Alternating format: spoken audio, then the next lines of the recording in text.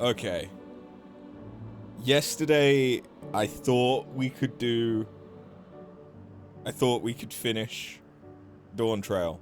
I was wrong. I'll hold my hands up and say I was wrong. But this time we can do it. You have no cat to pester you out of bed, so you got up an hour ago. Yeah. I've been up for I've been out of bed for about 2 hours myself.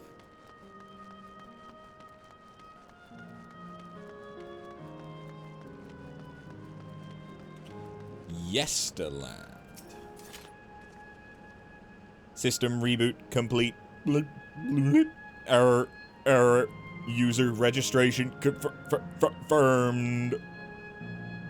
I bid you welcome to Yesterland, where the dreams of children and inner children alike come true. Please enjoy your stay.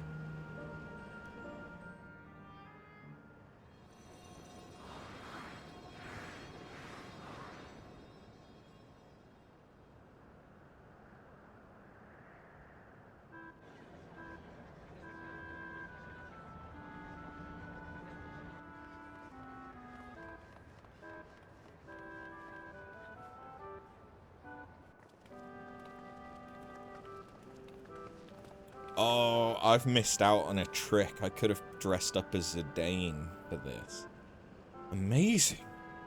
Is this also a recreation of an actual place?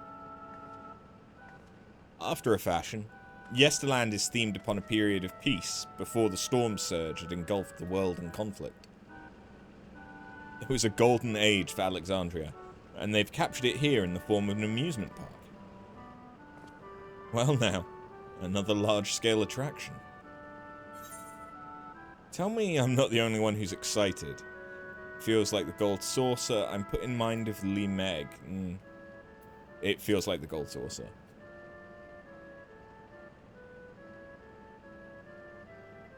It does, doesn't it? It's exciting to simply step through the entrance, and I imagine this is how we're intended to feel. On the far side of Yesterland's a castle. That's where the terminal's located, in the basement. I'll go on ahead and wait for you there. Take what time you need to get acquainted with the locals.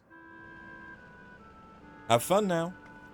Yeah, this area definitely reminds me. I half expect to see Vivi running around. Like, it reminds me of FF9.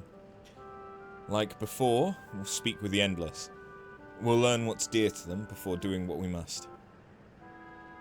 Right, let's start by exploring and get our bearings.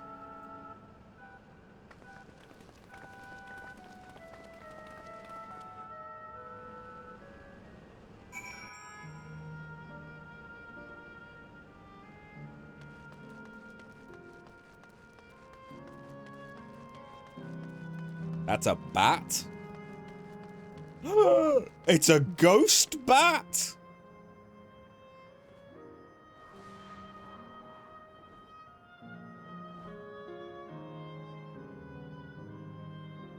I want one. I want one as a mount. Oh, I want one as a mount.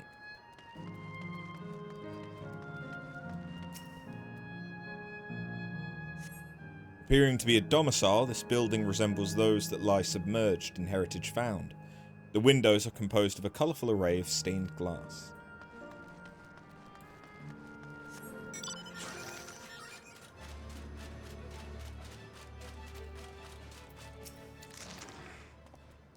Oh, hello there, miss. We're just talking about Sir Otis. Do you know him? He's a bit odd and doesn't get jokes, but he's real strong and can vanquish fiends in a flash. He's probably out there fighting right now. When I grow up, I want to be just like him.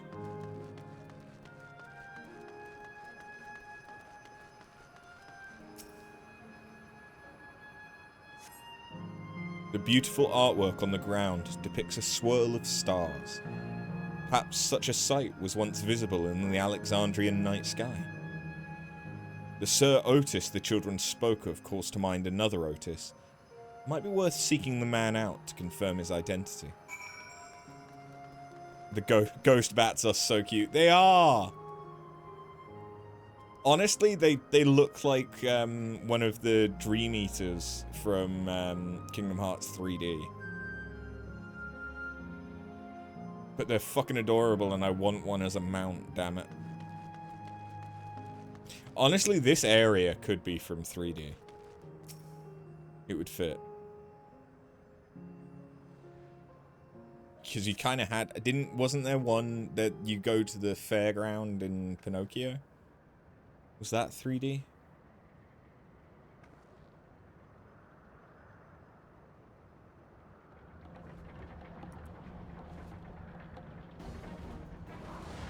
Did you just kill those springs? Sir Otis. A man's engaged in battle with fiends. He may need a helping hand.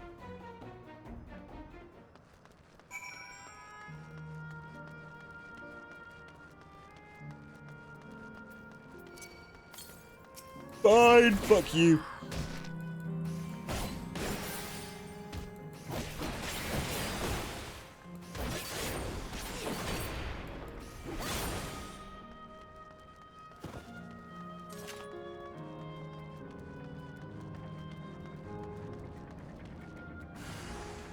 I'm here to assist Sir Otis.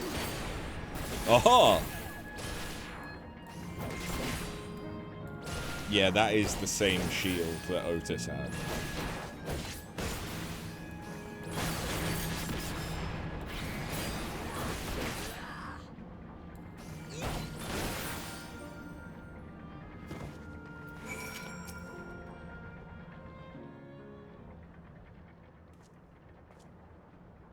I know not who you are, but my thanks for your timely aid.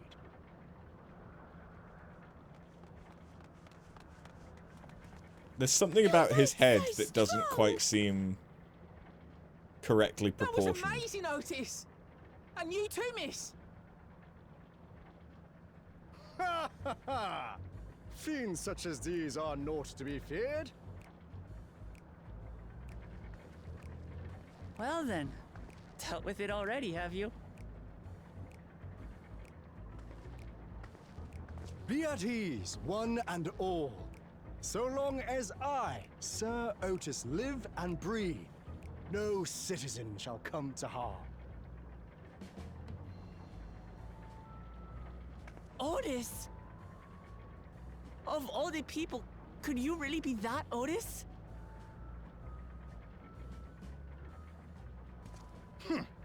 I'm certain I do not know what you mean by that, Otis. I am who I am, and I should very much like to know who you are. This is a backup of his You're soul Sir or his Otis memories that was Villona, taken when he was Lord Captain shoved of the Royal into Knights the of Alexandria, yes? thing. We met you while searching for Gululja. You cooked a most delicious repast for us. Fought beside us in Solution 9. Gululja. Solution 9. I've never heard of such things. These events of which you speak are utterly unknown to me, as are you. I'm quite confident I would recall if we had met before. Could this be? Villainy! You seek to bewilder me for purposes most foul! No, Dude. no villainy intended, I swear. Tell me I'm not mad. This is definitely the Otis we know, right? He is so Steiner coded, yes. Although he was more dependable than Steiner. An earlier version, he won't remember his time as a machine. But maybe it was his hundreds of years as a machine I which say! What are you whispering about there? made him more dependable. Wait! I've no time for this. I must attend to my preparations for the founding celebration. The children begged and begged that I perform in the marquee play, and I cannot possibly disappoint them. Hey, I take my Auralia, leave how of you doing? Good day.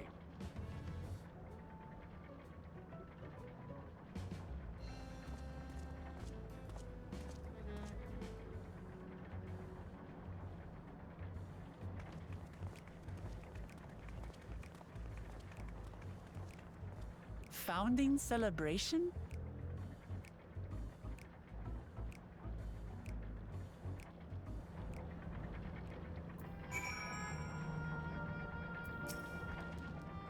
Gods, what a surprise to meet Otis.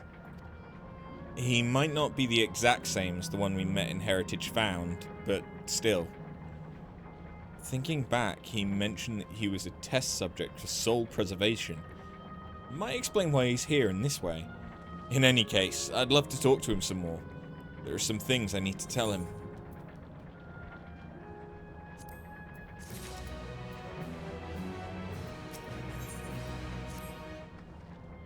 Right, let's go after Otis. He's bound to know about the past, about the Alexandria of old, as well as Sveen, when she was a living person. The problem is, he doesn't seem to be in the mood to talk. Perhaps we can offer to help him with this founding celebration. That might warm him to us. He's set off this way. Come on. How do I like the Gunbreaker 100 rotation?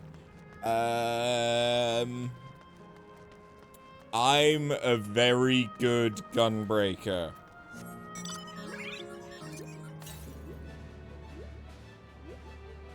Yes. I'm not very good at the rotation. I mean, you could say that for pretty much all of the classes, to be fair.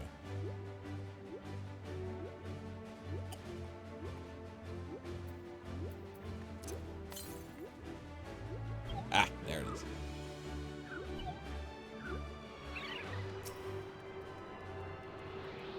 It feels a little bit like certain parts of the rotate.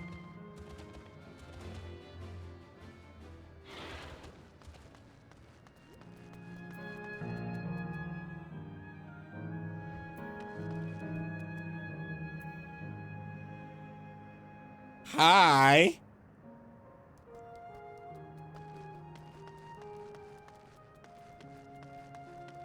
Hello.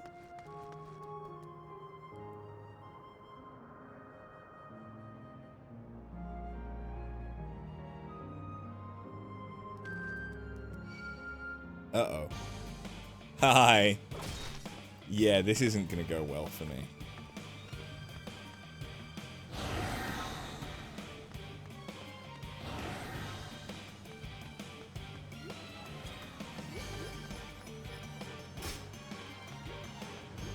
Because that's an A rank, right? It's gotta be, it's aggressive. I got distracted by Clown Scythe Mommy. Yes. You like to spend at least an hour with your 90+ jobs at a striking dummy to feel it out. I can understand that.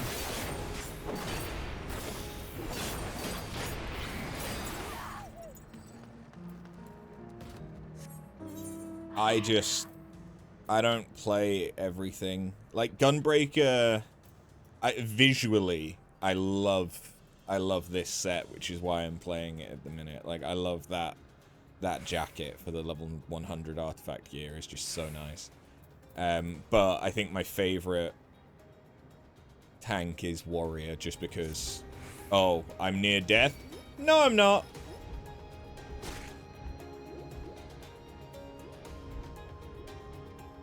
But yeah, I'm mainly playing Gunbreaker because glam. That is legitimately the only reason, really.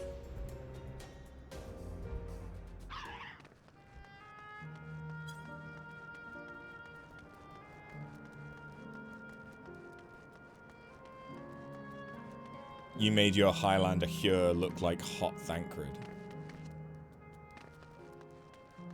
That not just Thancred?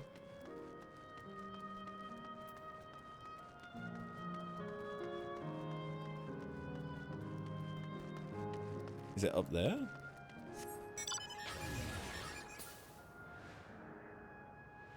Ah, no, there it is. Hey, Otis. Oh, aka with breasts. I see. Instead of Daddy Thancred, you made Mommy Thancred.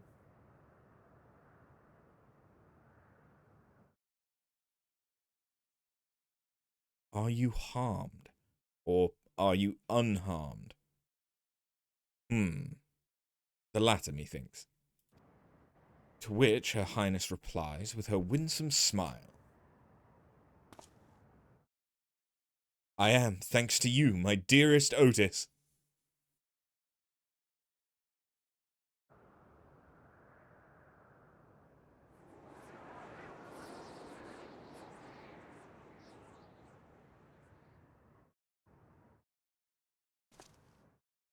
You again? Shall I play the part of the Queen?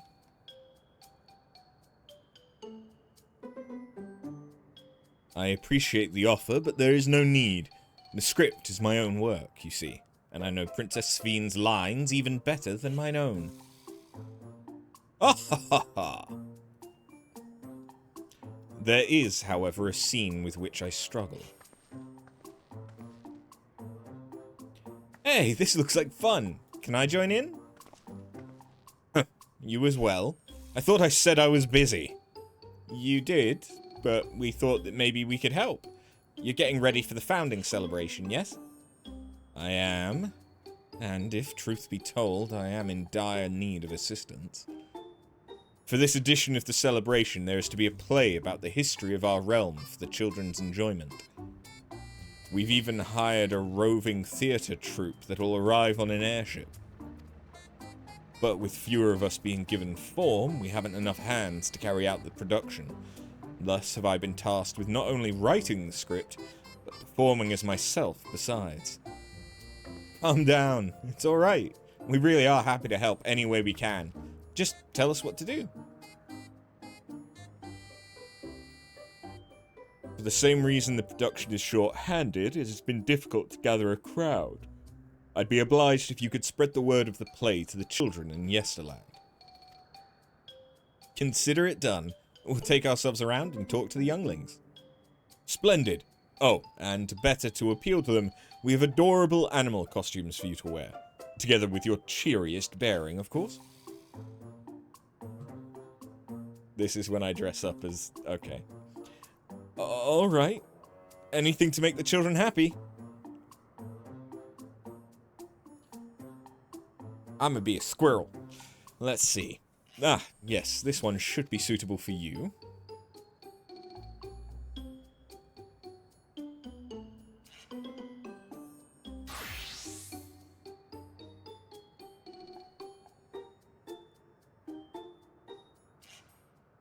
And she's an elephant. Okay. Oh, it's a glamour. I was confused for a moment when you handed me the device. I have something in mind for you as well. Let me know when you are ready and I shall activate it for you.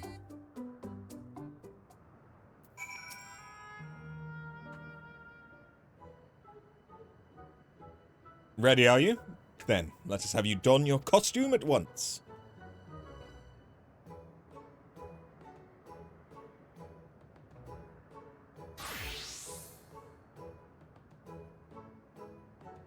I like how they couldn't just show it being applied like a glamour. Okay, I'm a bunny. This makes more sense than being a squirrel. Marvelous. There's not a child that would fail to be delighted. It really does suit you. I wonder if it's a different animal depending on your race. Now that you are suitably attired, I pray you go forth and promote our play to the children.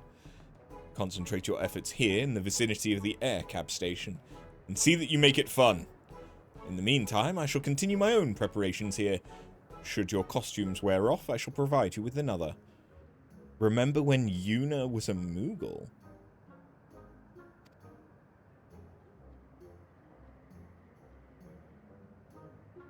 No.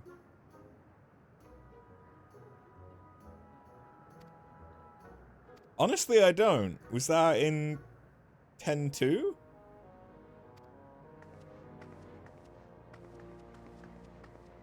It was in 10.2. Yeah, I have repressed a lot of 10.2. Oh, rabbit monster!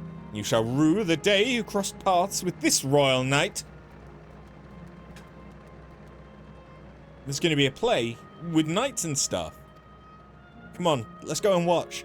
We can ride the air cap together. Or later, even. 10.2 is the best Final Fantasy. It had some interesting gameplay, but its story was insufferable.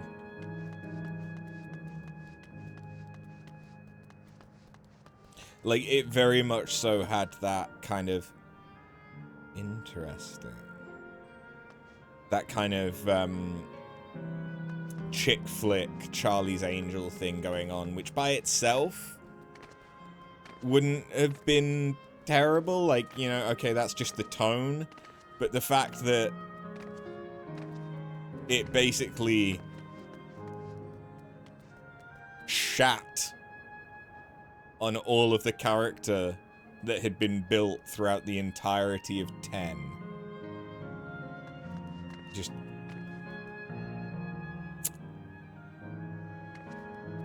LeBlanc is a queen. Ugh. No. Gameplay-wise, I don't hate 10.2. Story-wise, I can't. No, it's not good. It's just not good. The only time I've played it on stream, I did a 24-hour stream in order to get through it as quickly as possible. Because I knew that I've played it off stream once or twice, maybe? Like, the dress spheres is nice. All of the different dress spheres are really nice. Some of the stuff in it is really good, but they really just bimbo-fied the characters. And you lost any depth that, like, Riku or Yuna had. Because it just glosses over everything with a girl power brush, but not in a way of like, okay, let's write a feminine character who is empowered and strong and all of the rest of it. It's like, no, let's go Charlie's Angels, totally spies, just bimbo. It elevated them. What would you do in a world that just got rid of eternal despair?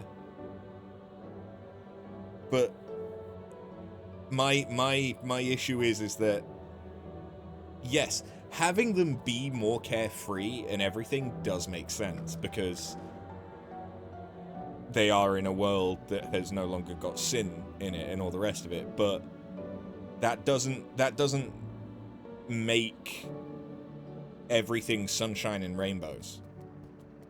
That doesn't suddenly make all of the trauma that they've been through no longer exist. It doesn't suddenly change who they are as a core person.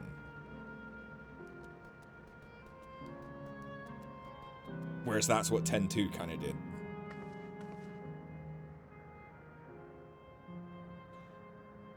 Like, this is why I don't... We've gone on a tangent here. This is why, like, I don't so much mind that it has that girl power element to it. I'm quite happy with an all-female main cast. Like, LeBlanc, I personally am not a fan of, but I'm not really a fan of that kind of character. And especially since she's kind of, at least set up at the beginning, as your sort of rival, it just comes across very Team Rocket and childish.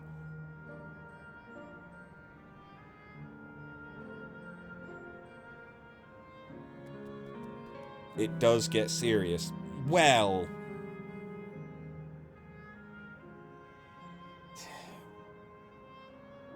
I have played through the entire game. I know what you mean by it gets serious, but it doesn't really. The stakes get higher because it's a Final Fantasy, and it's a MacGuffin. but there is like a tonal shift that happens about halfway through, where all of a sudden it stops being.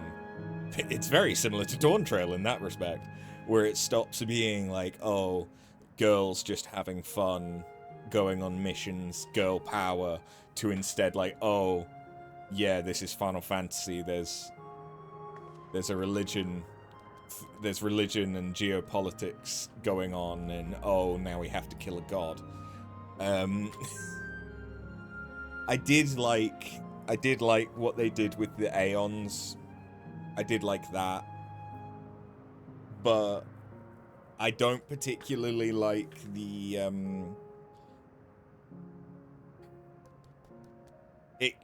for the majority of the game, it feels like trying like the thing with the flashbacks and the guy that looks like Tidus is just kind of there as the MacGuffin to motivate Yuna to want to do something, but instead of it being about like anything to do with how much she cares for the people and for the world, to the point that she was willing to go on the pilgrimage and literally sacrifice herself for it, instead it was more about, oh, this guy looks like my dead boyfriend, I need to work out what's going on. Like, that was incredibly weak to me. And that whole story, like, plot of the story, it just felt forced. Whereas if they'd focused more, if instead of it being other people that they saw, if she had seen specifically Tidus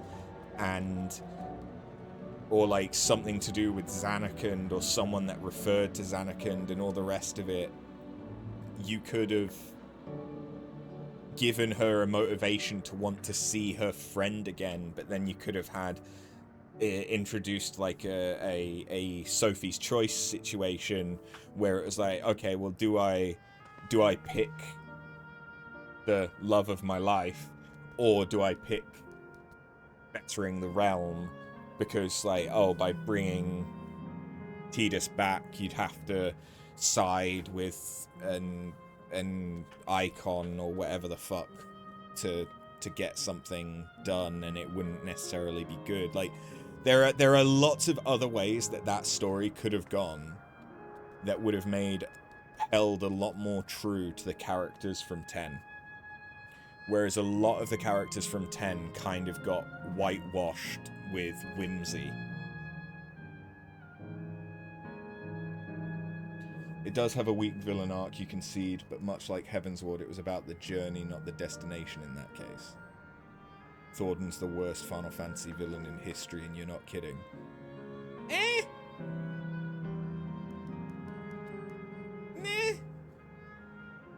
Heavensward's not great. The writing isn't amazing, but, like, Thornton isn't actually that bad. It's kind of nice, like, the way that everything goes, because it's Final Fantasy XIV and they were still very much trying to bring out nostalgia and referencing previous Final Fantasies in order to bring more people into the game. Like, they kind of had to do the Knights of the Round, which, honestly, like, while that is a very nice thing to see from a Final Fantasy fan perspective, that fight is kind of, it really doesn't mesh with what Thornton was like up to that point. He just runs away and doesn't want to actually fight you. Yeah. Would you have preferred he was Seymour?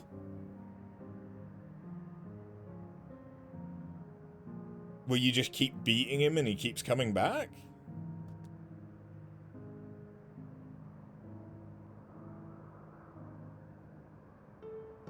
Zeral Jah kept running away.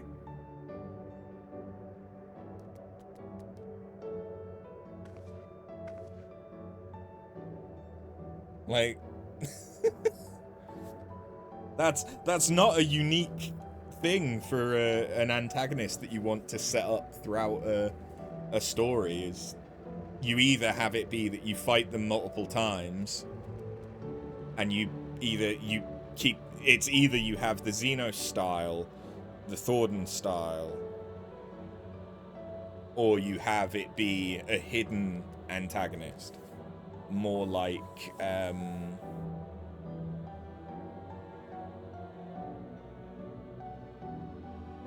I guess a little bit more like Emmett Selk, where it wasn't, we knew that he was going to be the antagonist, but he didn't really become the antagonist until the very end. But like you have Gordon's Star, where like, you know, like at the beginning you can tell something's not right, that he's dealing with Asians. You don't quite know, is he actually the big bad or not, and then as it goes on you work out, yes. Xenos does have the thing of like, okay, no, you're straight out from the onset, you know he's the antagonist. You try and fight him, he beats you, and then he goes off and is like, no, you need to get good enough to fight me. Which is just the opposite. It's literally just reversed. So I prefer Xenos' model from an action game perspective. But from a Final Fantasy perspective, Thordan isn't that bad. I'd much prefer that to like a Team Rocket situation, like with LeBlanc or Seymour. Like Seymour, by the end of 10, you're just kind of sick to death of dealing with the guy. Because he doesn't really feel like a threat anymore. He just feels like the guy that just keeps coming back.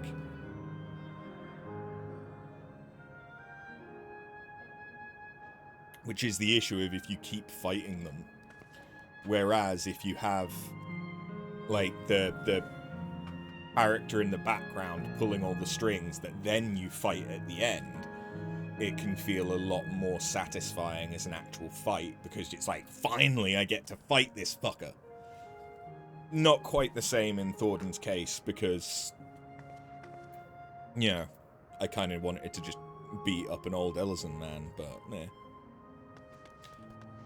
Ultimisia is also in candidacy for awful, but Thordan is more of an annoying coward.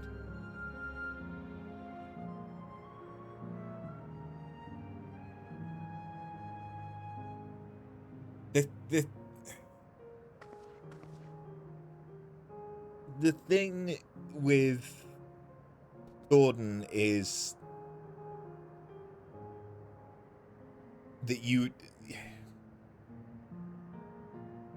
it ties in with Heavensward, in that it is all about, okay, people being able to inhabit primals, or primals being able to inhabit people, like we saw with Yasal and Shiva. But like Shiva, Yasal, before she sort of comes to our side of things, or we sort of become more empathetic to her side of things, she's much the same, where it's running away and letting everyone else fight for her until that final fight. It's just that Thordan he's more shadowy, because at first we don't necessarily know that he's actually bad. Like, there are a lot of not great characters in Final Fantasy, because there's a lot of Final Fantasy. I think that painting Thordan as being a bad villain just because he doesn't want to fight you every 5 minutes is a bit misguided, just because it wouldn't make sense. Like, if instead of it being Thordan, it was Aymeric. Like, if Aymeric was the bad guy, and you're fighting him, but he's like as a Dark Knight, and you don't realize it's Aymeric, and then there's the twist and the reveal, and you find out that actually it was Aymeric the whole time. He's the bad guy. Then he goes into the whole Knights of the Round thing. Like, yes, that could be a more actiony antagonist, but the whole point of Heavensward is about it's these old white men in power that are holding on to archaic beliefs and religions that they will not sway from and will not be considerate of anyone else's viewpoint, to the point that they have historically broken pacts of peace in order to pursue power for preserving their supremacy. Like, that's the tenet of the story that it's trying to talk about. So it makes sense to have a really old white guy that's the religious figurehead be the villain.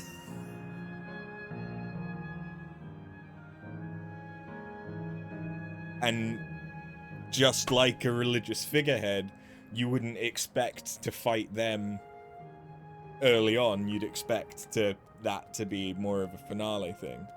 And you wouldn't expect them to think that you are worth fighting from the get-go, because they think they're so much better. They think that they're chosen by their deity, that they have a religious God-given right in order to do the things that they're doing. And then it all builds up to the, I need to kill a god, because this is Final Fantasy, so we kill a man who believes that he is a god, instead of actually killing a god. You think you are tempered by Tales of Destiny with its villain arc structures? I wouldn't be able to comment, not played them. Again, like, I'm not trying to say that Final Fantasy has great, like, all of its villains are great. It's just that they have their places. Like, there's a reason why Thornton is the way that Thornton is. From a storytelling perspective, it makes sense. And it wouldn't, like, unless they massively changed the story to focus instead on something different, where they didn't have that core part of the story being out with the old, in with the new, accepting new things, accepting innovation, and being more mindful of other people's viewpoints.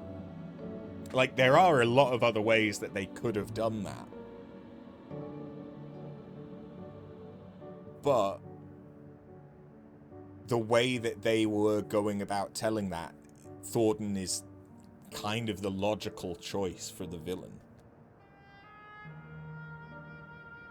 There are a lot of JRPGs that have a lot better villains.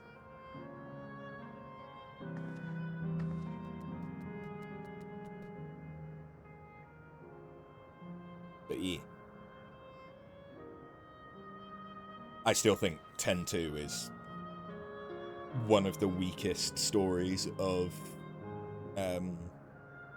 recent Final Fantasies. And when I speak about recent Final Fantasies, I mean like PlayStation 1 era on.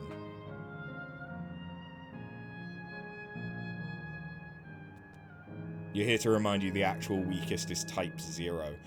True, I don't actually remember what the antagonist situation was in Type 0 rather. I know that it was a war between different nations. That's about all I remember. But Type 0 I forget exists. You also didn't get a satisfying knuckle down of Hermes, so you have a bit of a grudge. Okay.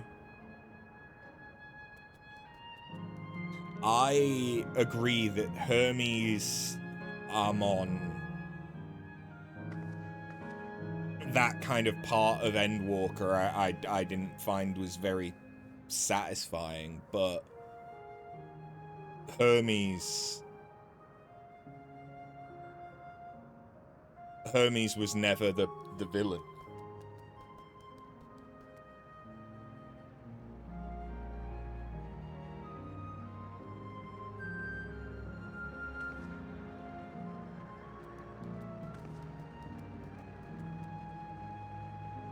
This time loop is permanent. Everything you've done with the turn, yeah. I know that the time loop you hate. Was that just that the talking about how weak the story is for Type 0? Yeah.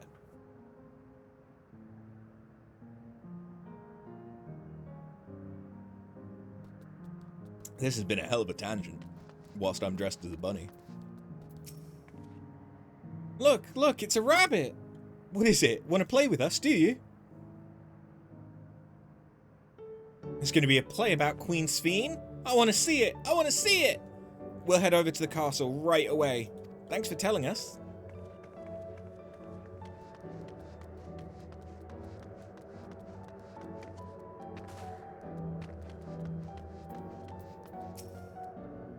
Oh, hello there, Mr. Rabbit. What's the matter?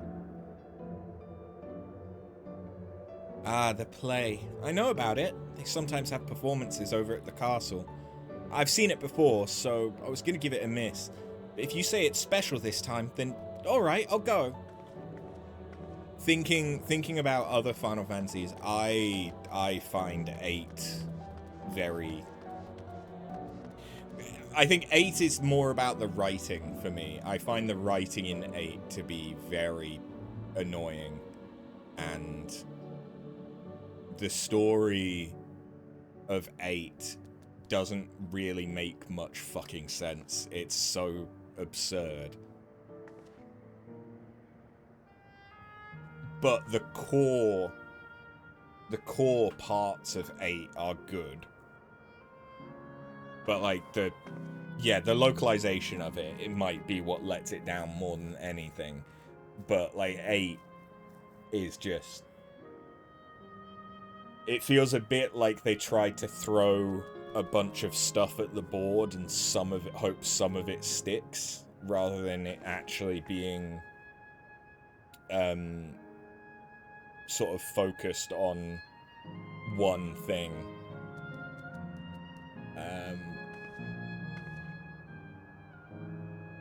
Whereas then 9 kind of does a similar thing in how it like changes significantly from is it Garland? And the ship that he has? Like when that's kind of revealed as the major antagonistic force. Along with what's his name? It's not Kefka. Kuja. Or Kuya?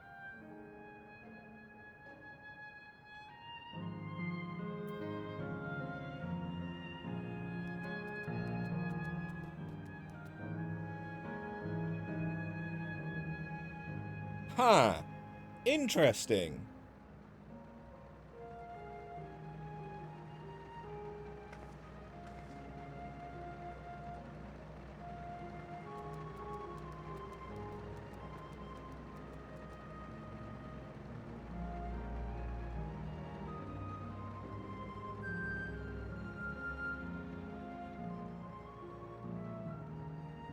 Why did timeout not work for Burnbot?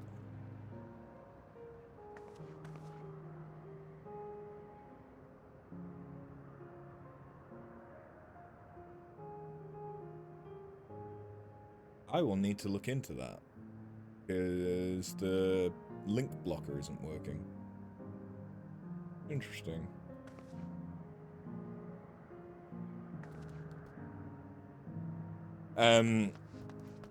But even beyond localization, like of the writing, the plot of 8 is just absurd. It like it being about so much stuff. I kind of like the bit with Laguna and like going back in time and playing as him for a bit and stuff like that. But then you have the hyper advanced civilization. You go to fucking space where there's a sorcerer or sorceress in space. Then all of a sudden it's all about time travel. It turns out that everyone's from the same fucking place and no one remembered. And it, like, there's so many plot points where you're just like, what the fuck? Why?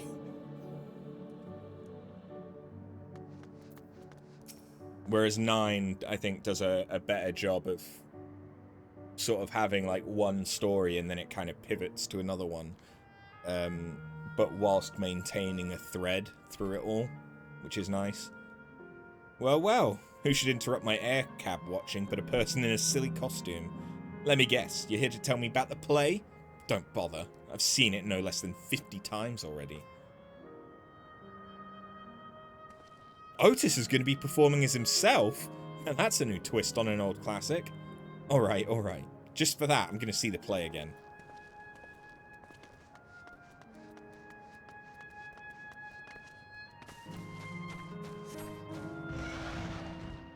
Yeah, like, this is the thing that... gaming is incredibly subjective. There's certain things that you can just objectively say, like, oh, the writing is bad, the localization is bad, the gameplay isn't... Oh, can't do it whilst wearing a guise. Like, the gameplay isn't necessarily the most fun, blah, blah, blah, blah, blah.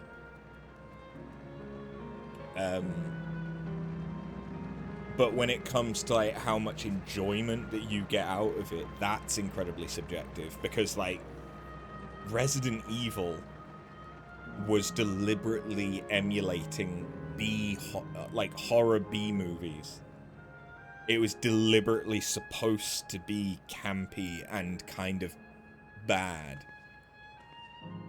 But then it was, like, the gameplay was what kind of saved it. And now that's a massive series that's had movies and TV shows and all this other stuff. Like, fair enough, not all of them are still going after that, like, B movie style, but like, that's how that started. Whereas talking about Final Fantasy X-2, like, the gameplay of it isn't bad. Like, I'm not a massive fan of mission-based stuff, because I find that it actually detracts from the experience, as opposed to, like, just give me quests and let me go and explore an area, rather than limiting stuff to, oh, you can only do stuff on specific missions. That's one of the big things I didn't like about Neo 1, especially. Not played the other ones to know. But I think those are still the same. But that's personal to me, is how I feel about that, like, mechanic system. But the story, just, that's like the incredibly subjective bit of the story. To me, is dog shit, because, okay, fair enough, I'm a guy, so that whole, like, female empowerment thing isn't gonna necessarily land with me the same way as it does with a woman. But even beyond that, just looking at the characters, I can't stand how they butchered some of the characters in 10-2 after spending the entirety of 10 building them out and fleshing them out into interesting, powerful characters. Whereas 8, it like, fair enough with the localization, I'm probably missing quite a lot of the nuance to it, but it still just felt like it was pack so much shit into something to try and keep stuff going, and then you've also got like the junction system, which is never really explained and is overcomplicated, but once you know how to use it, it becomes incredibly overpowered to the point that you just don't, nothing becomes a fucking struggle anymore. Like, there's just, 8 is one of those things that if it was remade now, like as an actual remake, not just a remaster, it could be insanely good. But they would have to change a lot of the way that things are done and delivered in order to make it more palatable to a wider audience. So yeah. FF8 was a lot like Matrix Reloaded Revolutions, a lot of depth, but messy, not accessible to the average watcher, but has some cool fight scenes. Yeah. It like 8 feels like it is an action movie, or it's trying to be an action movie, but it doesn't quite have the substance to keep it going. It doesn't really provide the context, and like, fair enough, localization is probably part of that, but there's still like, no matter what happens in the localization, the fucking stuff between Irvine and Selphie is just awkward as shit. The fact that they're all from the same place and no one remembers it until right at the very end feels like such a tacked-on moment that didn't need to be there. Like, that whole bit about the orphanage is just very... Why is this here?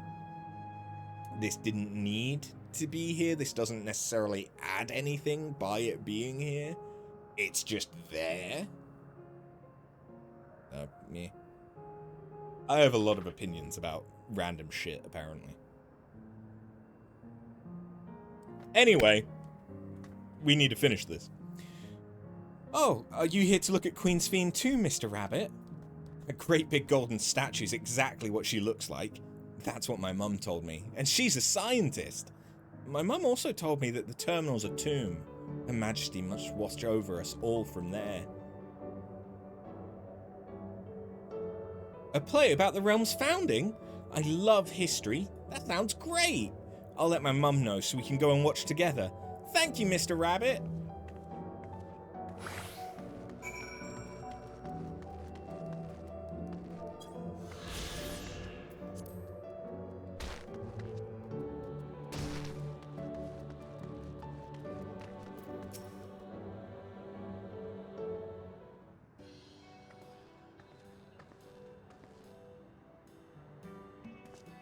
Thanks to the two of you promoting the play in my stead, I could memorize the lines to my satisfaction. I am grateful beyond measure. Don't mention it. It was fun meeting endless children. Endless children? What an odd thing to say when we're endless ourselves. It's, complicated. I'd explain it to you, but the play's due to start soon, isn't it? Aye, very soon. I must needs make my way to the venue and see to the final preparations. Let's talk later then. We'll be cheering you on from the crowd. By all means. But hold on. What would you say to performing in the play as well?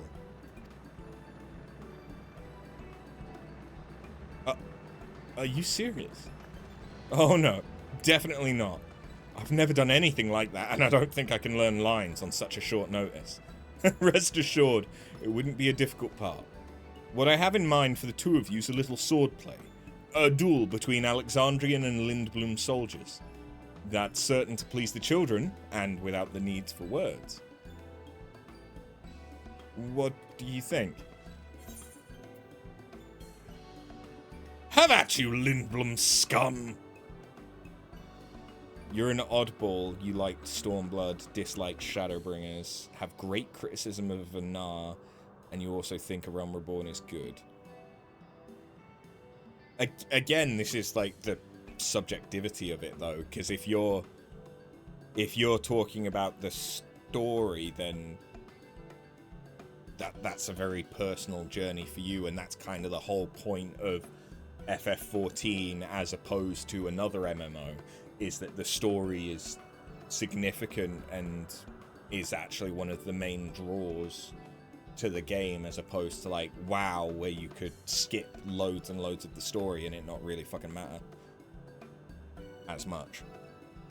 Like, A Realm Reborn, my main issue with it is pacing. Even since they cleared a lot of stuff out of it, the pacing is still a bit all over the place. Stormblood, I like bits of it, but it felt like there was a very significant tonal shift from Heavensward.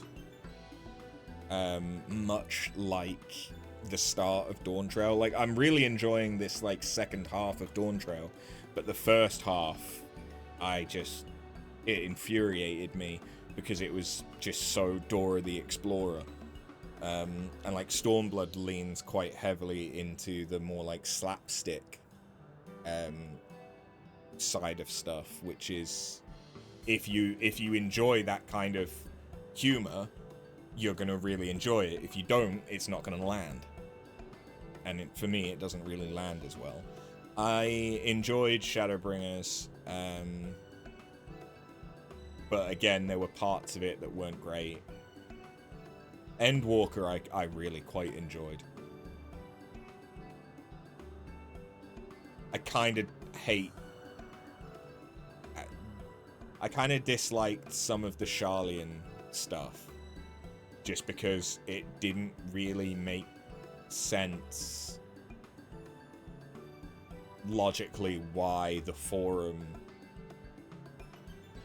was going about stuff the way that they were. Like, I know that it was rationalized, but it still just felt like it was complicated purely for the sake of making things more difficult. And there could have been a lot easier ways to have had the story progress without that. Sharlayan, aka Japanese government, being an ineffective mess. Well, it isn't that it is a comment on bureaucracy. It's not specific just to the Japanese government. But like, it was more, it wasn't so much the fact that everything had to go through the forum, it was that the forum was deliberately hiding the fact that they knew what was going on and that they were doing something about it. Whereas if they had more of like a superiority complex of like, oh no, we know what's going on, we're doing something about it, and then we work out that, okay, this is their plan and we don't agree with it, and this is what we're going to do to not go with your plan, that I think would have made a little bit more sense than, no, we don't know what, like, you guys are wrong, we don't believe you about any of this, blah blah blah blah blah blah blah. Oh yeah, it turns out we've known this for years and this is what's going on in the back. Like, that bit wasn't the strongest, but I enjoyed Endwalker. I fucking hated the start of Dawntrail. The first half of Dawntrail was painful because of the writing and the tone and the fact that everything felt like it was ignoring anything that had happened before, and it was so Dora the Explorer of guiding Wook Lamont around, but it wasn't actually written like we were guiding Wook Lamont. It was that our characters were just as dumb as toddler Wook Lamont, who then suddenly went through puberty when she fought Bakul Jar Jar, and now suddenly is a more fleshed out character. Like,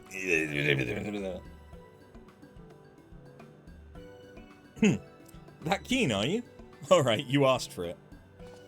Then it's settled. I shall prepare your costumes for you. You need but engage in a mock fight. While there isn't time for a rehearsal, the little mistakes are all in good entertainment.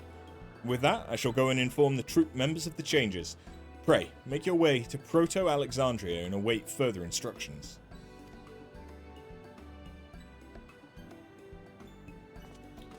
Your experience was hurt worse with Gulul Jar Jar's death execution. I mean...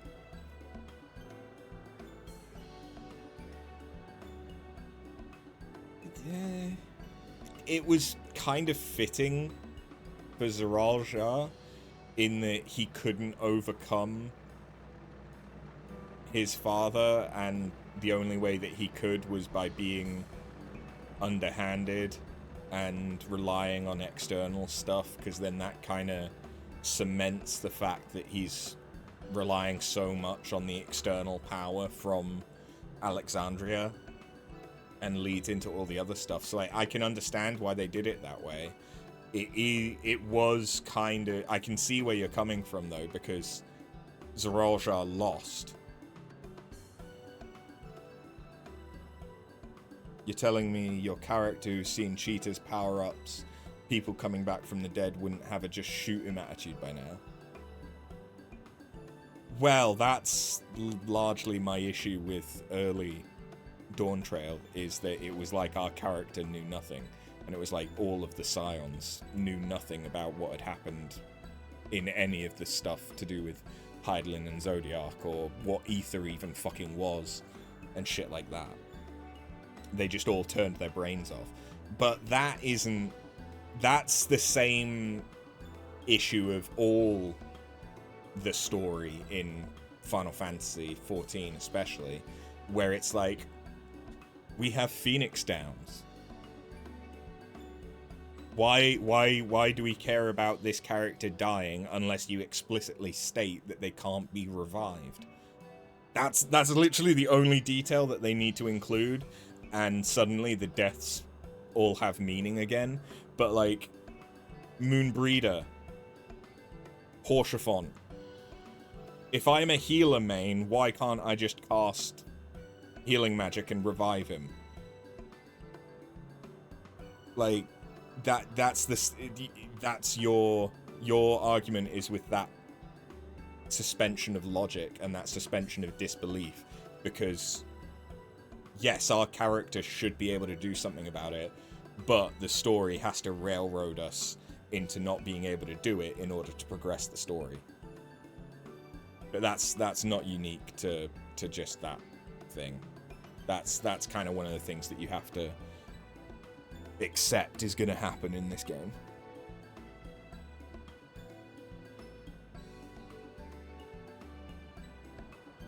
And before that, we had no way of knowing, like, we hadn't seen the regulator.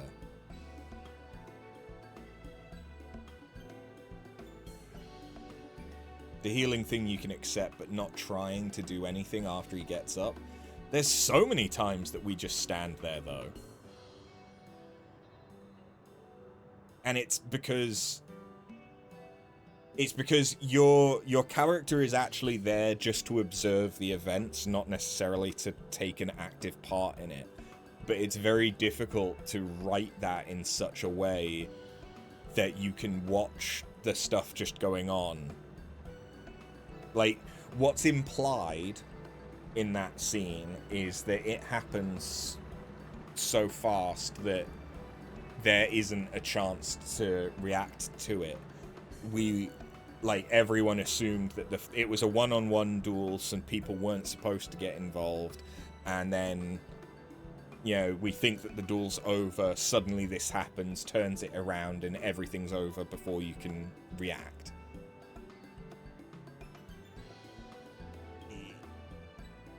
You're right that with everything that's happened, our character should have been able to do something, especially when we've got, like, fucking Alphino who can put a shield up and all this other crap that's going on.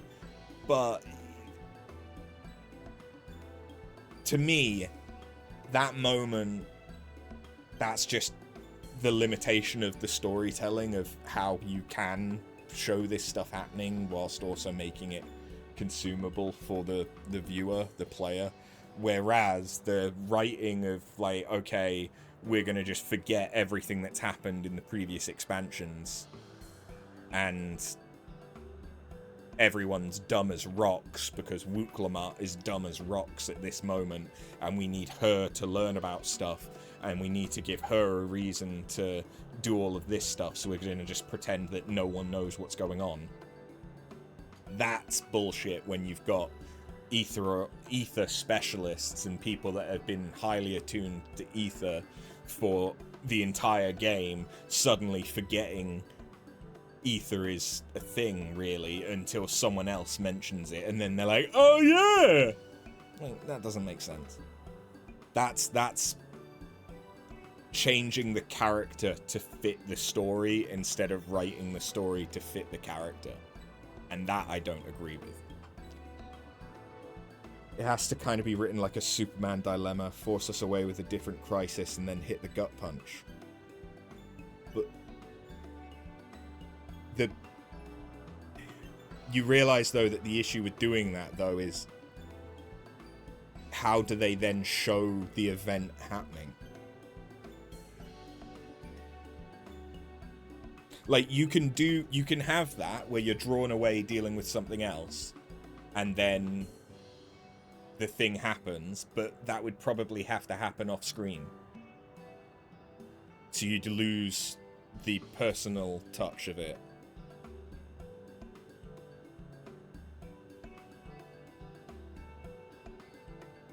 How did they show stuff happening on the Source when we were on the first?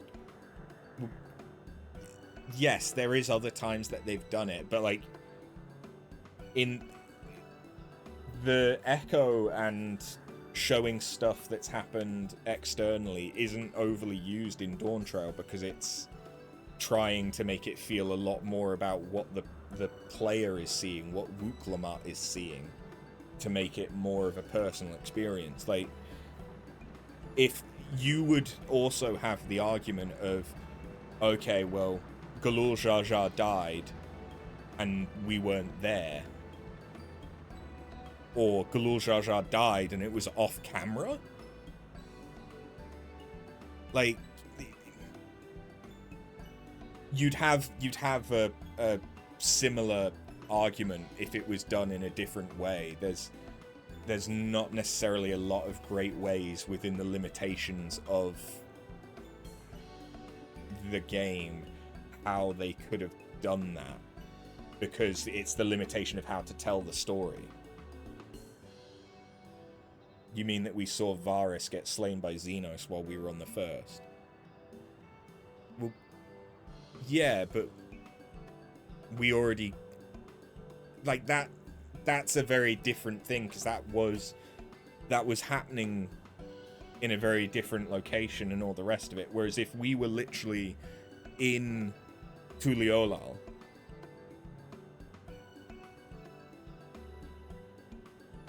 no, so... Okay. Auralia.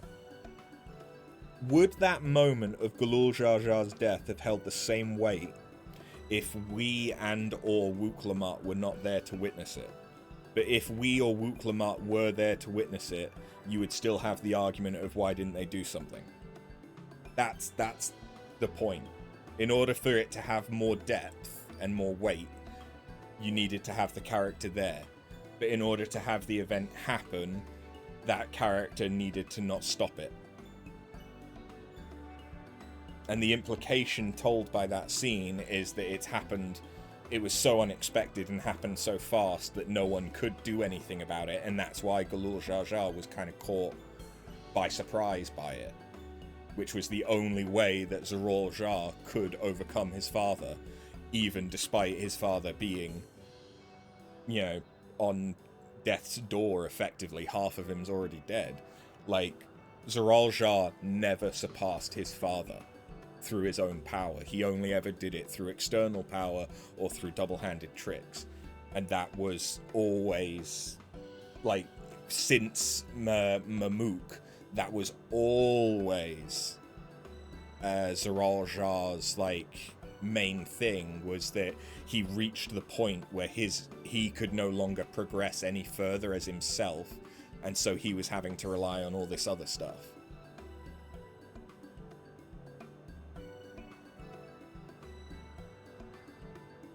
Yeah, in order for us to know about the regulators to then be able to call it back, our character or one of the characters from the story needed to witness it in order to avoid the metagaming thing, like, because like, how would, just because the player knows it doesn't mean that your character would. And if we saw the regulator work because we saw it happen in a like, the reason we know that Xenos killed Varys isn't because we saw the cutscene, it's because it gets talked about by other characters afterwards. We just get to see it because it's cool. But it got seen by Gaius and Estinian, and then they report back to the other characters. And that's how the story gets progressed. But they still had to view it. Or they see the aftermath of it. So it's like...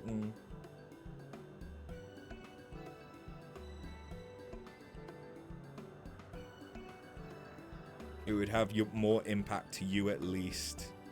Your character's feet not even moving versus having to deal with a cyber Valagarmanda thing on the docks while Wook is dealing with Zoraljar. But yeah, but that's the thing.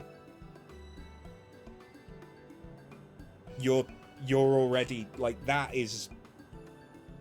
You would have the same argument for why didn't Wook do anything.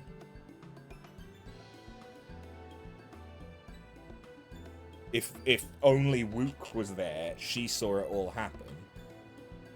But she doesn't, like, get in the middle between Zoraljar and Galul Jar Jar. Like,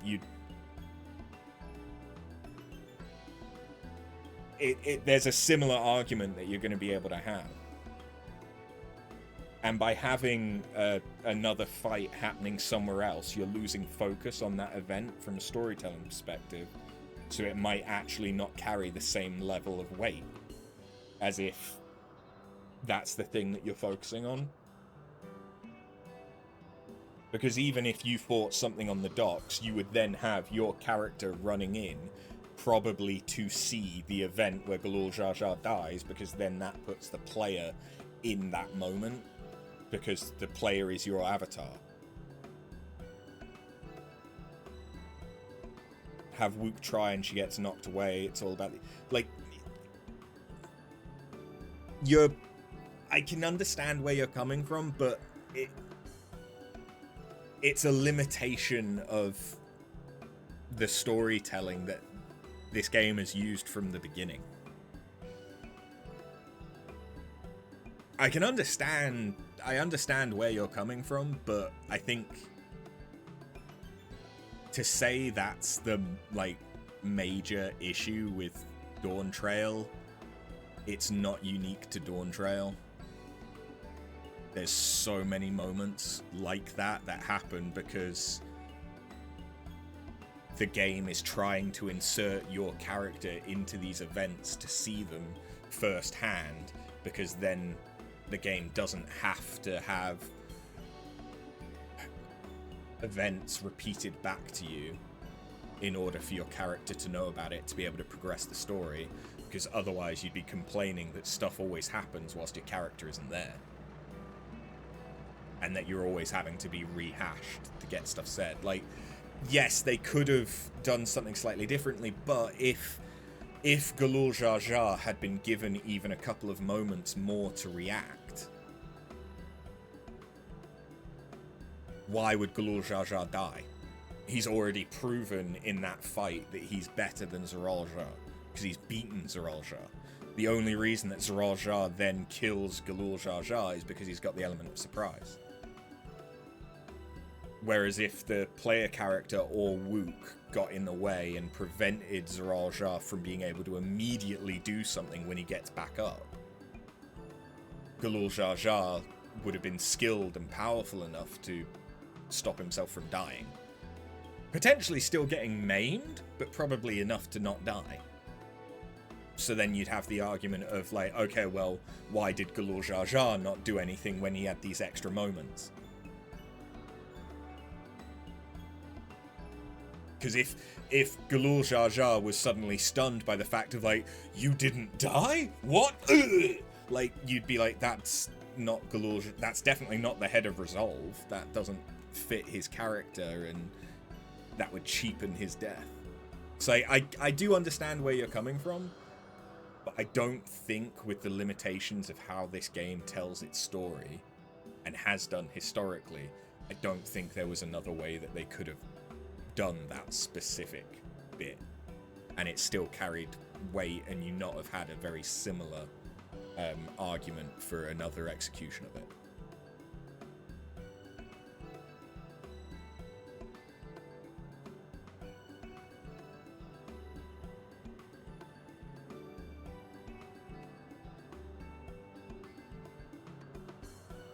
Because it comes back to the same thing of like, why don't we just heal people when we know that as a player we can heal all sorts of stuff? Why don't we just heal everyone? Because then you don't have any risk. You don't have any depth to consequences, because you can just undo them, or you can prevent them. No, there still has to be the consequences.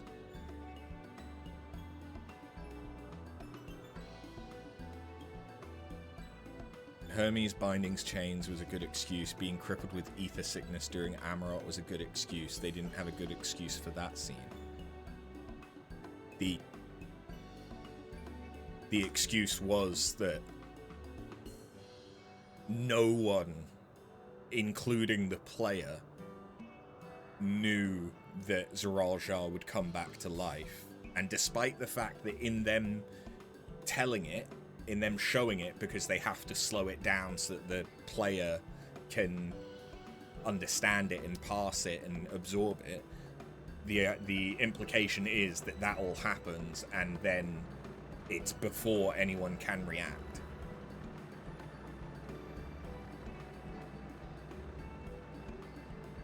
Like, again, I do understand where it makes the player feel like they're losing agency, all the rest of it. That's my main issue with the entire first half of Dawntrail, is that it feels like the characters don't have any of the depth that they had carried for all of the previous things, because suddenly they're just like shells of what they were, because for some reason we're just ignoring everything that they should know. But in that moment,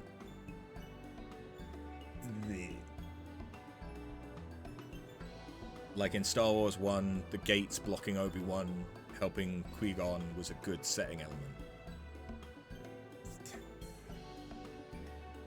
So the problem is that I think you're forgetting that was set up as a duel between Galul Jar Jar and Zoral Jar. Like, it was supposed to be a one-on-one fight, because that's why that fight has weight to it. If it was multiple people against Galul Jar Jar, Zoral Jar wouldn't have felt like it was meaningful, blah, blah, blah, blah, blah. And so, but also Galul Jar Jar and the head of Resolve wanted to have a one-on-one fight. He didn't want everyone else to get involved, because that's what his character is built around, having those duels and stuff. So everyone else was incentivized to not get involved in the fight whilst it was happening. Galul Jar Jar won that fight, and the only reason Galul Jar Jar then dies is because there was a plot point that had not been disclosed yet, that none of the characters had any knowledge of, that allowed Zoral Jar to come back from the dead And it's implied that everything then happens so quickly that no one could do anything about it because it's a surprise. He has the literally the element of surprise, and it is only because of that element of surprise that he wins and kills Galul Jar Jar in the end. Whereas if that had taken longer and Galul Jar Jar was given a chance to prepare again, Galul Jar Jar probably would have won again, unless Zeral Jar used all the power of all the souls and all that again. But again, it's the plot point of Zeral Jar cannot surpass his father unless he uses underhanded tricks and external power. At which point, it's no longer Zeral Jar actually doing anything, it's the external power. You have to make certain allowances for the media-type storytelling devices and the actual things, reactions being thrown off due to shock and surprise. Yeah. Us not doing anything there really doesn't make no sense from a story script writing perspective. You say that as someone who spent their life in education studying and analysing scripts. Yeah. The other issue is that things don't happen with the storytelling of this dialogue style that the game has. You cannot have things happening concurrently. You can't really have two characters doing two things. The storytelling isn't really set up for that. It is, I'm gonna do one thing, then you can do your thing, then, and it's turn-based. It happens in movies as well, yeah. Like, it is a turn-based thing, and so what happens in that moment is it's the D&D thing of, like, you've got 6 seconds to do something, and during those 6 seconds, no one else can really do anything. Because that's how you tell the story. And that's the kind of thing of, like, despite the fact, and it's the Dragon Ball Z thing as well, of, like, despite the fact that it feels like quite a long time to the player of Zeral Jar coming back and then killing Galul Jar Jar, for the character, that happens in a very short period of, or it's implied to happen in a very short period of time, the point of time that no one's able to react.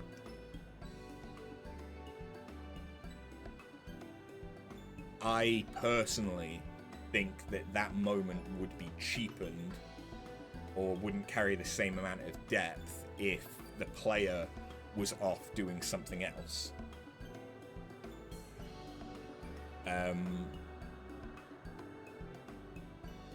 And it would make the storytelling of explaining the regulator and what you'd have to have that all described back to you. Maybe it should have had a 3x speed filter on it. No.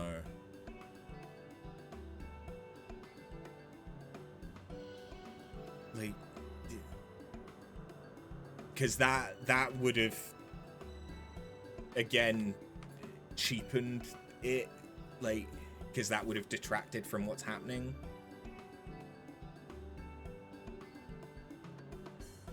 The point of it being slowed down for the player to consume it is because not everyone can consume things at the same speed. It's an accessibility thing. It's to make sure that you understand what's happening. That's why it, like, focuses in on the regulator doing its thing, so you understand what the regulator is, or, well, that it's a thing and that it's done something, and then that brings him back and he does all the stuff, so that then you're prepared for when the regulator turns up again later on. And that's just a storytelling motif that is used in every kind of media.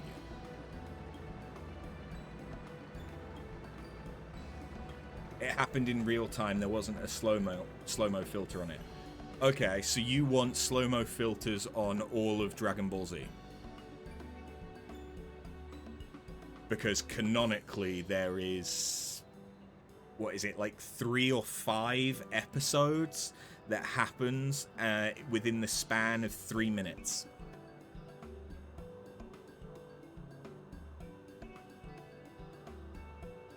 Like 2-3 hours of footage that canonically was 3 minutes of time.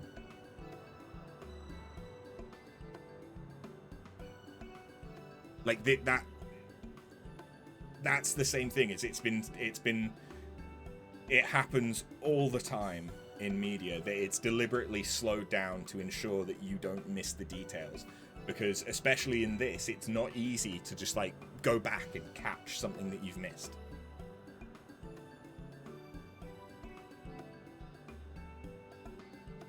At least some way to distinguish this is happening fast but it's slow for you, because that wasn't implied by any camera work at all.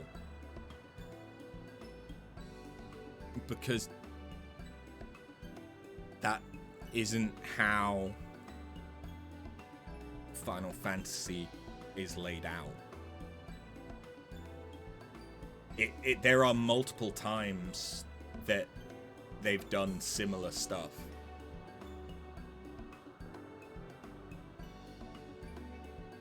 Because like so much of the speed of Final Fantasy, like especially during these segments, is dictated by the player and their reading speed and stuff like that.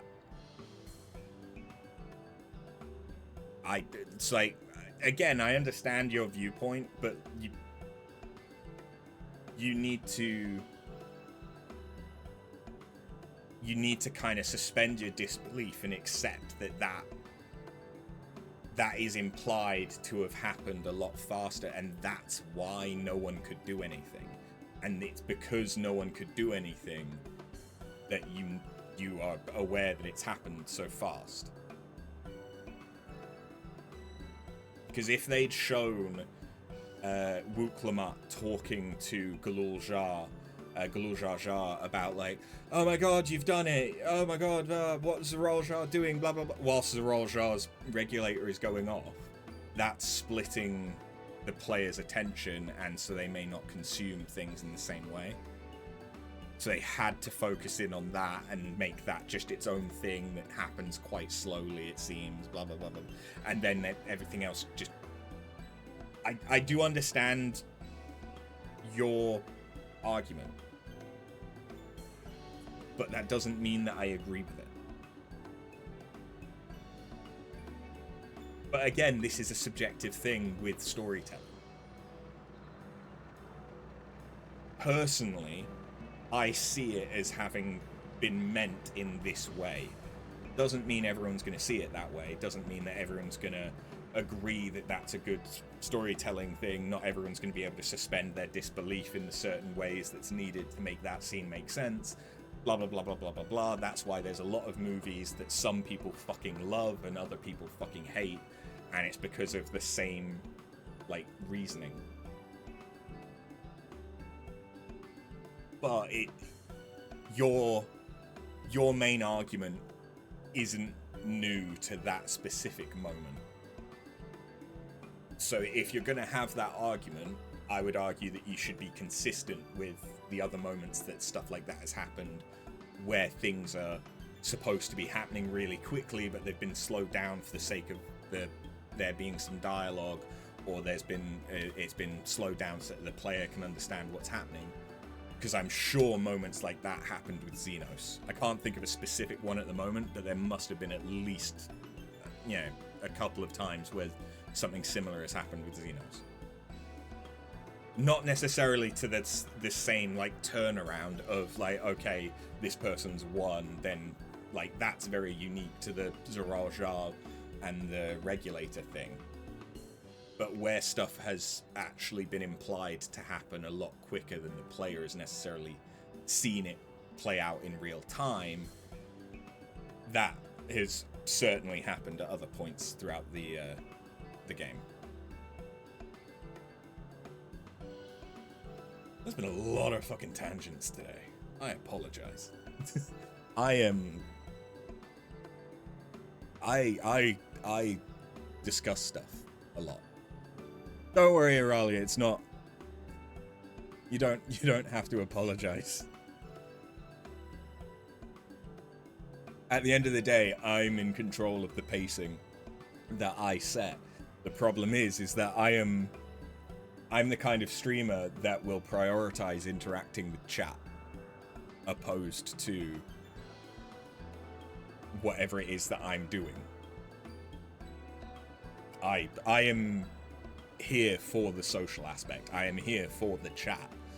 The game is something I like to do. I'm here for the chat, so it's my thing. You guess mostly you're a hyper immersion person. I can understand that. And that is...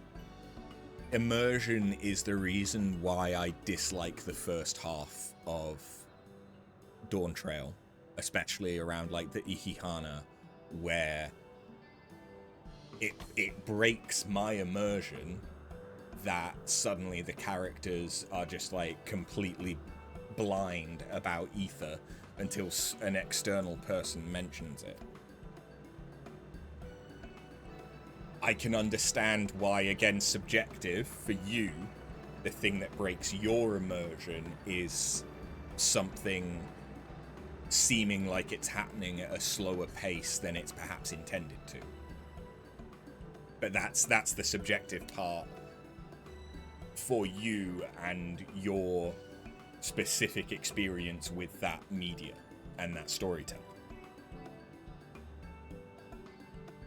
This is why, like, we can get into a debate where we'll be like, well, this is what's supposed to happen. This is it's the same kind of thing as any time that you've read a fucking book, especially in like an English class, English literature, where it's like, yes, the curtains were red, which was, the author has used red here to imply the fact, to allude to the Iron Curtain and the red of communism and McCarthyism and blah blah blah blah blah. But like that, you can interpret vastly different stuff from a given stimulus from media depending on your specific experiences, your specific consumption of other media and all the rest of it. Zeppler said the first half, all the Scions were like corporate mascots wearing costumes, giving flashcard speech bubbles. Geez, not Zeppler. I must admit, I don't know who Zeppler is. I presume that's another streamer or content creator. But yeah, my issue with the first half is that it feels like Dora the Explorer.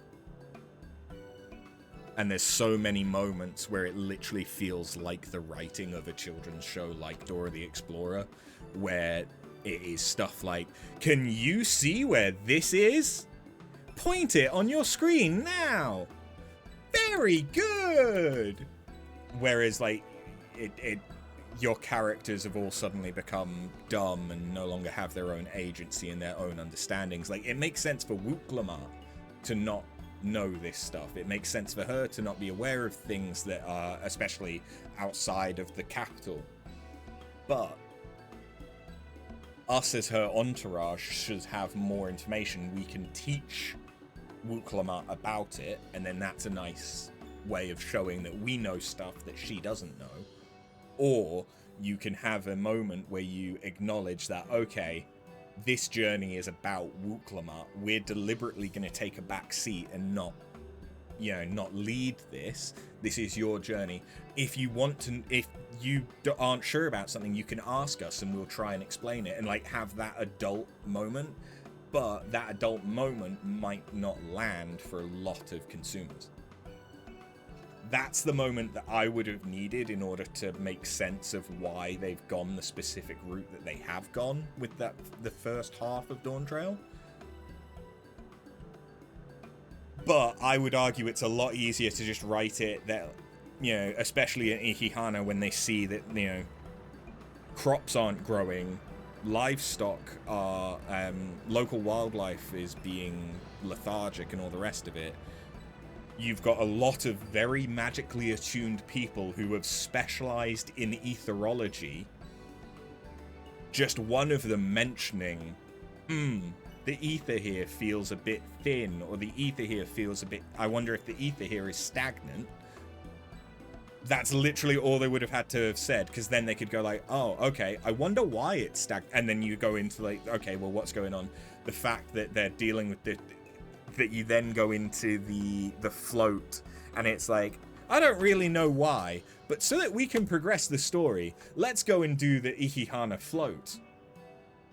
Whereas if like someone went like, rituals can, you know, maybe the ritual's significant to this, let's go and look into that, and then you look at the float and it's like, oh, this looks like it could be a focus. Like this could have been really let's pursue this, and it might do something for and like you'd still go through all the same steps, but the characters would act like they have something of an understanding of why they're doing the things that they're doing, instead of Wooklamat is a Mary Sue who just happened to know what to do, or happened to have a gut instinct of what to do.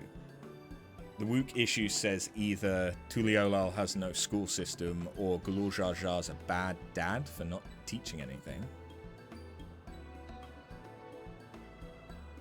Well, we know that Tuliolal doesn't have like an advanced school system, because that's why Kona went to Sharlayan.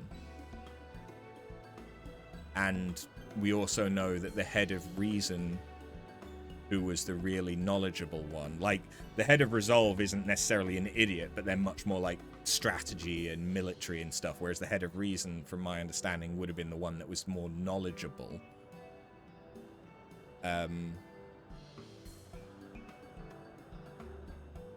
Like, yeah, I would lean more towards it being a combination of the both. And yeah, it is also very much so about the fact that she is royalty and doesn't necessarily have a full understanding. Like, we get that immediately, that like Wooklamat is essentially a toddler. I'm not sure how old she's actually supposed to be, but she is effectively a toddler when we first encounter her. In that, yes, she knows about combat, she knows about hunting, but anything beyond that of what, like, it's very clear that she bonded with the head of Resolve side and the, like, doing things side, more so than necessarily the learning about stuff. Like, she thinks she knows about her people, but she only knows about the capital because she's never really gone anywhere else. And when she has gone anywhere else, she wasn't really paying attention because she was too busy just having fun or being enamored with her dad.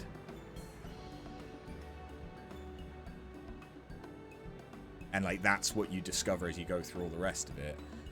I do think that Tuliolal doesn't have any kind of advanced education. It is very much so more a practical nation rather than it's like histories and stuff is being passed down through like word of mouth or the stellars, so there's probably not any kind of actual scholarly history going on. There isn't much in the way of like magic from an academic perspective. It's much more a shamanistic perspective. There isn't necessarily an understanding of ether or technology. There isn't even a want to develop technology because of history and tradition and rituals prior to Kona going to Sharlayan and bringing stuff back. And that's why you've got the faction that supported Kona that was interested in all of this science and innovation.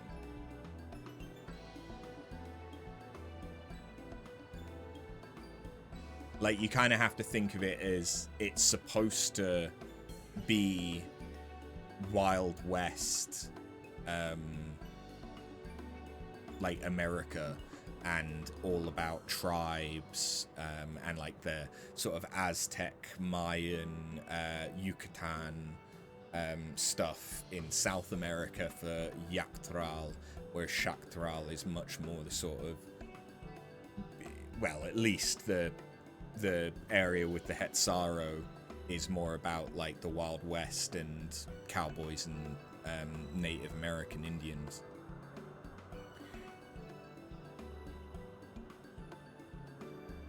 So it makes sense that Wook's dumb, and it's also to facilitate her growth throughout, like that, throughout the entirety of Dawntrail. I do think that the way that that was executed was bad for the first half, and it does really feel like she's a toddler.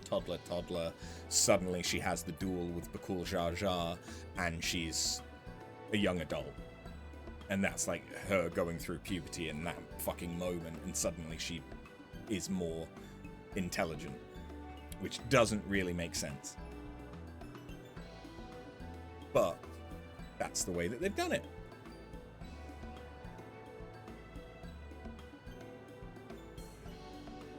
Anyway, that's the castle where the terminal is. When we shut it down, Yesterland and the endless in it will also fade away. Now discuss my favourite pawn in this length.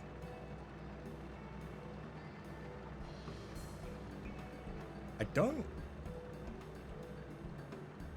Like, are we talking specific pawn video? Or category? Because I feel like category is it. I've explained it before. I don't really have a specific video. Nobody has a fave pawn, but many faves. One does not simply have a favorite pawn. No, like, surprise, surprise. I like alternative women. Wow, shocker. Who could have seen that coming? Well, she certainly did. But yeah, I don't have like a favorite video or even favorite like porn stars or anything like that. I do tend to prefer the more like amateur stuff. Rather than like the high production value stuff where things feel more staged. Just because of my immersion, I find it a lot easier to get immersed in something that feels like it is just two people videoing them enjoying each other's body kind of thing, as opposed to the like, what are you doing, step bro? And like trying to shoehorn in saying, oh yeah, this is my stepsister. Oh, this is so wrong. Kind of thing. Like, that detracts it from it for me. But meh. You're to blame for that one, Thrill. Enjoy.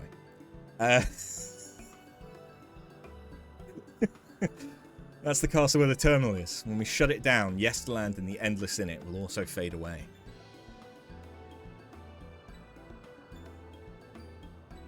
So let's give them a show to remember. And we'll remember them too. Them and what it is that they seek to preserve through this celebration.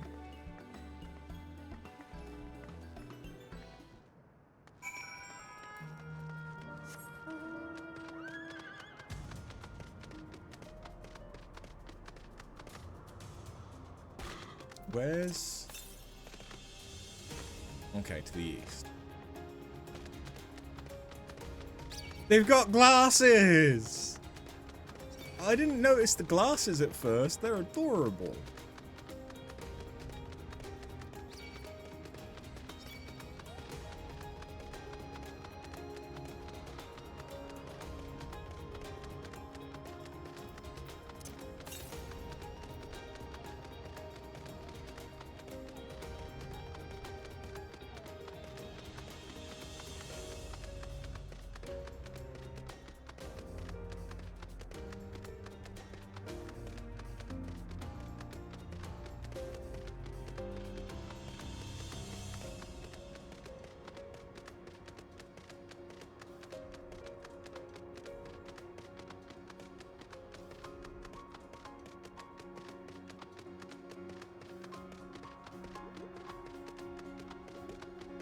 It's not quite Disney Castle, is it?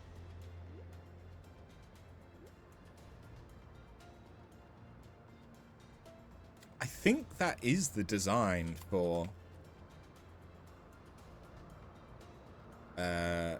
FF9s. Yeah. Mostly.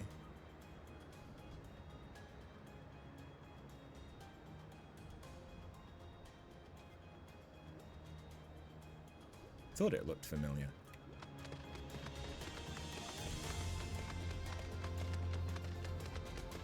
Why are there pies here? They're brownies, okay.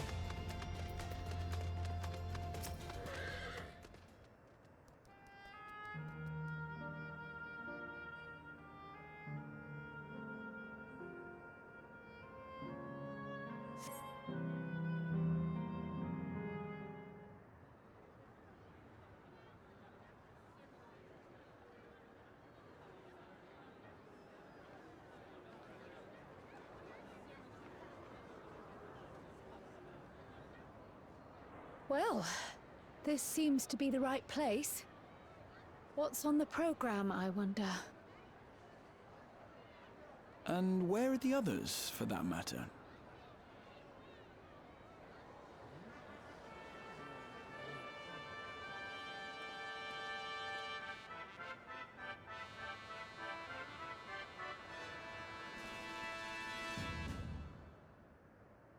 Ladies and gentlemen, boys and girls, tonight's performance is a story that takes place long, long ago.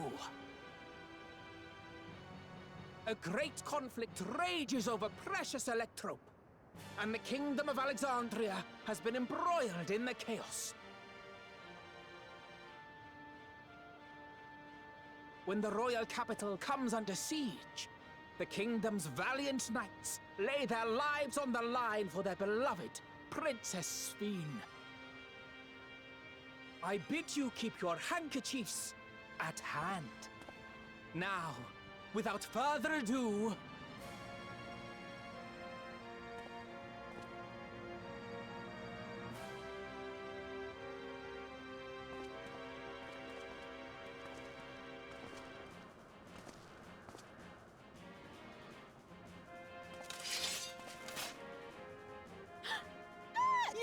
it's a royal knight!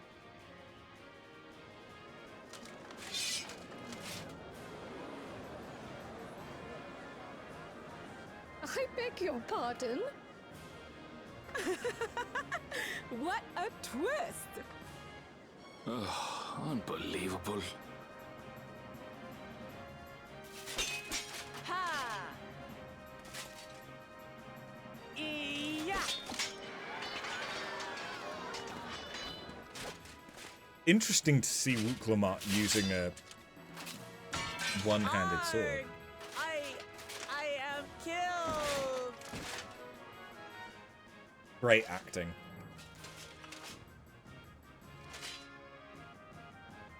You must flee! All of you! Princess Sphene! Wait.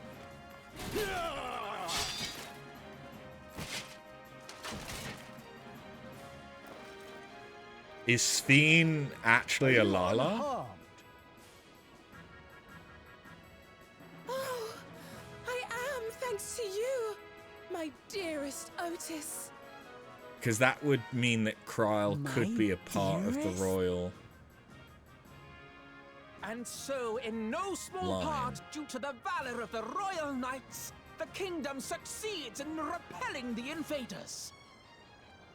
Hey, Arthur, do you know what acting Their is? jubilation proves short-lived. I know that isn't actually Sphene. For in mad defiance, the enemy unleashes a forbidden weapon which brings about a terrible calamity. I'm just For thinking many that lose if their Sphene lives. was it actually a Lala, and the good vessel Queen that they put Sphene, her in was a shining Hyur, vision of hope among them. that would have interesting implication for Kryl. That's all. There is no guarantee that Sphene looked the way that she does now.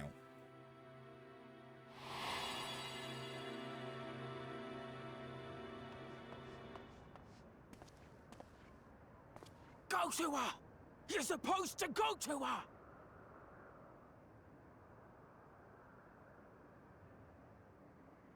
What's happening? Is PTSD. it over already?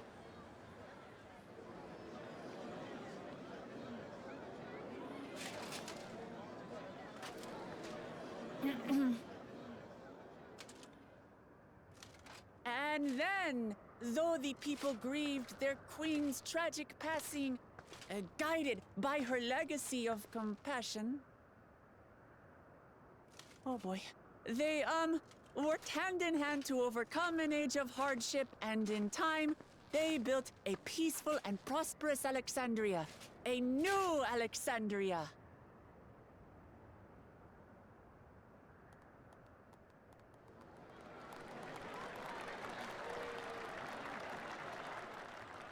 I kind of like that. I like the, oh boy. Especially. That was good. Pray forgive me. The memories. They had me in a vice grip. All's well that ends well. I wouldn't dwell on it.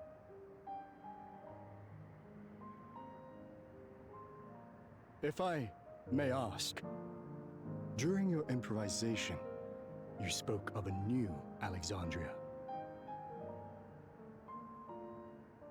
And so I'm given to wonder, do you hail from a time after mine own?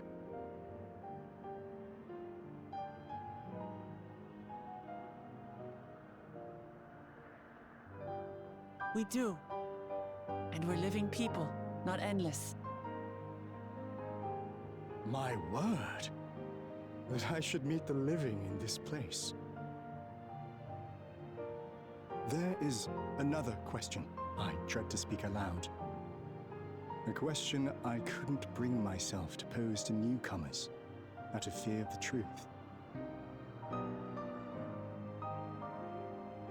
Alexandria, does it still exist? In a fashion. It does. It isn't quite the place you knew, but it endures. The descendants of your people walk its streets and live each day to the fullest as proud Alexandrians.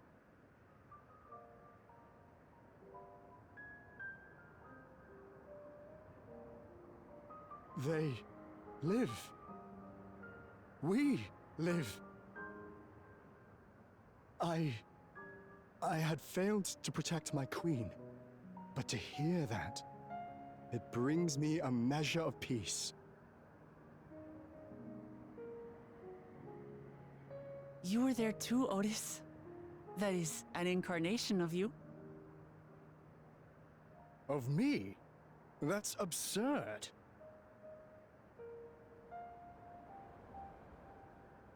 But wait, something comes back to me. When they were researching a means to resurrect Her Majesty, memory preservation or some such, I volunteered to be a test subject.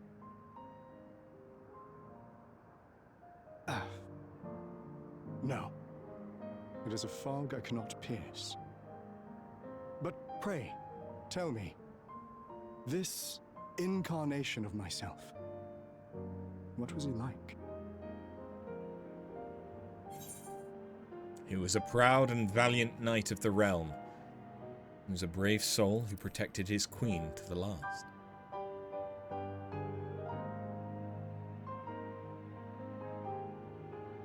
That's not all. He was a father in all but name to the new king, Gululja. Whatever you may have failed to do, you're the noblest of souls, Otis. And your deeds, your sacrifice, gave us hope that we sorely needed.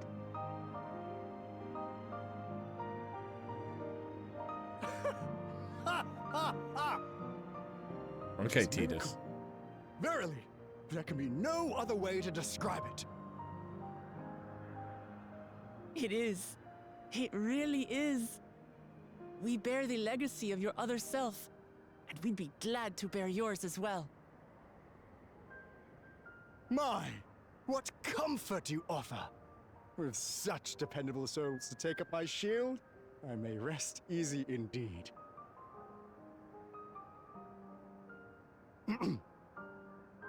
I beg you, watch over our new king.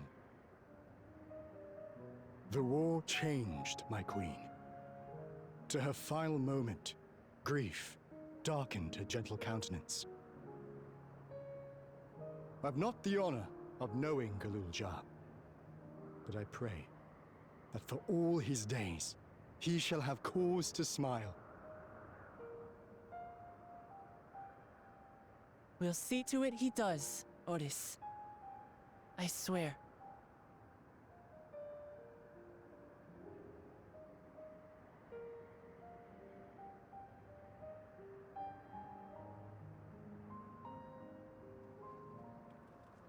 Cute. Now time to kill him again. It's almost as if they've taken inspiration from 9. Yep. It's almost as if there was, you know, just a vague hinting at 9. Yeah. The Ezzy Izzard joke of when Disney tried to make a park in Europe, you know, we've actually got castles here. Yes. The fact that, like, I know that Disneyland Paris is in Paris, but, like, you just have to go over to, like, Austria, and you've got the literal castle that they used in Chitty Chitty Bang Bang. Like, it's this amazing, beautiful castle. It looks like something right out of fucking Disney. There is the fact that the Disney castles are emulating European castles. It is great. That could have 100% been a more interactive moment, but you enjoyed the nod to the opening in 9. Yeah. Yeah, that was nice.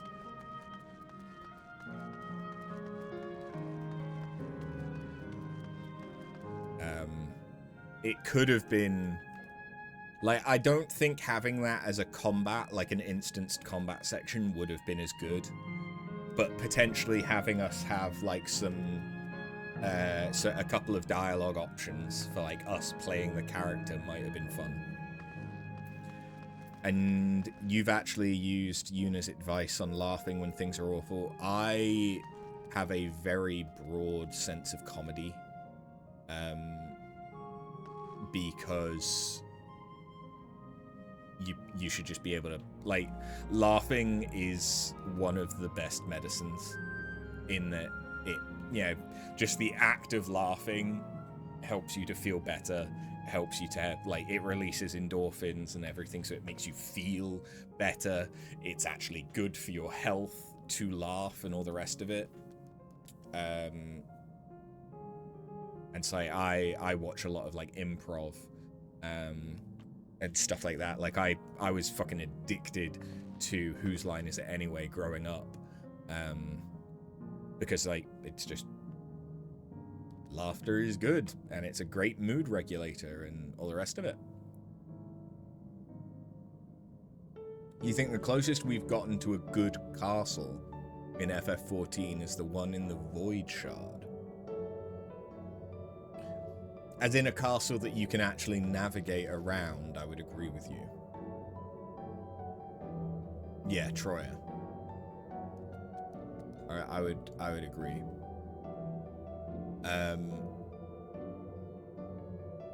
But there are some other nice, like, castle-looking things. I know that the Baldessian Arsenal isn't a castle, but it kind of looks like a castle.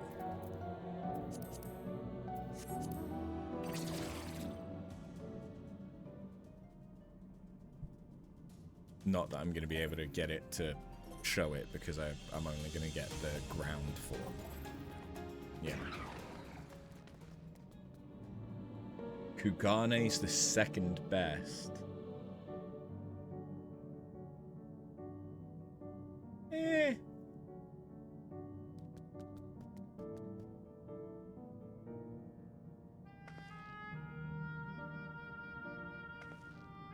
Maybe.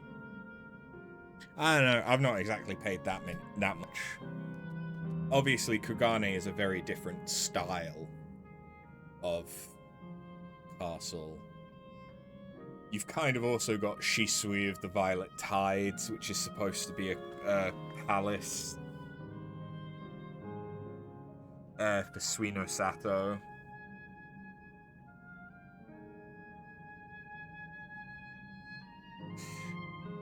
We would have the Imperial Palace in Garlemald, but it got turned into the Tower of Babel.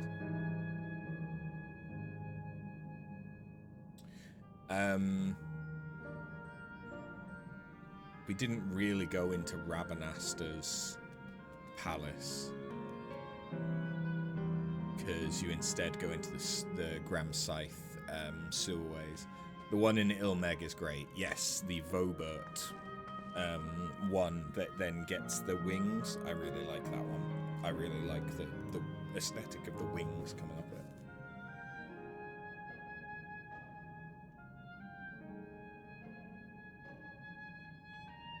We go into the Sildine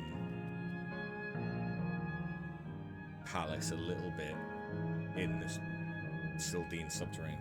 Someone just knocked at my door. Oh, I might... No, I'm not expecting a delivery.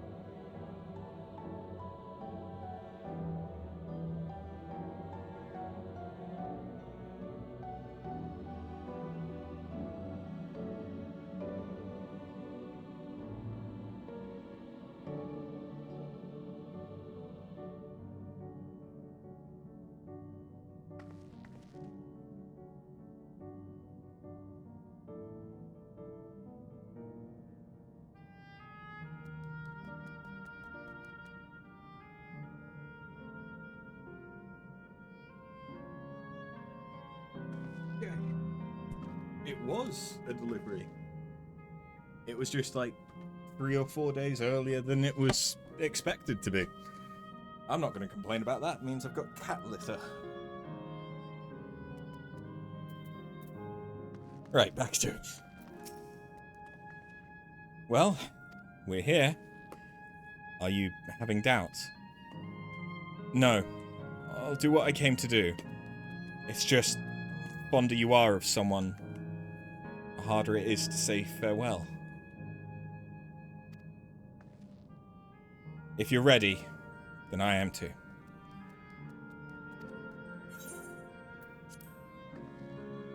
Alright, let me just say a word about those who we met here.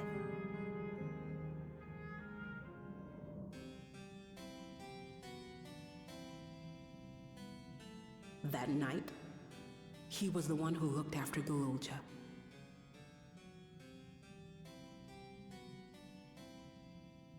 And now you follow in his footsteps.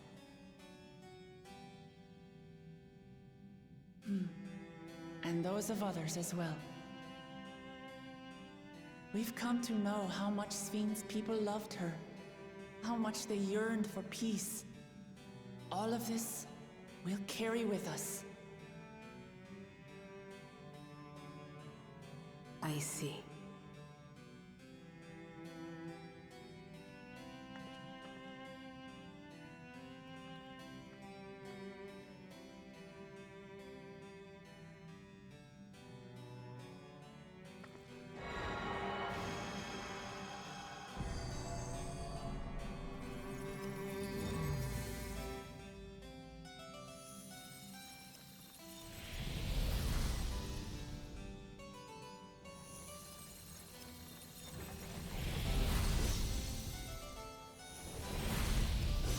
Hi.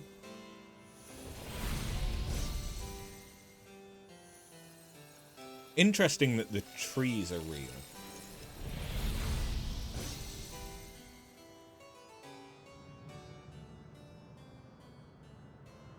So someone must have been caretaking the trees.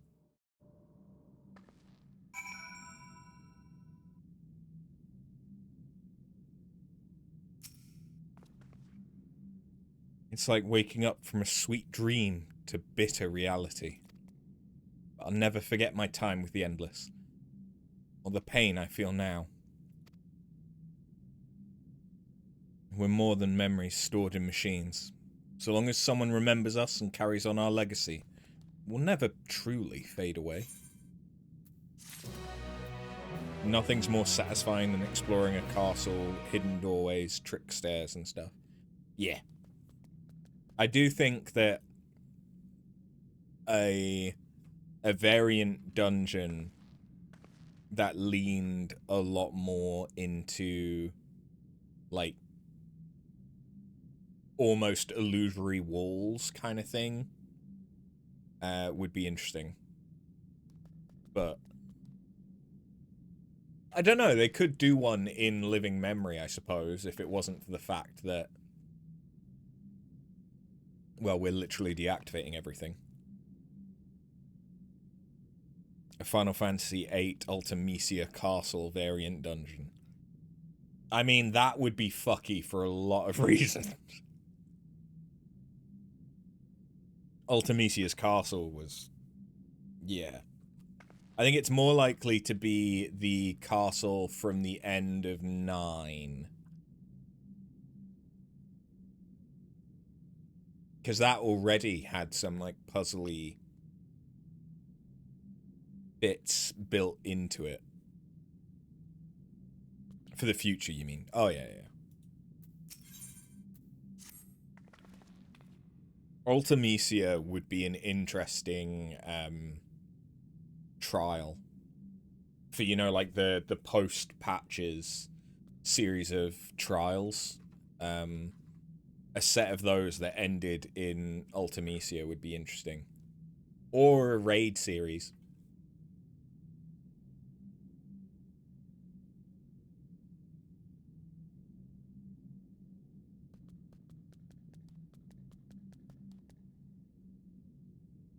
So far, there appears to be no change with the Miso terminal.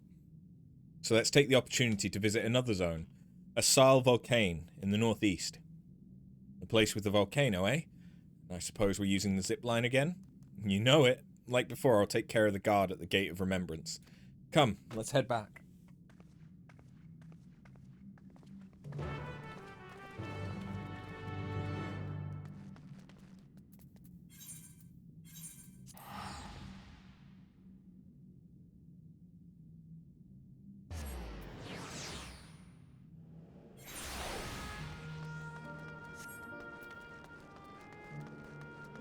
Oh yeah, I haven't done any fates. That was something I said I'd do off stream. I haven't done it. Error, error, download complete. User registration confirmed. Dauntless adventurers, I bid you welcome to a Sile Volcane, the sanctuary of the strong. Fight with courage and honor, that your legend may resound forevermore in the arena of valor.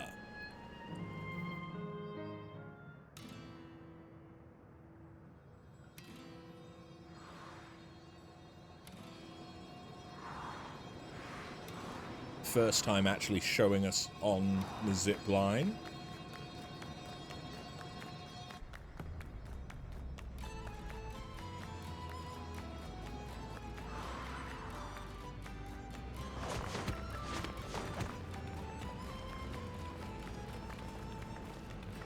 It's only an illusion. It's only an illusion. What's this now? Don't tell me you're afraid of the lava. Not on your life. It isn't even real, is it? Oh, definitely not. But don't take my word for it. Jump in and see for yourself. No need. I believe you.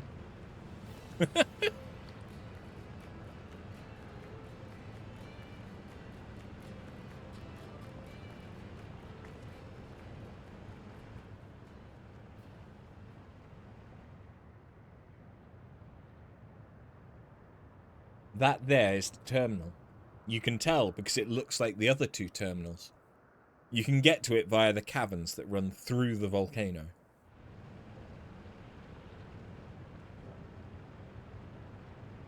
I'll go on ahead and wait for you. Take care around the wildlife now.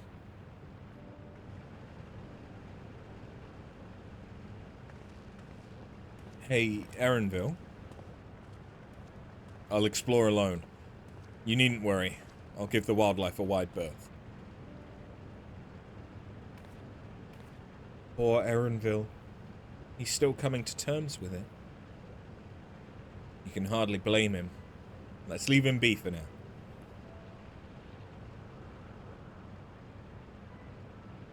Come on, let's get moving ourselves.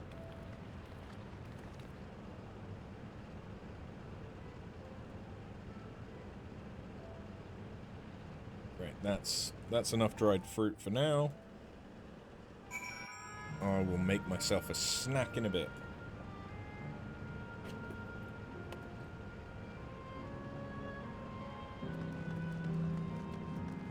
Because God knows I've got enough hummus.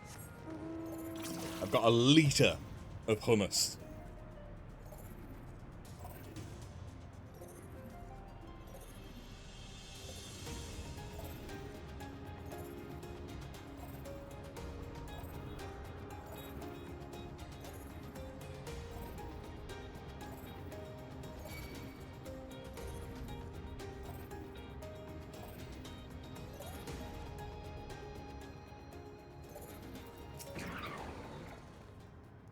Looks like we have two paths to choose from. I thought I saw Kefkiwa heading left, though. While that would seem to be a detour, I must say I'm rather curious about that round building. Well, I'm always up for the scenic route. Let's follow after Kefkiwa and see what that building's about. I mean, it looks like an arena. I don't remember...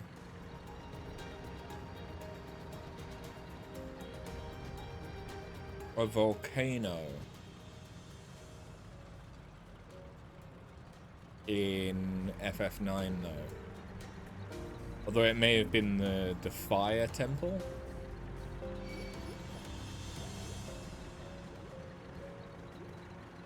I don't know, it's been a while since I played it. Well now, look who came this way too. Great minds, as they say. This appears to be a fighting arena. Is it also a recreation of an actual place? In all likelihood, while I don't know the details, I understand such facilities were once common across the land. Though it's closed at the moment, even Solution 9 has the Arcadian. It may well be the legacy of the past. Anyway, seems the next match is about to begin. As I've already spectated my fill, I'll move on, but you ought to head inside for a look.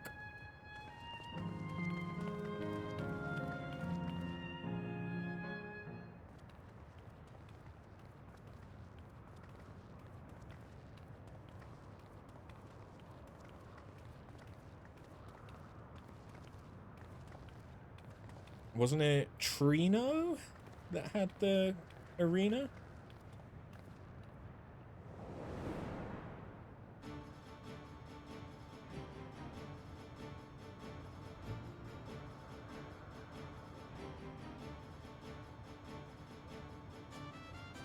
Trino was the gambling city. I don't remember that much. Oh god, they've both got books.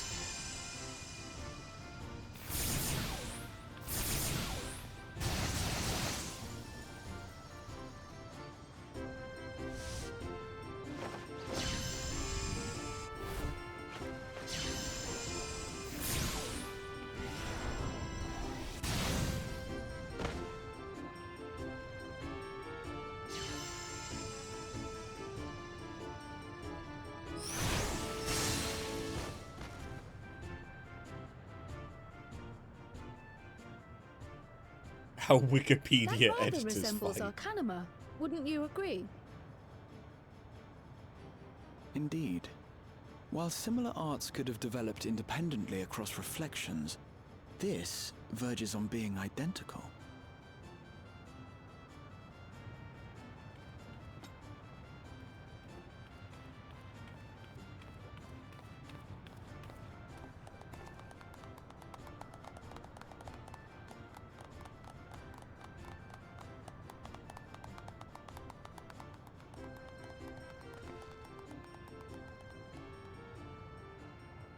Wait.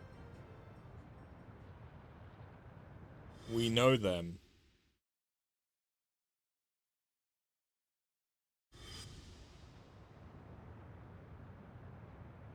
Is something wrong?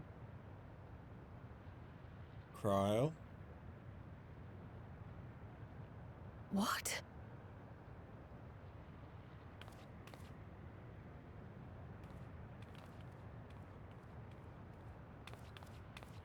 Do we know each other from somewhere?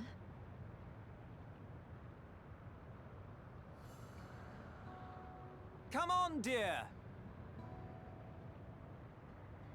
Oh, I'm sorry, but I must be going. Wait, please! You're new here, I gather. It may seem strange at first, but give it time. You'll grow accustomed to it soon enough. No, I'm not. Rather, I'm, Oh, what can I say? Of course. This earring. Do you recognize it?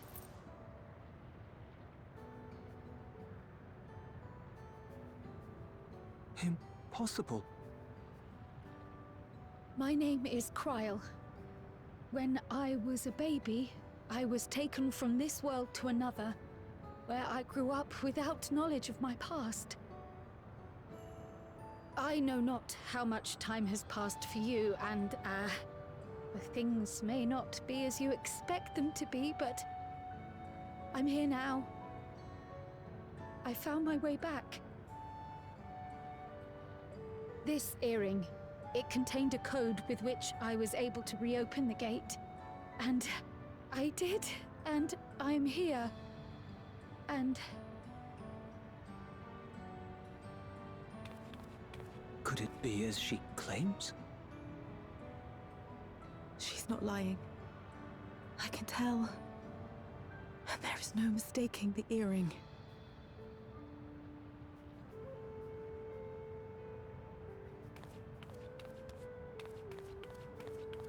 Oh. Aww. How you've grown, my darling daughter.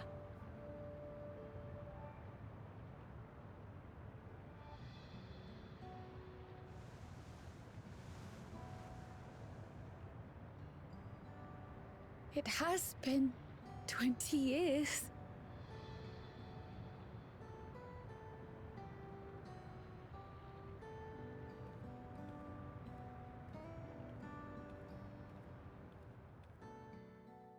But what did they name Cryle?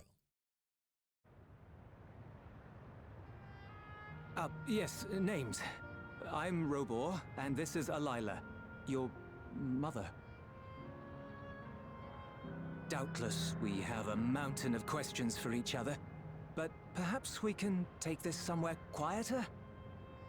The Heatwells, for instance. There's a spot there where we can relax and chat.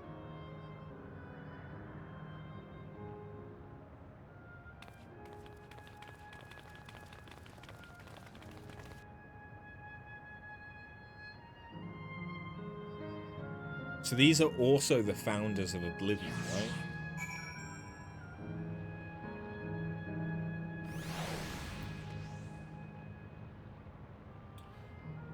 FF14 trivia, what is Minfilia's father's name?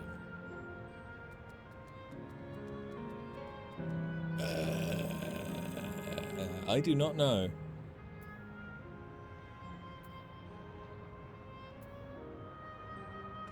Because that's more of like a 1.0 question, isn't it?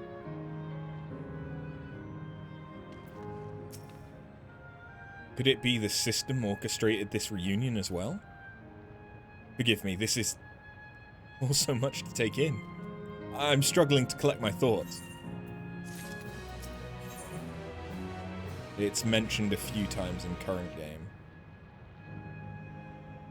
It was probably mentioned by Thancred, wasn't it?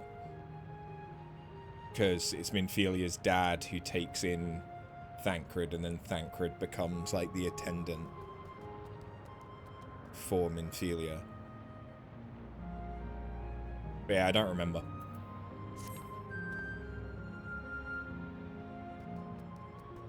And Philomene. Yeah.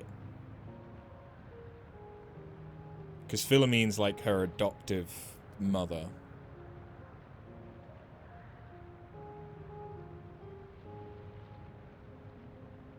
Warburton Ward. No recollection. Alright, I feel a little calmer now. I thought myself prepared for the possibility, but to actually come face to face with my parents was overwhelming. And having been parted from them as an infant, I'm not sure how to behave. Take your time. After everything that's happened, you deserve to do so. You have many things to say to one another. Now you can say them. Indeed, this is a meeting to be cherished. Just do what comes natural, eh? Thank you, everyone. I'll make the most of our time together.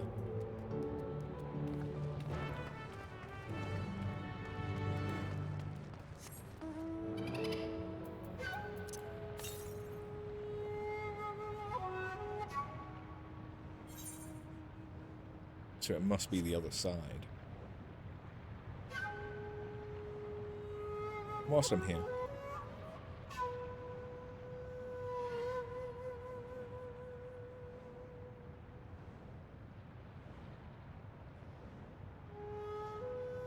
Interesting that there's two that you can't, entrances you can't use.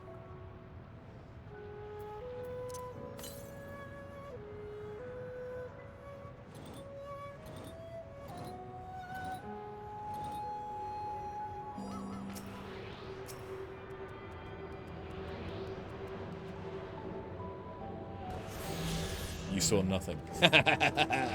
Idiot.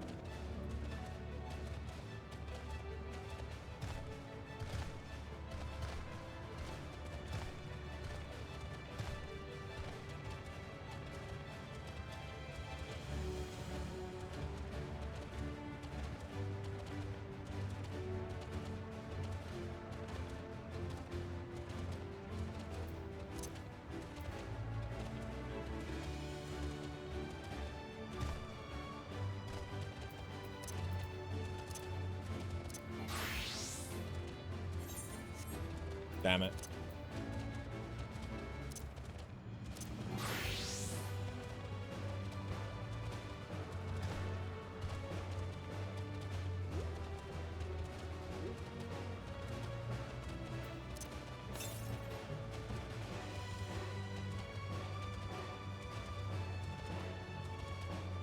For Dawntrail, you did enjoy the Blessed Children reveal. Which reveal? That Bakul Jar Jar wasn't just a two-dimensional cunt, or that Blessed Children only came about through great sacrifice.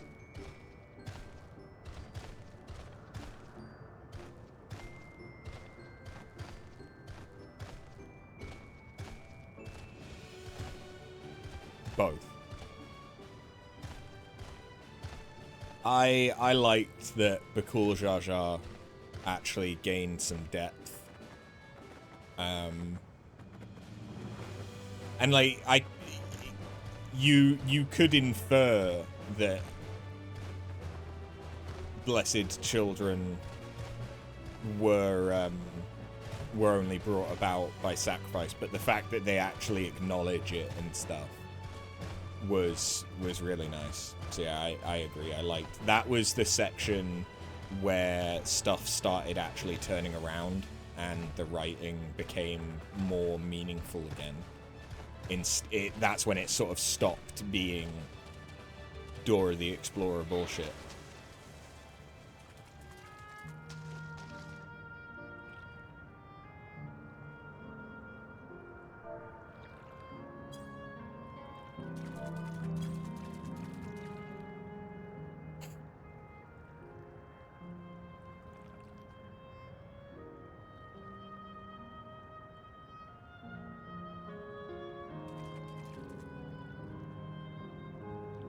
Don't mind me.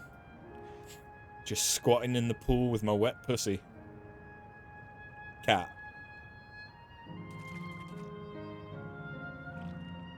This pool says gay rights. Yeah, but they're not getting very far. It just keeps going round in circles. Yeah.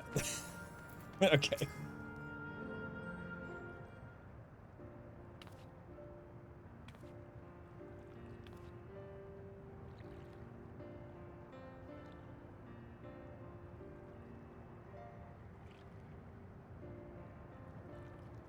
Such a strange feeling to be reunited with you beyond death. Your companions, what are they called? Oh dear, I've completely forgotten to introduce them. Over here is Wuklamat, Vow of Resolve of Tuliolal. Beside her is Graha Tia, my colleague in the Students of Baldessian. And this is After, an adventurer. That hardly does her justice.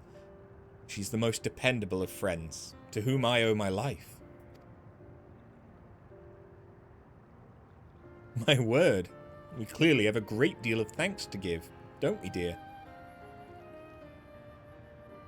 Oh, yes, we do. A heartfelt gratitude to you all. Sorry, there was a dog that just started going crazy outside. Caught teabagging again. Too bad we couldn't Zack squat on Xenos' face after Endwalker. Not the smoothest of beginnings, is it? If only we had some Jabruk Pibil to ease the way. Am I right? Wait, that's not a bad idea. Hey, are you hungry? We could bring you something to eat if you like. Oh, thank you, but we're fine. You know, it's quite hot here by the springs. Something cold would be lovely. Understood. We'll fetch you all treats that'll help you cool off. I wouldn't want to be a bother, but...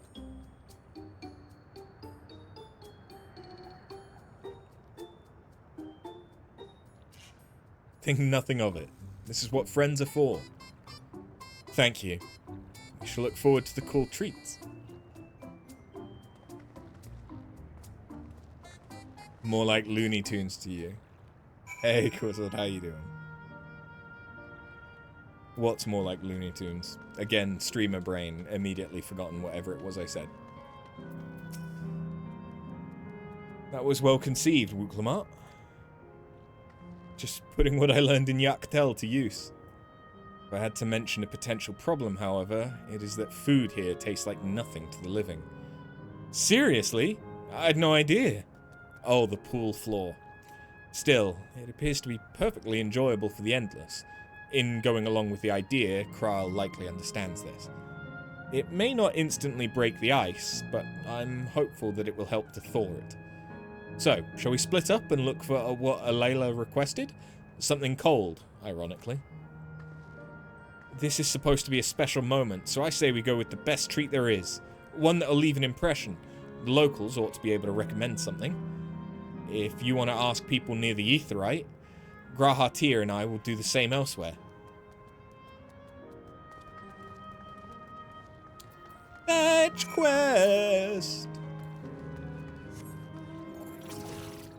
Fetch quest!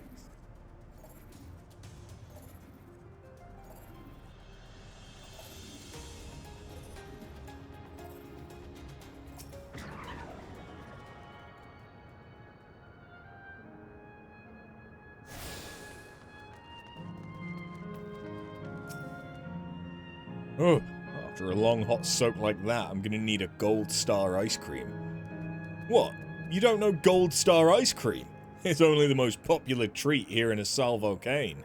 While it's a little tricky to tuck into, you can't come here and not try it. There's a stall just to the southwest, so you have no excuses.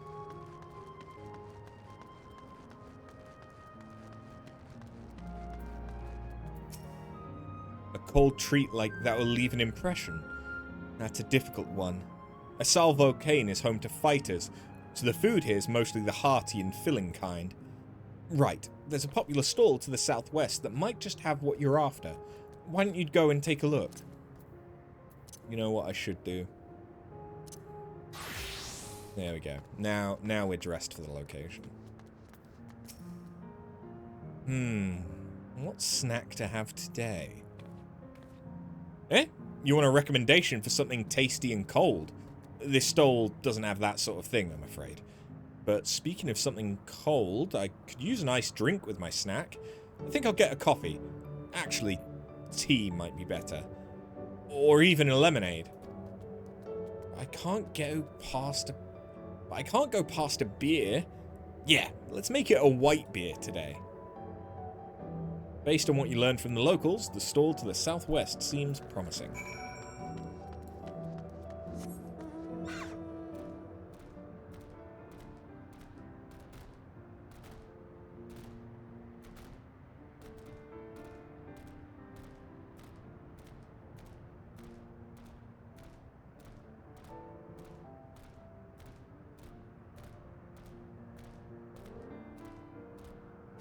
Hey, Lamity. So you're here too. Everyone I spoke with recommended Gold Star ice cream. Those colourful balls stacked on top of each other. That'd be the ice cream, I take it. You can see the appeal, but it's going to be hard to deliver it intact. We need 3 servings, so let's get Graha to help carry one. You're talking to a transportation expert.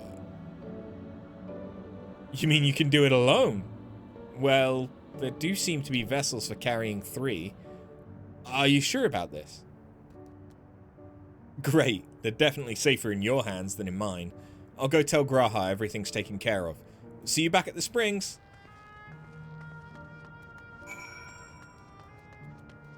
Oh, okay. Yeah, we can get a flight of ice creams. They do look like they would poke an eye out, though. From all the pointy things, like, as you're going. Like, that's a toothpick with a cherry on top.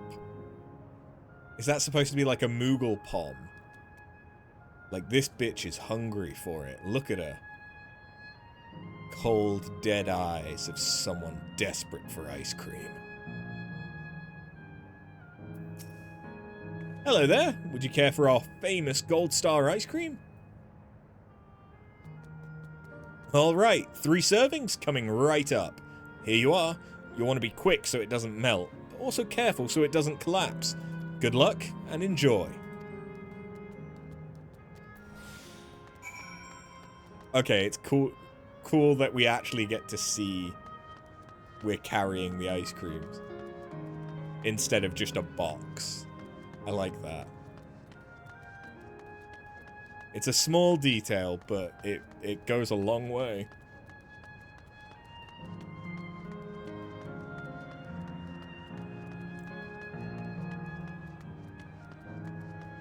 Hey, ladies. Do you want some ice cream? I know you've already got some. How about you, Eliana? Would you like an ice cream? He's good.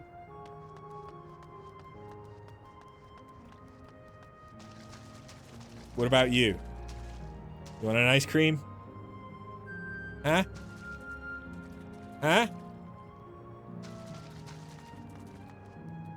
How about you guys? Mazio? Ice cream? I'm trying to make friends, damn it! A bit too deep for you, perhaps. How about an ice cream instead? No? Fuck you. Fuck all of y'all. You get nothing.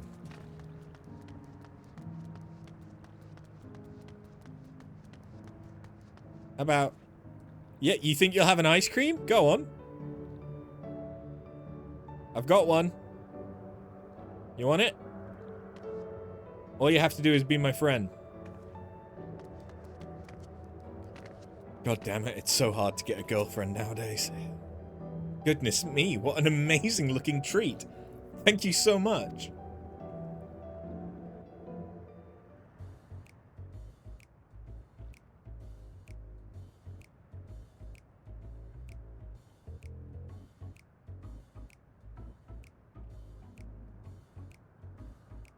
Never did we imagine that such a reward awaited us. Isn't that so, Robor? Yes. Robor is like so fucking doesn't know how to act. Oh, don't mind your father. Like me, he's still getting used to seeing you all grown up. I do love a Layla. Or Alalia.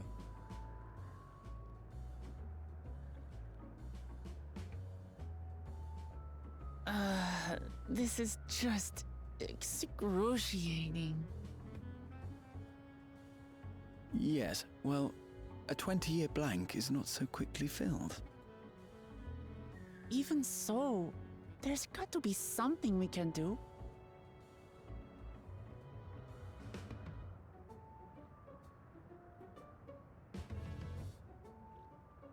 You know, I think I might have an idea.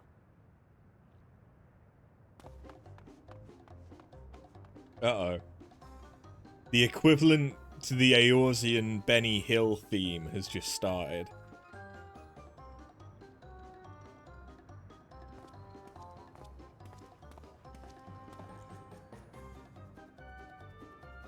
Raha?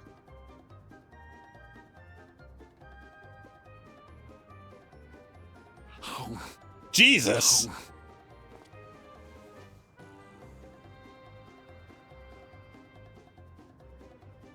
What is he doing?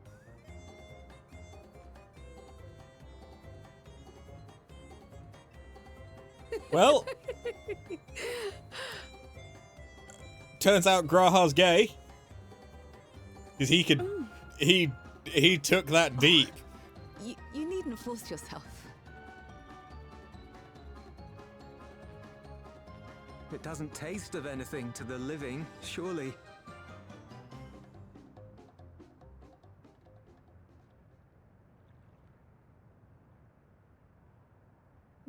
No, it's delicious. I mean it. I've never tasted anything so good.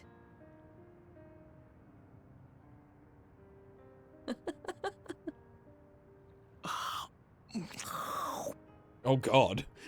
It really does taste so much better when we're all together.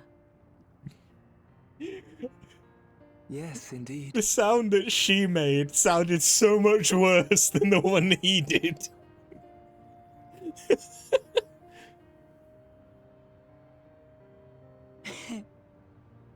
I'm suddenly craving dessert. How about you?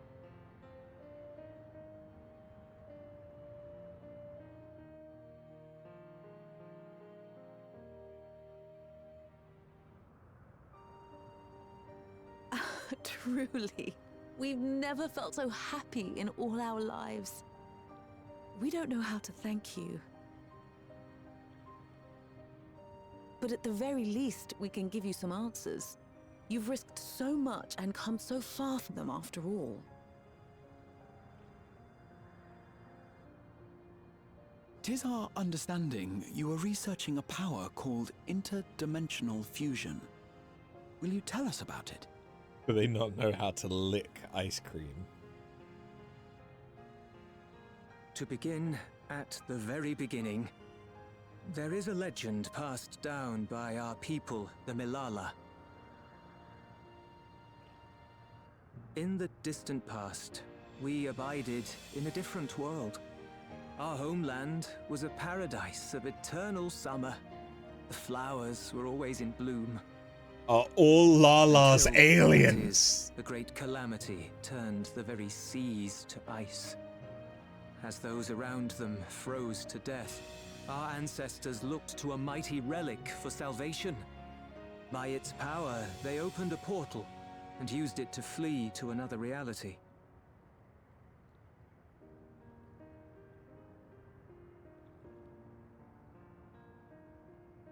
The key is none other than that relic, and it has been in the safekeeping of our people since time immemorial. Could that... Yes. When lightning threatened this world, Could that we be attempted to use the referencing key to flee again, like Alo our Alo ancestors Island? once did. Alo Alo Island? Alas, no matter what we tried, we couldn't invoke its power. We had all but given up. Which would when explain why Preservation Arcanima approached is us with an offer the of same. partnership. Desperate as we were, we accepted their help, only to later discover their ulterior motive: to plunder other worlds of ether.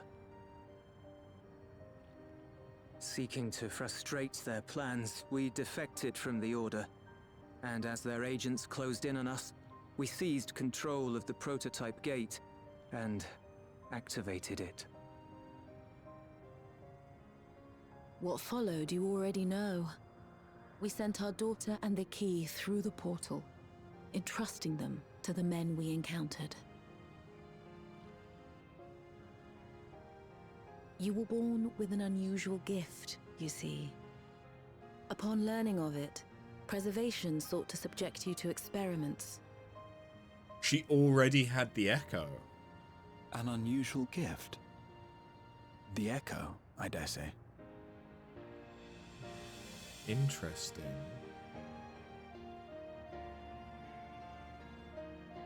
Our people, the Milala. Are there any ways I might learn more about them? There are, such as visiting the cavern inside the volcano. Our ancient homeland has been recreated there. While it's intended to serve as an entertaining diversion, it ought to teach you a thing or two about our history and traditions. May we go there? Selfish though it may be, I should love to learn of my ancestors. Of them. And of the legacy my parents entrusted to me.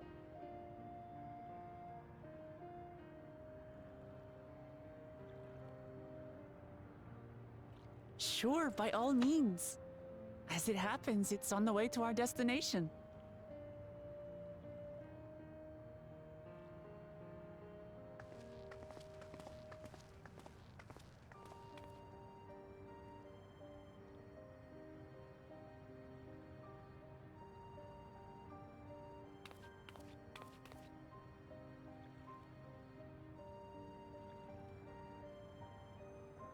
So, yeah, my thinking is...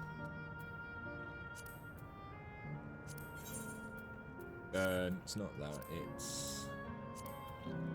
that. Like...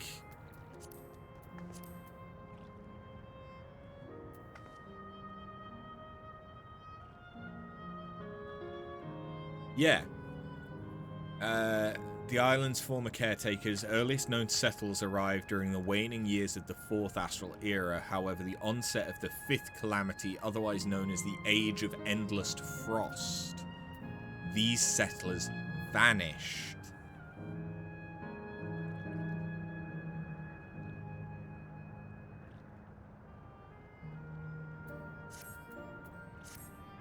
So I think the Lala... So Kryle's ancestors might be from Eorzea.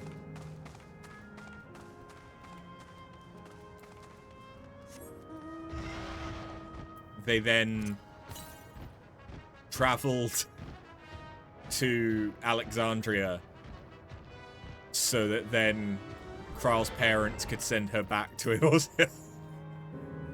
After Raha Lamati, with your help, I was able to not only bond with my parents, but know the joy of sharing a meal with them besides.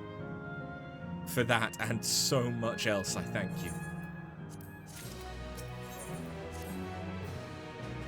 As my parents told us, the cavern inside the volcano is a place for learning about the Malala's ancient homeland.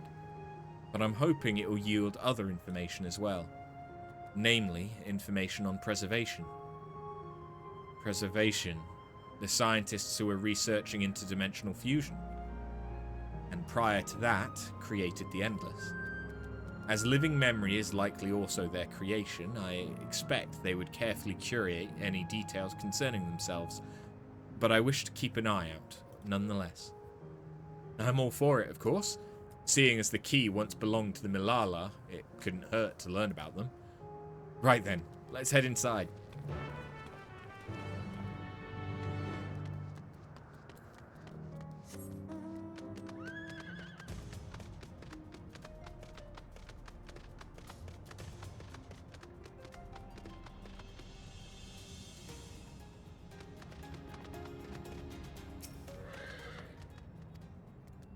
In the distant past, the Malala abided in peace upon isles of endless summer. Winter never visited that bountiful land, and the flowers ever bloomed in all the colours of the rainbow. But such idyllic days did not last, for just when it seemed the westerly wind had turned cold, the seas suddenly froze over. From the fish in the water to the birds in the sky, all the animals soon perished. This unnatural weather continued with seemingly no end, and one by one the Malala fell until the death toll was beyond counting. Those who lived still could do naught but pray as they huddled together for precious warmth.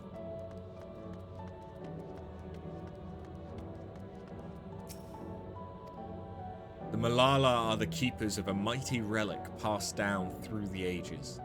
While it has the appearance of a crystal, by whose hand it was wrought is unknown.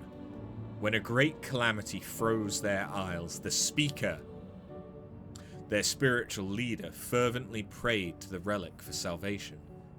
In answer to their prayers, the relic opened for them a golden path, one that shone like the light of dawn, and through it they fled unto a new land. So yeah, confirmed. It was the South Sea Isles. Since ancient times, the Malala have excelled in calculations. By using formula and figures to represent all natural phenomena, they had succeeded in devising a unique system of magic. This gift proved invaluable in their new homeland, where they employed their calculations to etch arcane circuits upon the ore, which later came to be known as Electrope. Through this ingenious technique, Electrope was transformed into a tool that could not only store lightning, but convert it into energy of any element.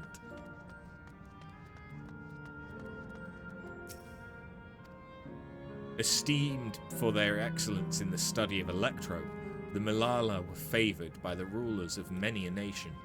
Some among them have attempted to invoke the power of their ancient relic to return to their homeland, but their efforts were to no avail. Never again has the golden path opened that allowed their ancestors to flee to safety. Eventually, the relic came to be forgotten, and some now question whether it ever actually existed. That's cool. That's a nice way of tying in the variant dungeon.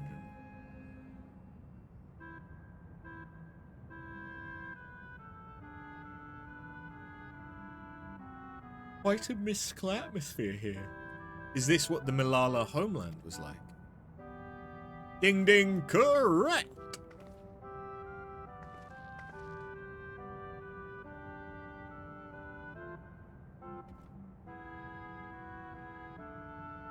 What's going on?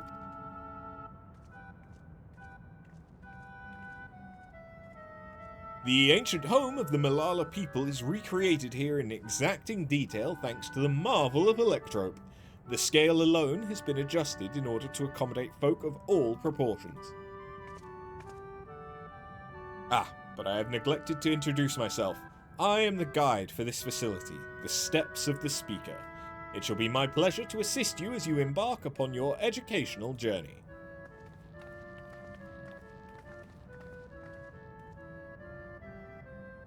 There's even a guide. How considerate. Alright then, as we wander around, if there is something we do not understand, we'll be certain to ask you. Bzz, incorrect! Visits to our facility take the form of a quizzed tour, so the correct answer is, follow the instructions of your guide. That's yours truly. Sounds like a pain in the arse. I'm sure it'll be both enlightening and entertaining. Let's have them guide us.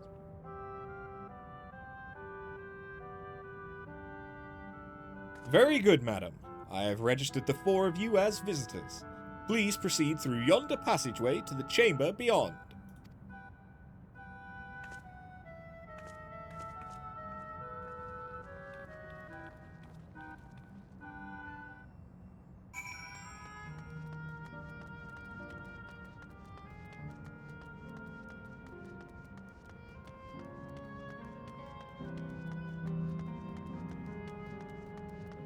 Before we get into the quiz, I'm going to quickly go and make myself a snacky snack.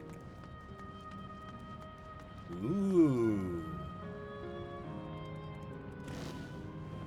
Hey, Quizzled. I'm going to be right back. Snacking acquired.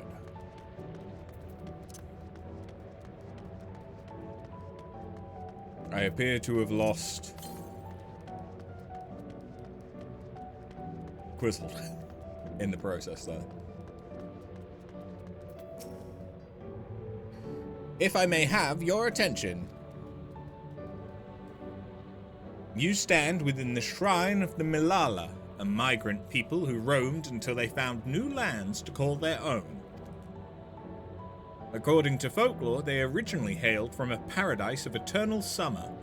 Alas, they had no choice but to abandon it when a great calamity froze the very seas. The speaker, their spiritual leader, guided them to safety, and she is enshrined here with the sacred relic she wielded. In this place, they performed rituals dedicated to the dream that one day they might return to their ancestral home. A sacred relic? That must be the key used to initiate interdimensional fusion. Interdimensional fusion? If such a wondrous power existed, I can only imagine what great feats it could be used to achieve. Now then, it's time for a history quiz. Here we go. There are 4 braziers in this room, each of which is accompanied by a panel bearing a statement. If you believe a statement is true, you must light its brazier by operating the panel. Simple, yes? Without further ado, please nominate a representative and begin. If there are no objections, let us have After do the honours. Go on and take a look at the panels, my friend.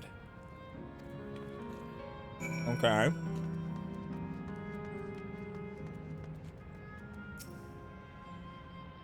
Long ago our people dwelled on isles of eternal summer, where the flowers ever bloomed, yet eternity did not last, for calamity turned the bounteous waters to barren ice.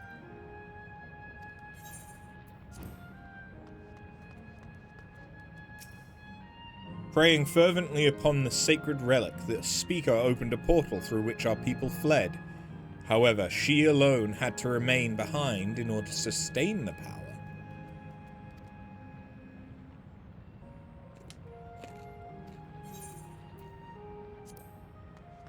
Yeah, I don't remember that being mentioned. There is the massive statue of the speaker with the gem in it on the island, though. Owing to our innate gift in arcane calculations, we Malala not only transformed Electrope into a miraculous tool, but excelled in its study besides. As such, despite being outsiders, we were favored by the rulers of many a nation. Yes.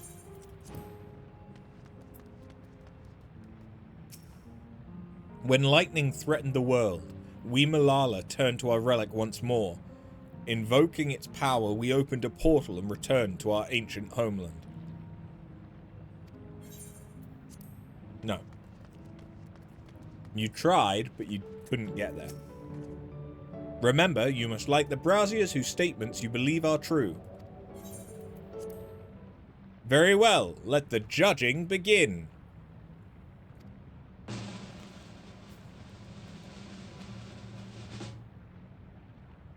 You have answered correctly, and on your very first attempt besides. Amazing. Great work. I knew you could do it. Taken at face value, the information here would suggest the Malala had simply migrated from a distant land. But we know better. We're aware of the existence of reflections, umbral calamities, and interdimensional fusion. For an event that froze the seas, the fifth umbral calamity comes to mind, that which ushered in the Age of Endless Frost. And legend holds that during that time the entire population of the South Sea Isles vanished overnight. In the course of your travels, might you have learned aught of this legend? Yep. Not only did you visit a shrine of the forgotten people of Alo Alo, but you did battle with the statue of the speaker as well? The things you get up to never cease to amaze. The art of Arcanima, too, traces its roots to the calculations of the South Sea Islanders. While we cannot outright conclude that these people were the Malala, there are at least enough points of similarity to support the theory. If you have mused to your satisfaction, let us move to the next chamber. Another quiz awaits!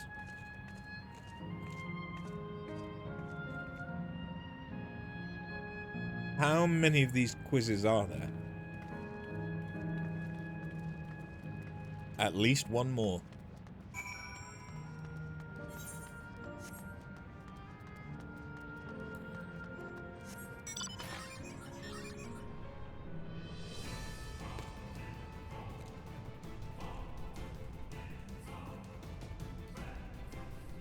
Three hours in, halfway done in zone.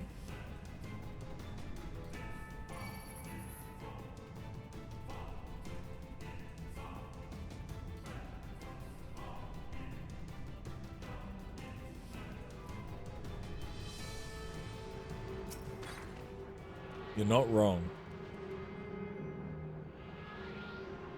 I got distracted, okay?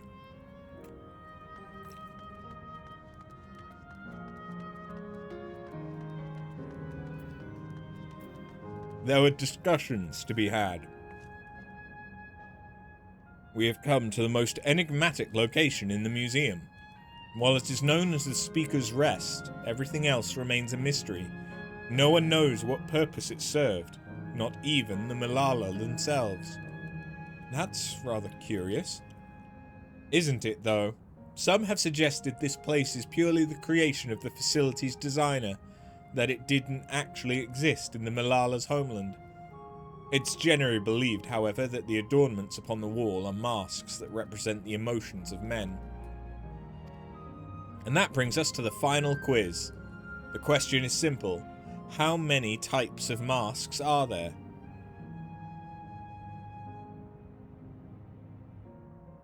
Oh dear God.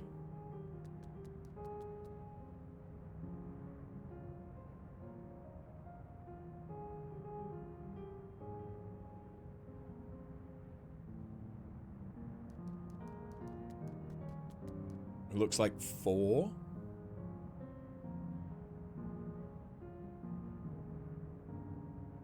Does this room remind you of anything? I mean, the masks are making me think Asians.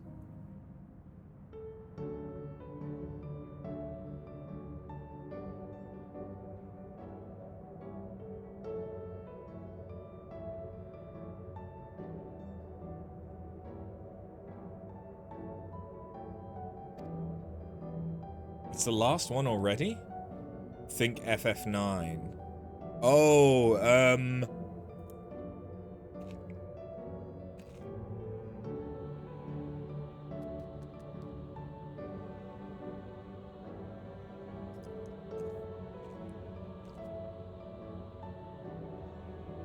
there's this spot where you're talking to all the different masks, right?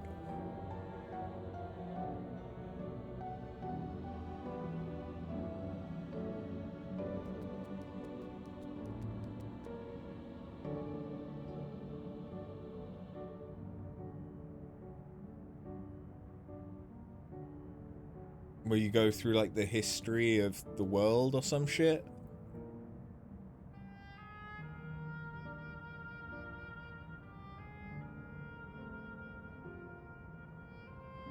No? Maybe? Oilvert.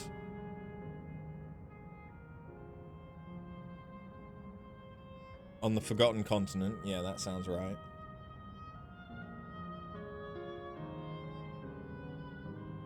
Oh, yeah. Where you learn...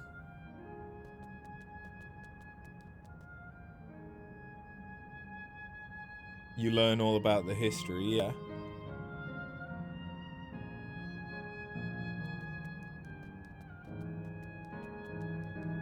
Yeah, the narration room. Yeah, it is talking to a bunch of masks. The Terran face masks. Yeah.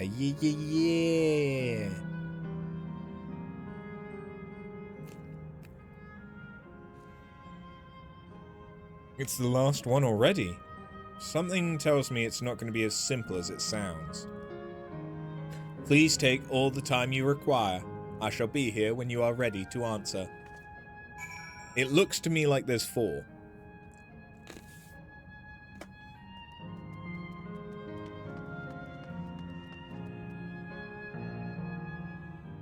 Because there's the, like, oh, face. There's the, like, grinning face.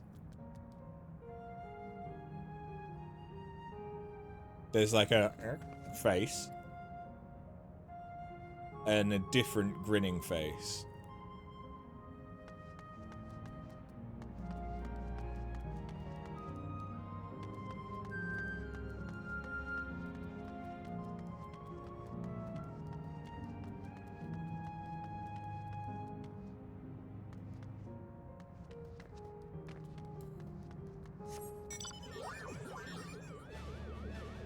So I think there's 4.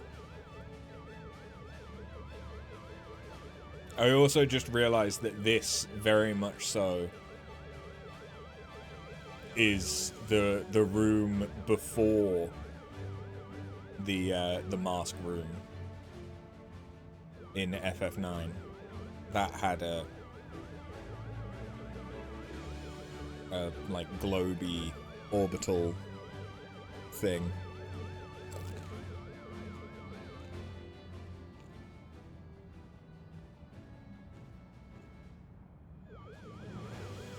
Yeah, I think it's 4 different masks. Masks representing emotion. This is just a thought, but if emotions and memory are intrinsically bound, could they be the Malala's way of expressing the different faces of living memory? Wait, what? I keep losing track. Might have to borrow a brush from Kryl. 3. The answer's 3, I think. No, it's 4. So, how many kinds of mask are they? Have you determined the answer? 4. So your answer is 4. How about everyone else? Seriously? I thought it was 6. Like after, I also believe it's 4. As do I. And the correct answer is... 7. 4! Congratulations to the 3 of you. Damn it, where the hells did I mess up? And that concludes the quiz tour for the Steps of the Speaker. I thank you for your visit today, and eagerly look forward to your next. Raha just copying you is cute. Oh yeah, he's basically a little puppy. Finished at last. God, I'm exhausted. If the legend is true, the Malala were refugees from the source. But what is this relic of theirs that can bridge worlds? Who made it? And to what end? Could it have been Asian in design? Much about the key remains shrouded in mystery.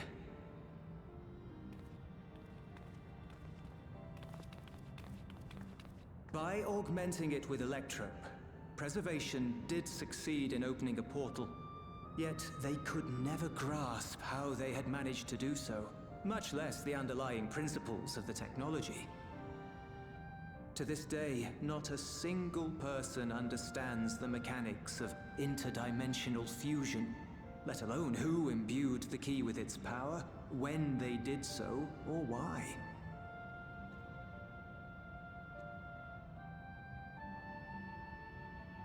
But remember this.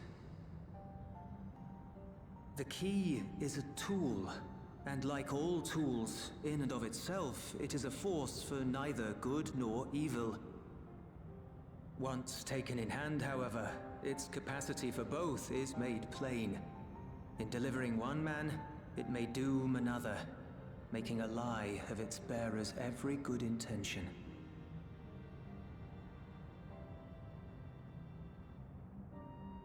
As did Preservation, Queen Sveen seeks to wield the key in the name of those she loves. And in so doing, makes her people party to the destruction of countless souls.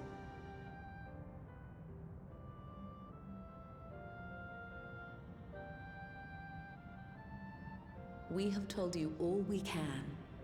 To be able to share this with you at the last, it feels as though we fulfilled our purpose. I may have dropped some hummus on my F12 key. You've come to shut down the terminal.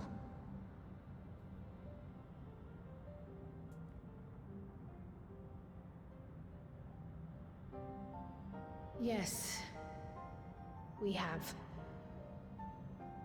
Sloppy, yeah. But perhaps there's another way, one that doesn't require the terminal's deactivation.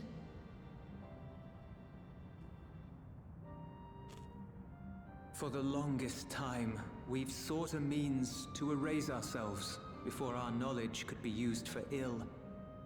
And in you, we have found it. So Kill us, press daughter. on. Press on, and don't look back. I will. I want to know what they May I ask you trial. one last question? Of course, my dear.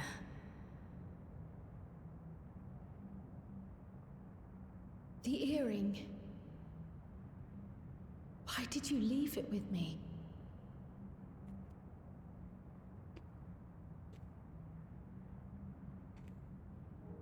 Because, Kryl, we wanted to see you again.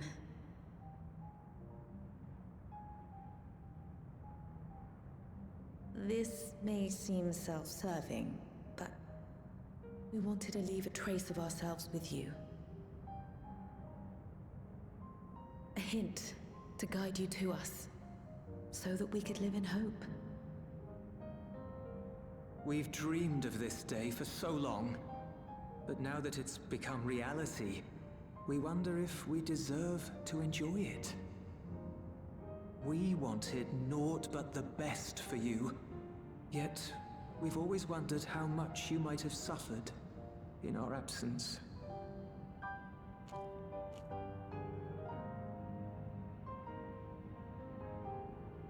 Do not torment yourselves so.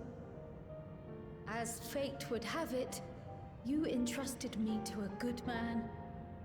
His name is Galuf, and he raised me as his own. What's more, I've been blessed with the finest comrades anyone could have. It's thanks to you that I am here now, hale and happy. So please, be at peace. Be at peace. Mother. Father.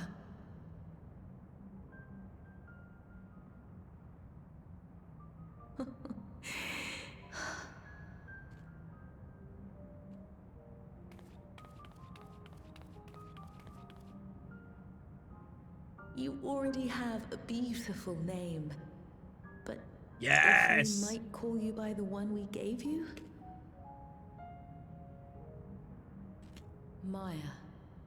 Our dearest Maya. We love you more than life itself.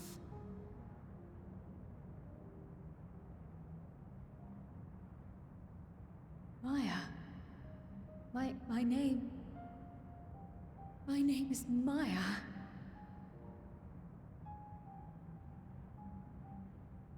Fair bit easier than Kryl.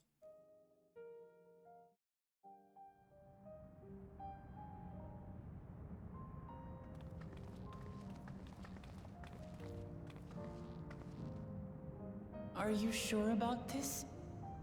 You can leave the terminal to us, you know.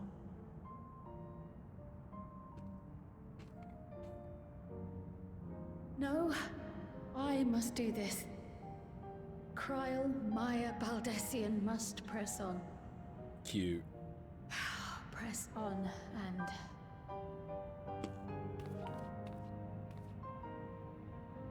Heal your parents. Yes. Farewell, Mother.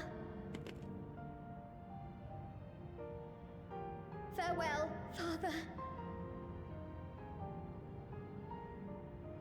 Farewell.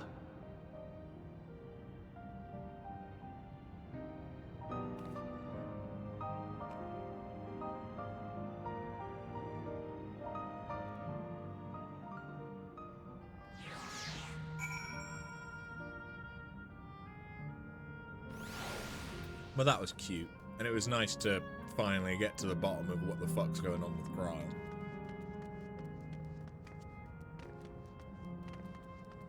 I like that she's from another reflection.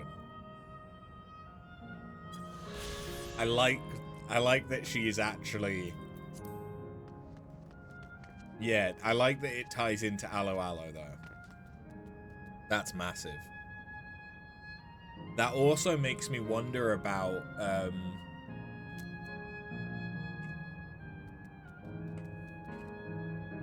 because Occult Crescent is relatively close to South Cials, right? Loyalty mission complete. She's now upgraded from finger paints to oil paintings.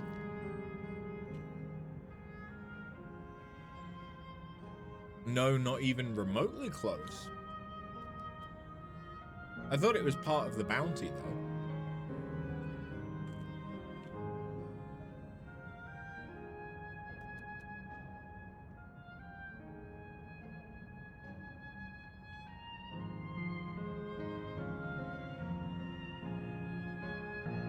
Occult Crescent's between Taral and Charlie.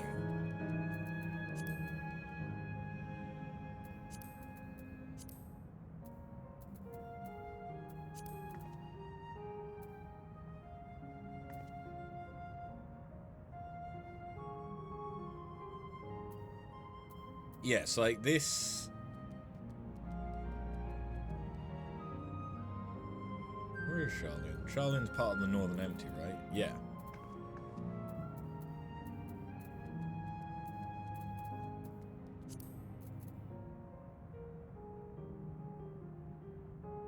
Where's Razat Han? And Thavnir.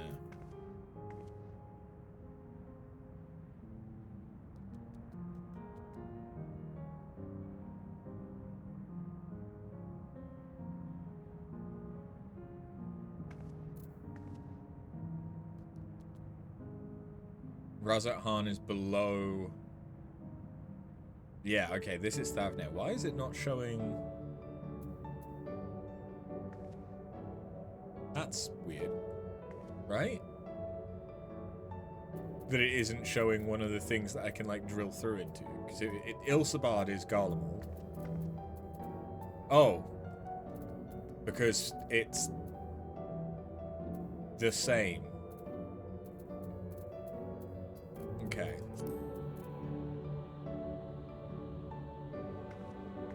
That feels a little weird, but alright.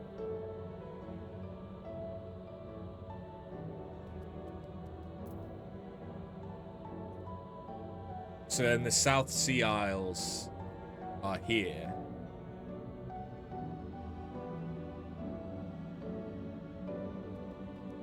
And Occult Crescent is like here. Also, that really makes it seem like, I know that this is one of the issues with just maps in general, but that really makes it seem like Tural and Tuliolal isn't actually that far from, like, Lenosha compared to, like, Thavnair.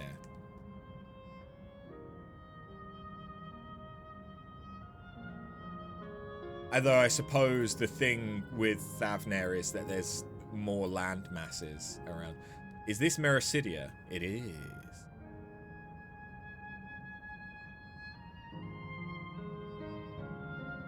Yeah, give me Mericidia for the next expansion.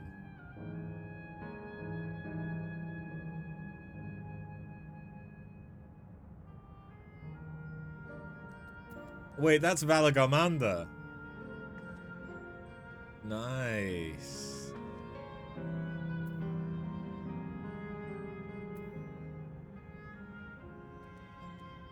I don't spend much time looking at this, but then you can see Genbu,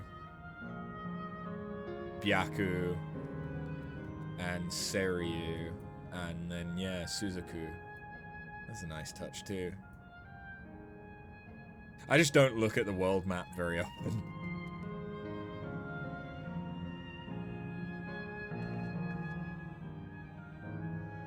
Looks like South Sea Isles are under Razat Han Yi. So yeah, I was completely off. For some reason, I thought that Sharlayan was actually relatively close to Thavnair.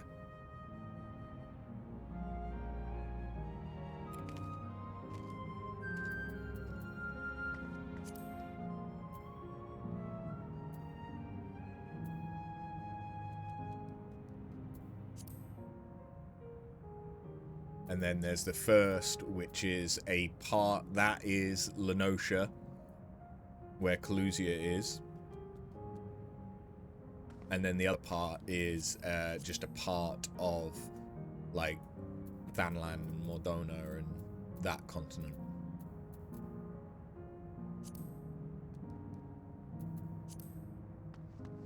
Just from the first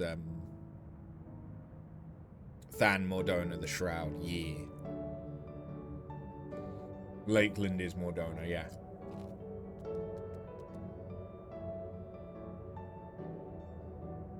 You have a fun speculation video about Silvertear Lake. Okay.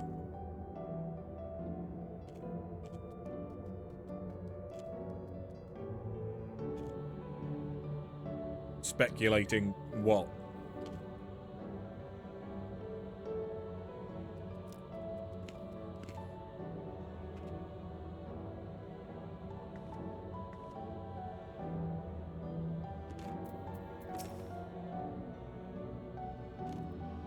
If I may confide in you, I've been anxious ever since I chose to accompany you to Tural. I was afraid of what I might discover. Perhaps I'd learn nothing. Or worse, that my parents didn't love me. But now I know the truth, and I couldn't be happier. I'm glad I took up Pictomancy, and I'm glad I mustered up the courage to say that I wanted to join you. Thank you for trusting me with your life and walking with me all this way. Well, that's all I wanted to say. I'll see this through. Rather, we'll see this through together. My apologies for keeping you. Come, let's catch up with the others.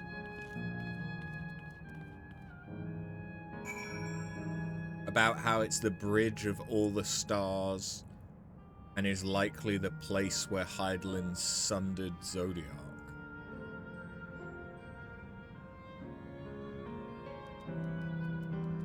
Wouldn't it make more sense for it to that she sundered him on the moon?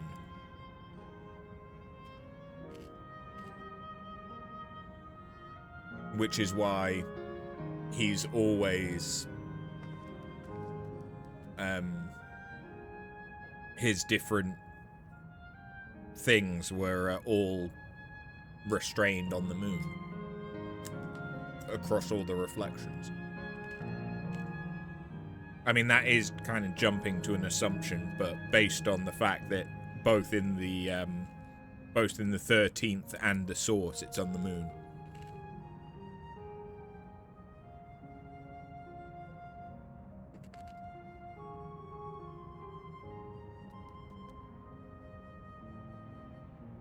Is there a moon around Elpis?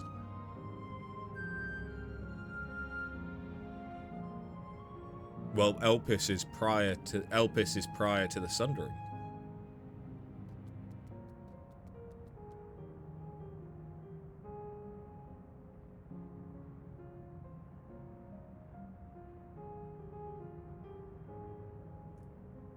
Although I suppose that's your point, is that a moon didn't exist.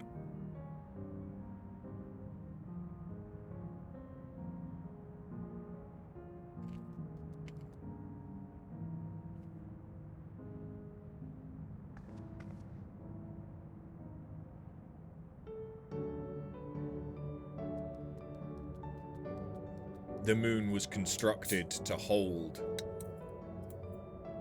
Zodiac, but I would say it was probably easier to build it, take Zodiac there, then split it so that they could hold him.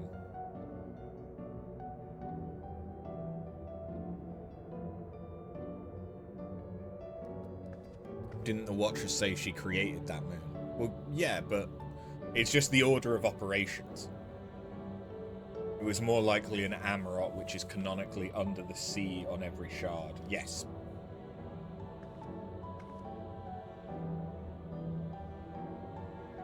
Because it's at the bottom of the Tempest. So it would be somewhere under the Lenosian Sea. Because in a cutscene, when she does it, it's in a city like Amarot. I forgot that cutscene.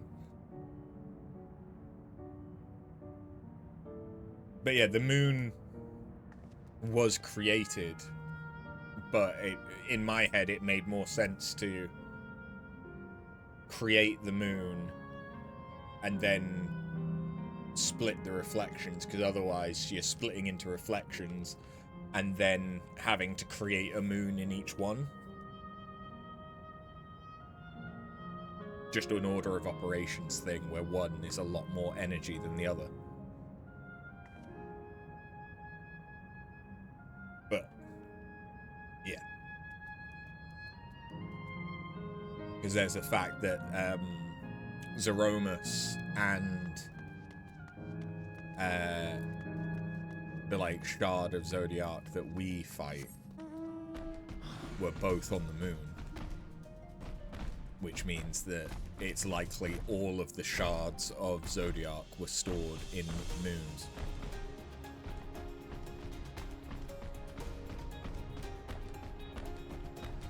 And if that's the case, it would kind of make sense for that to have been done prior to the sundering. Just because otherwise it's an odd commonality. That the moons are all the same.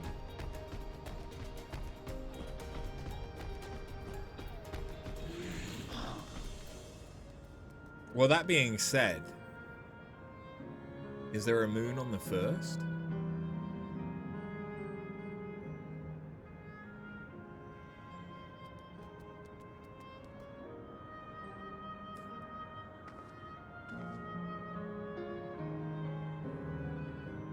I don't know. Don't remember. We could find out. It's midnight.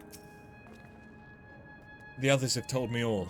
I'm glad Kral could bid her parents a proper farewell. Now, to ask this question for the second to last time. Are you ready to shut down the terminal? Sorry, Kral.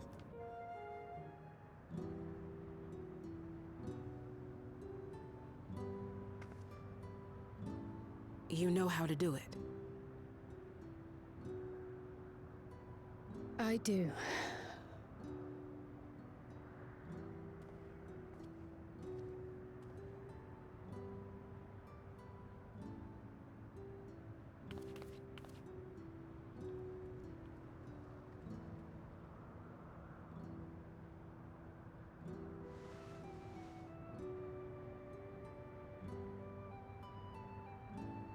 Because yeah, the source is unique in that it had the second moon, because that was made by the Allegans.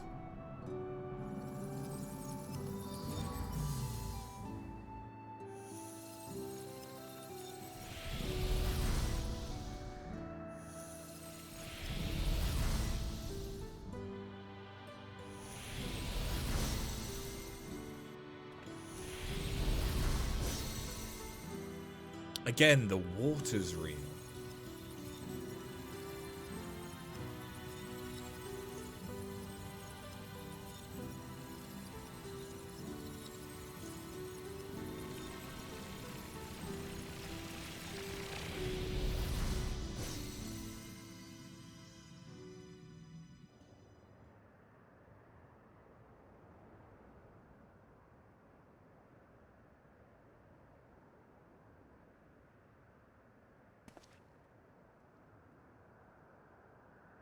I do kind of have to wonder, given that Electrope was supposedly in a shortage,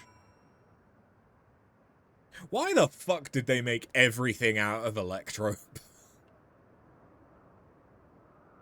Like, surely there were better uses for all this. Are you alright, Kral? I am. I chose to forge on no matter what. And I've had the courage to do so before you all. Thank you. From the bottom of my heart.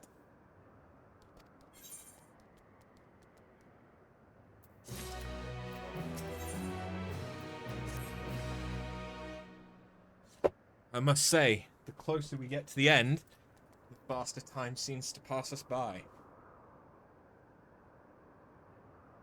We had an asbestos is the miracle material than many medical.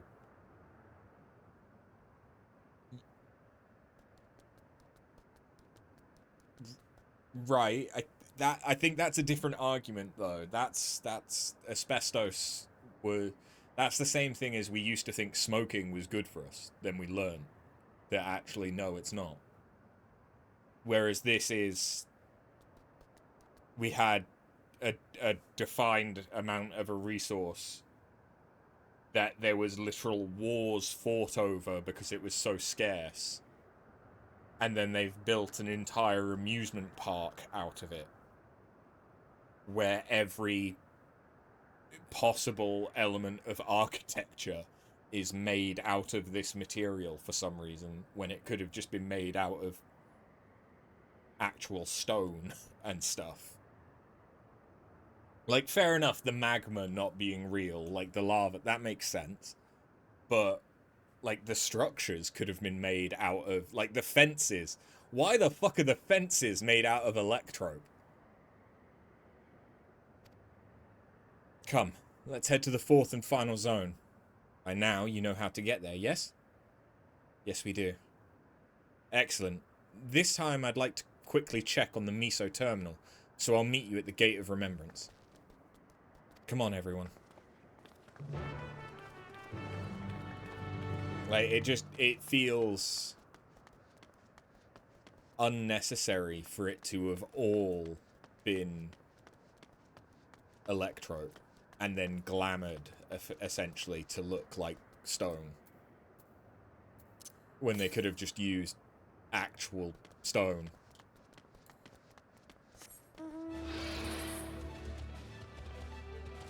Maybe that's why there's an ether shortage.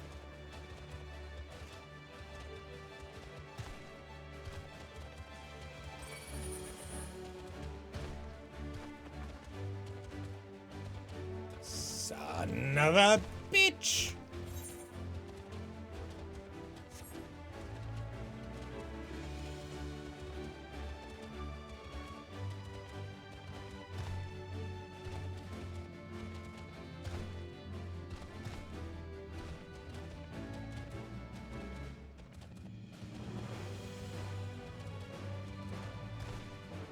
Oh, come on. Come on, you know you want to. Oh, come on! You little fucker.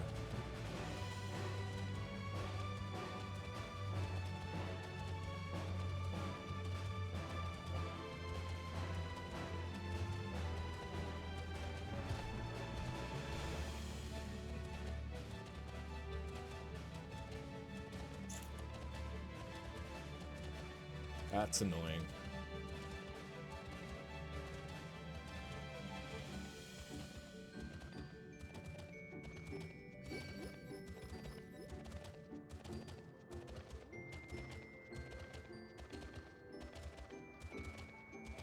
Matchlock Menagerie.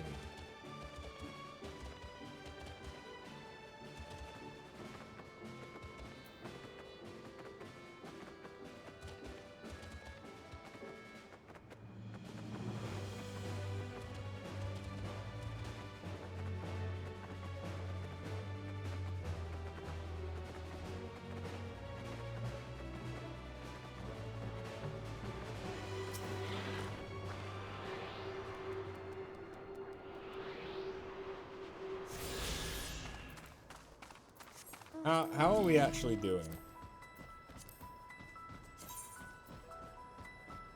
Okay, I've got about half of them. I haven't done any of the quest ones, though. Oh, but we did just unlock 2. Oh no, we've got them all. Oh shit, okay. You know what that means? It's the west. Okay, well that's in the last quadrant then. Yeah.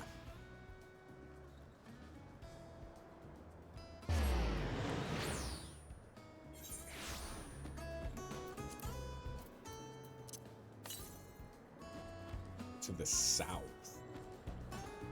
600 makes me think that it's actually north of that one.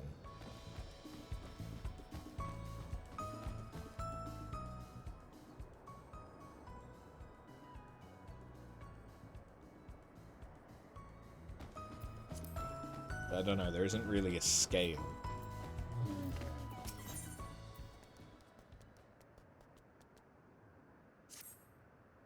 You! Yes, you! With the weapon! Pardon my candor, but you must accompany me to Matchlock Menagerie this Fuck. It's just there. What? No, I'm not asking you on a leisurely outing. I'm asking you to save innocent lives. I spied a trio of volcanic scorpions stalking after some defenseless animals. Were I to vanish and allow the scorpions to prey upon those creatures, I'd never forgive myself. We must make for the menagerie and defend them, no matter the cost.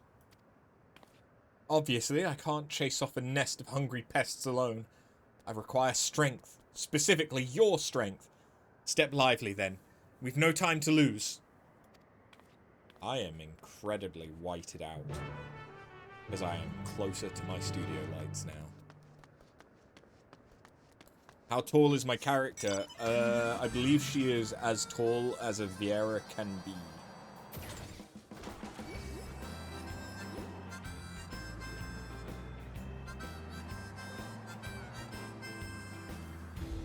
By any chance, do you need to go to the same place? Probably not. All I wanted was a relaxing reprieve in All I wanted was a relaxing reprieve in Opal Springs. Never thought it would come to this. I've misplaced something precious to me, you see. A set of blueprints. I suspect I dropped them on my way to the springs, but the terminal suddenly shut down as I was retracing my steps. I was so absorbed in my search, I couldn't even vanish with the others. Forgive me my boldness, but you seem a generous sort, and I'm sorely in need of your help. Find what I'm after, and I'll make it worth your while. Before my soak, I paid a visit to the Arena of Valor, so I'll leave that place to you. For my part, I plan to scour the springs one more time. Okay. I am so white.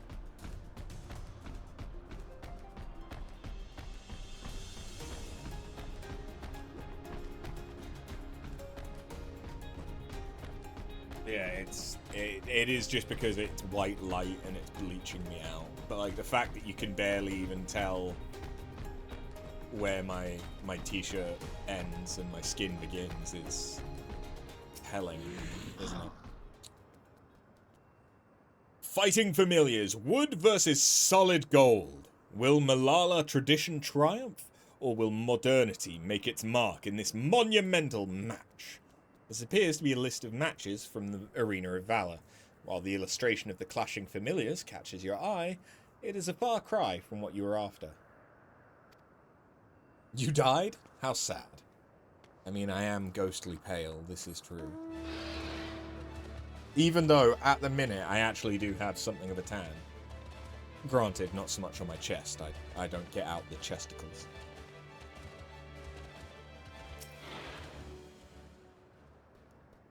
Need a frigid treat to beat the heat? Shocking all your taste buds with volcanic lightning. A new flavor of frozen delight that's got customers asking, how can something so hot be so cool? The ice cream sounds dangerously delightful. This advertisement makes no mention of anything remotely architectural. These are not the blueprints you seek.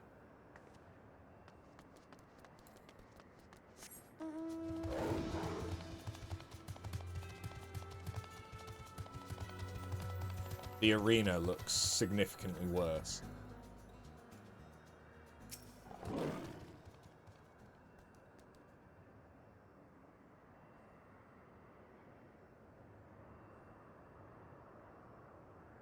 Wait, what? If we are to say the windows are a standard 10-foot, 3-meter floor length pane, then how many do I count?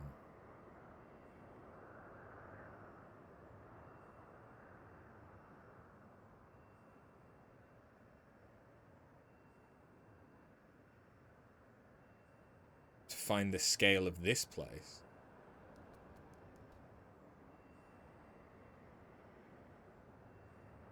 But which windows?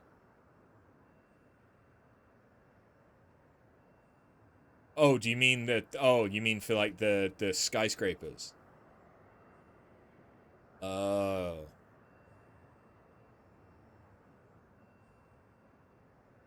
A massive tower crowned with a statue of a golden woman is mapped out in painstaking detail. These appear to be blueprints to the Miso terminal. The blueprints likely belong to the exhausted engineer. It would be best to return to Opal Springs and deliver them to her.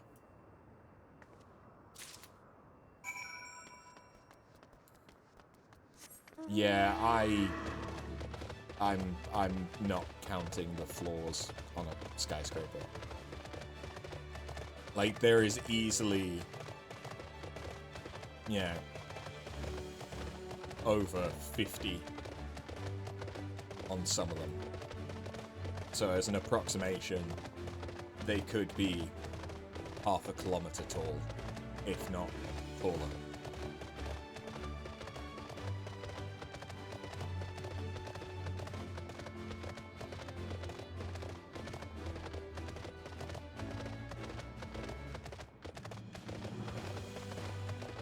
It's difficult to tell because we don't know how far away they are. And you know, if Sesame Street taught me anything, it's that things look bigger the closer they are. I searched every nook and cranny for those blueprints, but I've not found a single scattered sheet. I don't know where else they could have ended up. Please tell me you managed to track them down.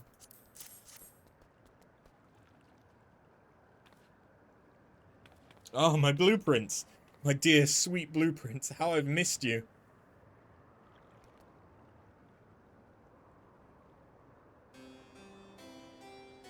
I just knew I dropped these on my stroll. Thank you ever so much for retrieving them.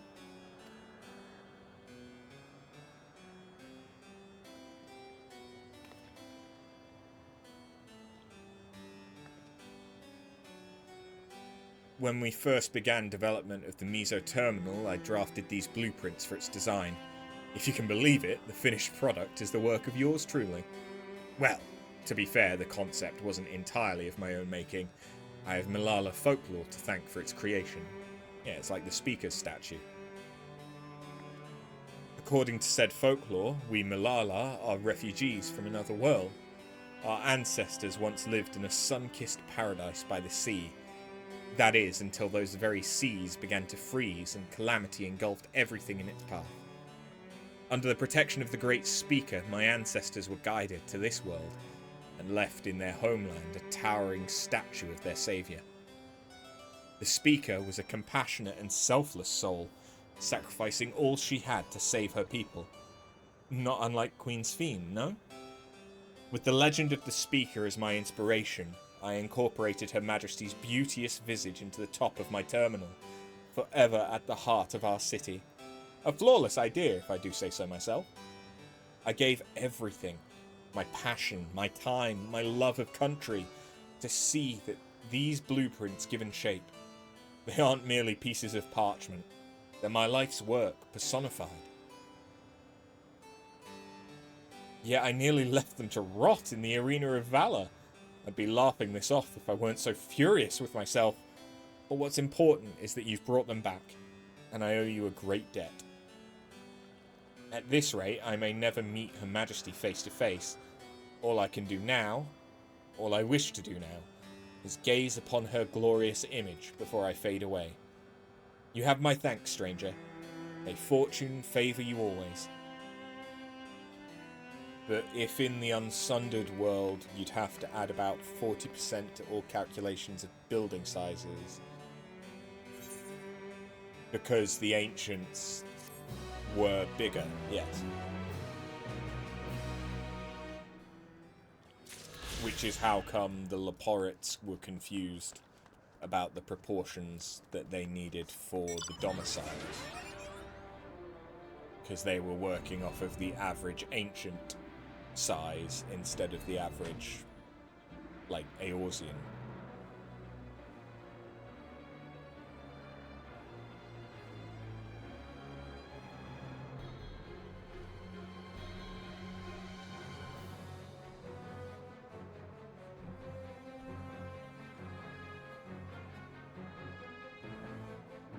I'll be honest, I'm not really sure where you're trying to go with this.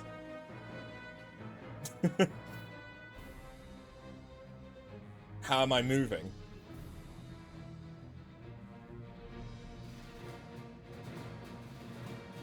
Middle mouse click is auto run.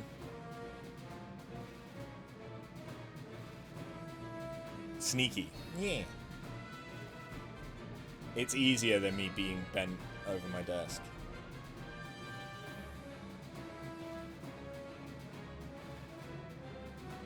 Although I'm sure there's at least 2 people in chat that would like to see me bent over my desk.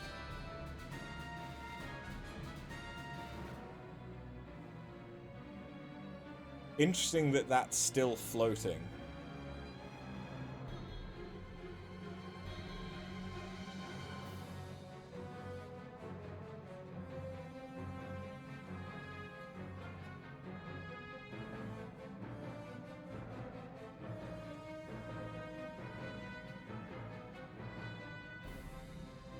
No, imagine if I was actually just watching someone else play this entire time.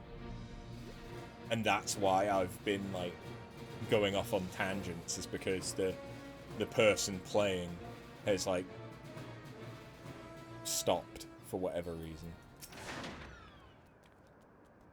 I saw them. I saw the scorpions. They're closing in on 2 tiny critters as we speak. Those volcanic monstrosities terrify me. What terrifies me more is knowing that they'll do to their quarry if we don't act swiftly. Worry not, little ones. I'm on my way! I mean, I do give Josh Strife Hayes, a run for his money in the looks department. If you say so, thank you very much. I don't agree, but I will concede that I do not have the best self-esteem. George Takei said it best with, "Oh my."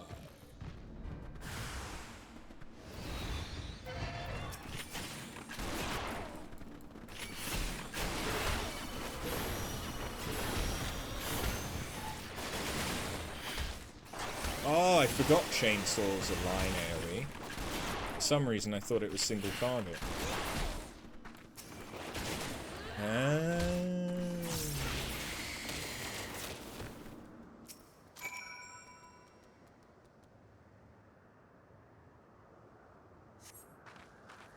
Gods, I thought that was the end of me. That took every drop of courage I could muster. Thankfully, the little ones managed to escape without a scratch. I ought to find them and lead them to the entrance before the other scorpions catch us in their sights. I'll meet you back there when all's well. Which little ones is it?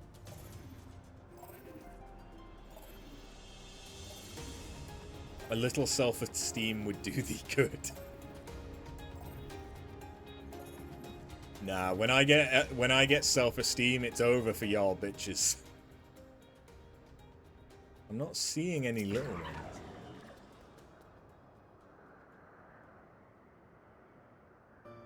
Can you imagine how powerful I would be if I had a positive self-image? I'd never get anything done! You, my weapon-wielding friend, are a lifesaver. I've realized this all escalated rather quickly, but you performed admirably under the pressure. Bang. To tell the truth, I have a bit of a history with those scorpions. In my previous life, I was tasked with introducing new and exciting creatures into Matchlock Menagerie, that our guests might know the wonders of the animal kingdom. As one might expect, the prospect of scorpions posed a great risk. We often argued with upper management as to whether keeping them would be worth the cost. In the end, however, the menagerie's curator ordered us to take them in. Supposedly, scorpion-based vodka was a popular delicacy in Alexandria before the war. The higher-ups sought to recreate those drinks and share them with the masses by way of a new exhibit. Time passed, and I finally returned as an Endless, only to discover the menagerie in shambles. Those thrice-damned scorpions have the run of the place now. I should have argued against the curator's plans when I had the chance. I should never have agreed to that terrible exhibit. No matter how hard I tried to let things go, those pangs of regret never abated. So, when I spotted those innocent creatures wandering into the menagerie, I felt obligated to return, to save what little I could. Thanks to you, my conscience is clearer, and our fuzzy new friends are none the worse for wear. Capybaras! Capybara. Capybara. Capybara. Perhaps these little ones were seeking out some hot springs.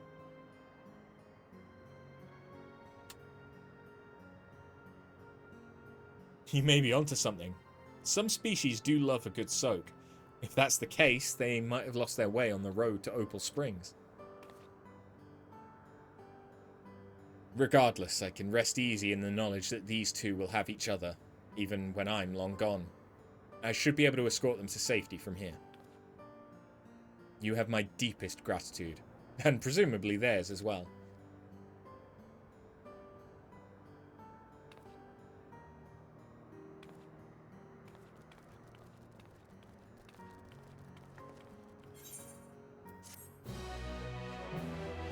Capybara.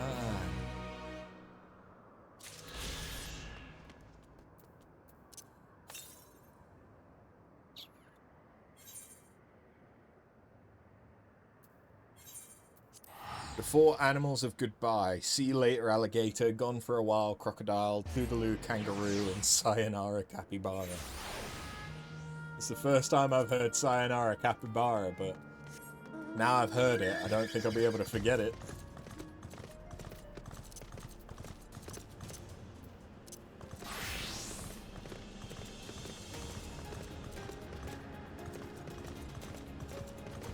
Oh, that's the one I haven't done yet. Right. You made the last two. Ah. That explains why I hadn't hit. Oh, fuck off! Again, did everything need to be made of electrode?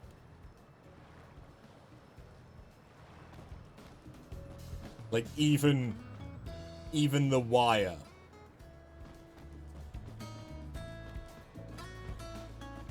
I mean, to be honest, it's the fact that it's the gondolas is the more...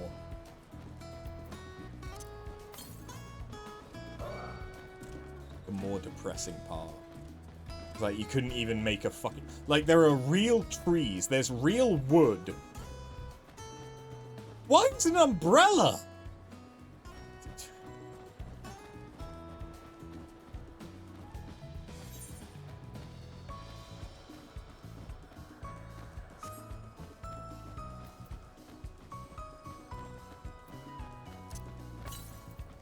This is why they can't have nice things. This is why they're running out of ether.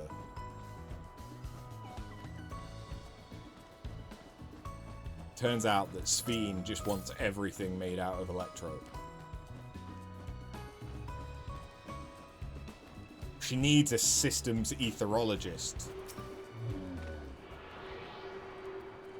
to tell her how many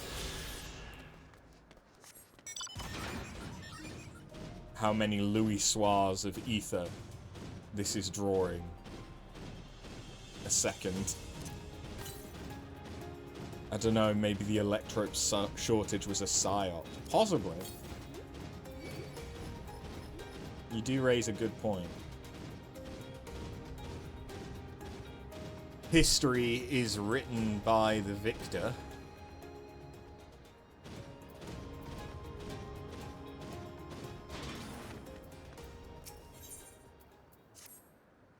You'll never guess what just happened. There I was, right in the middle of one of my tours. My customers just up and vanished.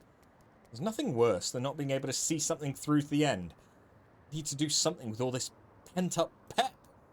I don't think I've ever given you a tour, so how about it? Promise I won't take up too much of your time. Now, Canal Town wouldn't be Canal Town without its water. And where better to dip your toes into the local history than in two of our storied fountains.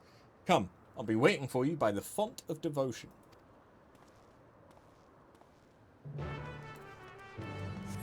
Ascians are known to lie, and during a rejoining, they wouldn't hold back manipulative tactics. Yeah. I'm not sure that necessarily applies to this situation, though. I think that the war... I mean, yeah, the war may have been prompted by Ascians, I suppose, is your point.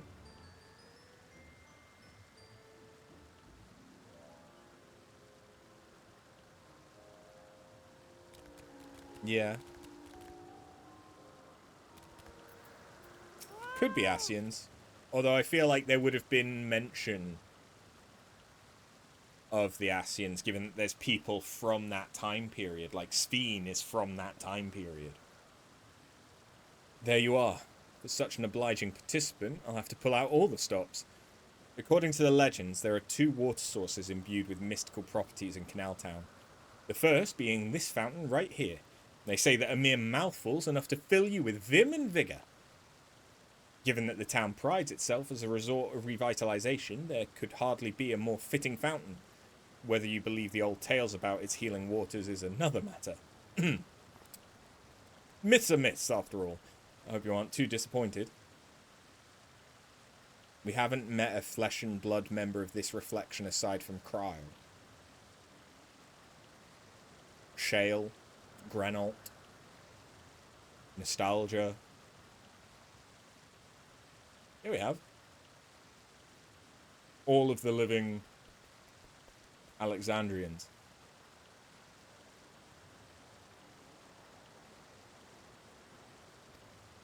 Nevertheless, though, its waters may be decidedly mundane. The font still lives up to its name. Over the years, crowds have flocked to the fountain, invariably leaving soothed and refreshed. For those who display such devotion, perhaps there is something to be gained from a gulp or two. I hope that whet your appetite, because another fountain awaits. Come find me on the eastern side of town. Kral's not of this reflection either, none of the Malala are. Well... not originally, no. Nope, not well, they're of the source. No, because the argument then becomes, because they've gone through cycles of rebirth within. They've gone through cycles of rebirth within whichever reflection. Let's call it the 9th, because it's Final Fantasy IX. So they've gone through cycles of rebirth within the 9th. So we don't necessarily know how, like, the souls and stuff work for people from other reflections within, you know, like, does it mean that when one soul goes, then that can get recycled into one of their descendants? Or is it that when a new person is born, it just takes one of the, like, atmospheric souls from that reflection? Because their ether would have joined with their reflection, which is why there's no Kral of the source, like you were wondering, because all the Malala are of the source. Their reflections have rejoined upon cycling.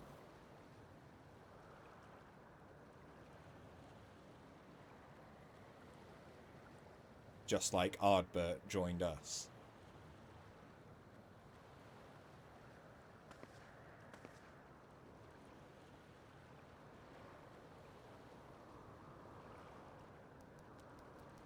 Because I'd agree.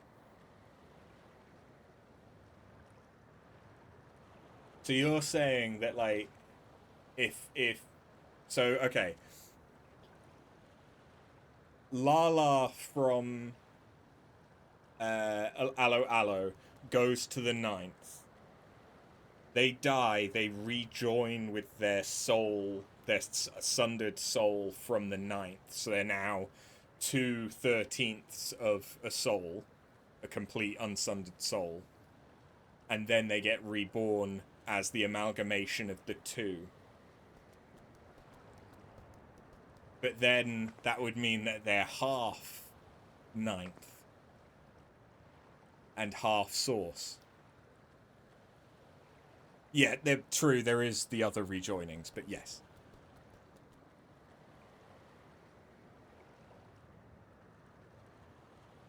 What you mean is not many veterans of the wars that they had.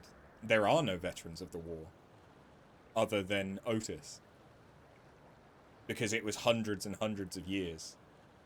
So anyone from that time period that wasn't already an Endless or some form of Endless died. So it would be impossible to meet a flesh and blood member of the Reflection from that time period. Unless they had gone to a different reflection and chronological timey-wimey, Jeremy-Beremy bullshit.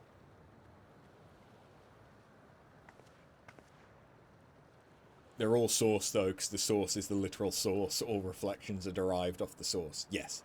That's why it's called the source. Yes.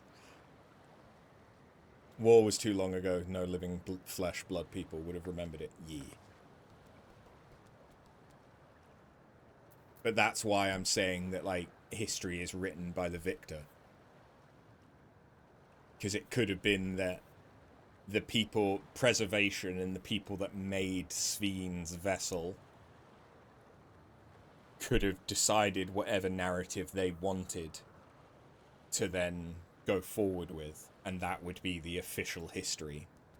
Whereas, speaking to, like, Otis, we might have gotten a different history, which may have been more realistic to what was actually going on, but then you've got the politics of, well, what was actually getting told to the soldiers, which can be different from what the actual motivations were.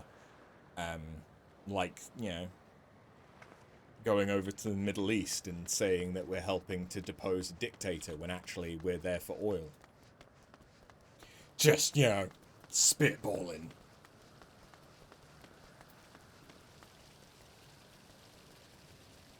So they were on the verge of a rejoining, which an Ascian would have been responsible for. Probably, yes. Yeah, you're not wrong that an Ascian could have been involved in instigating the war, and they could have done that by, you know, manufacturing. That was a very sad little meow. You okay? Okay. Yeah, like, that could have been instigated by the Ascians. Yes. But whether or not that's the case doesn't necessarily mean that Ascians were involved in that being the narrative that's told afterwards. Because it doesn't have to be because of an Ascian that a nation would want to change history to make them seem more in the right. What's up? Do I need to throw some treats at you? Is that it? Oh, yeah, now I've got your attention, don't I?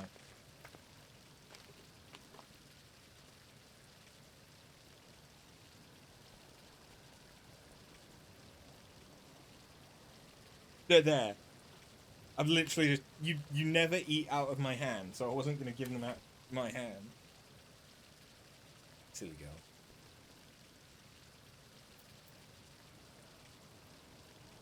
It's your speculation is all some Elidibus emissary work, but the war was on them. So, I think we may be getting our wires crossed here. I am not trying to disprove your speculation that it could have been the Ascians. It could have been. Yes.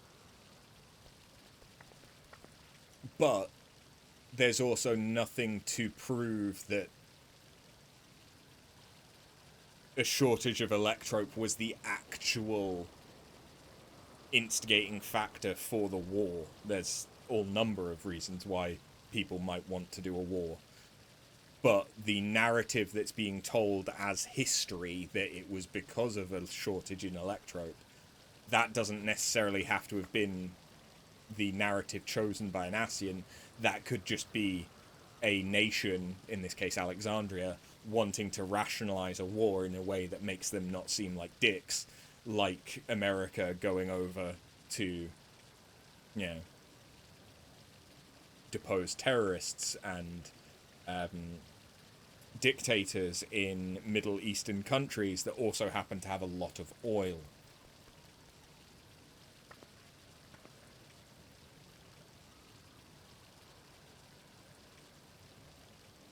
That isn't necessarily an Ascian thing. That's just politics.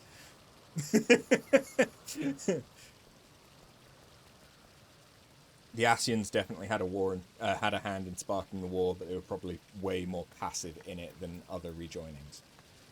Probably, yeah. All the Ascians would have to do is hide some Electrope. Because the Ascians could have just removed a supply of Electrope from the population, thereby creating a shortage, and that would have done everything. Like, they wouldn't have necessarily had to been whispering in people's ear or whatever. We've not met all the Asians still. There's a couple named ones still buzzing about. This is true. But we have met all of the we've met and killed all of the unsundered. So any remaining Asians are sundered. Yoshi P even said in a player live letter, early expansion or just before, that some of that would be coming to light in the future. There weren't many unsundered, to be fair. I think there was only 3 or 4. Because I think it was La Habrea, Emmet Selk, and Elidibus. I forget whether Igorahim was unsundered. The one that... Or what about Nabrialis?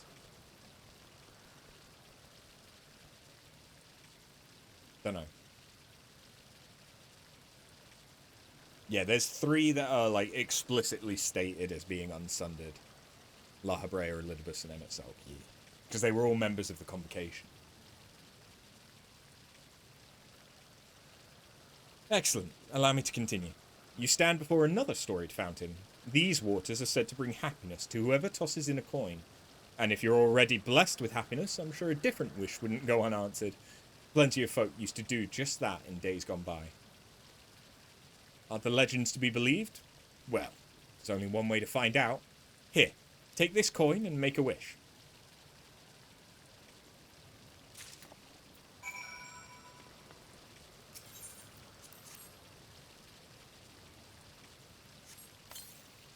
La Habrea is the most laughable one to you because you fucking spank him so early. Not really, he does kill us and then Heidelin revives it.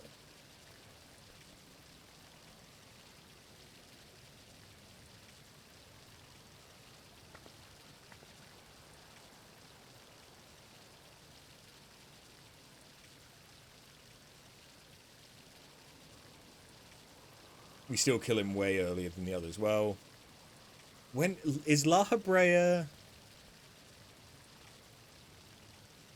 Because I think I often get Nabrialis and La Habrea confused. Because Nabrialis just kind of shows up and is suddenly a bad guy after we've been chasing La Habrea for ages. So I think I quite often get them confused.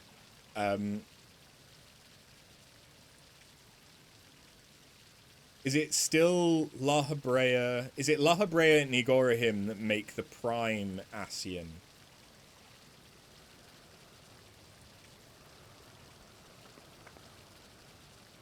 Yeah, because it's still La Habrea in Heavensward, isn't it?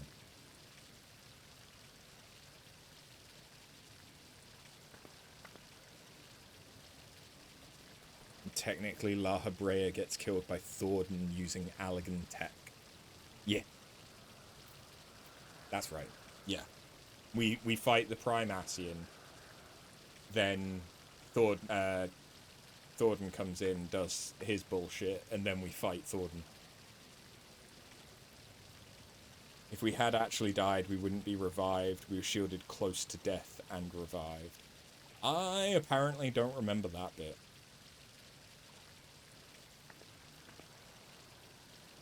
I guess that must have been the cutscene after the Prime Asian.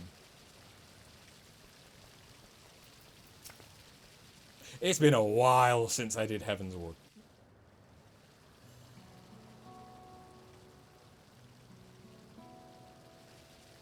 I know I ought not to ask, but what did you wish for?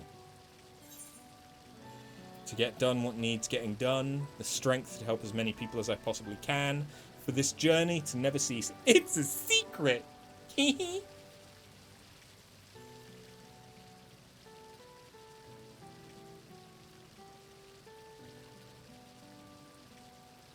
There's exactly one time our character dies in the lore It's in the abandoned timeline that Graha's from. Yeah. In the solo duty against La Habrea, we die mid-fight and Heidelin revives us.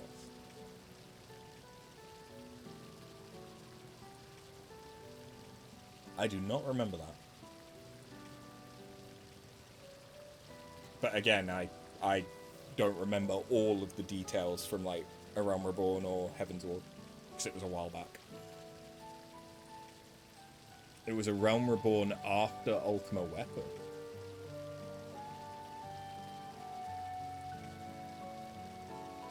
Yeah, I definitely don't remember that. A secret. Don't worry, I won't try and force it out of you. You know, I've given this tour countless times. Not once have I made a wish myself. And not because I pour scorn on the legends or anything like that. I just never got round to it. But thanks to you, I got to finish my tour. To mark the occasion, I think I might just toss a coin in. Now, as for my wish, if I had another chance at life, I'd want to connect with as many people as I could through my job.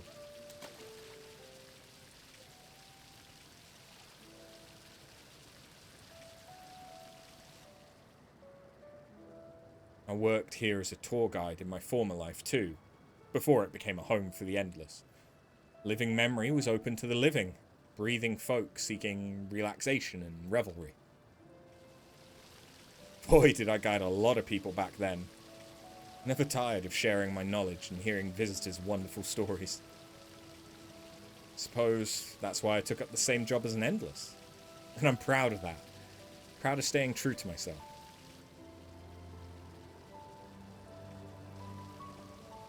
But you didn't come to hear me harp on about my life. Thank you for sticking with me till the end. I hope you enjoyed yourself as much as I did.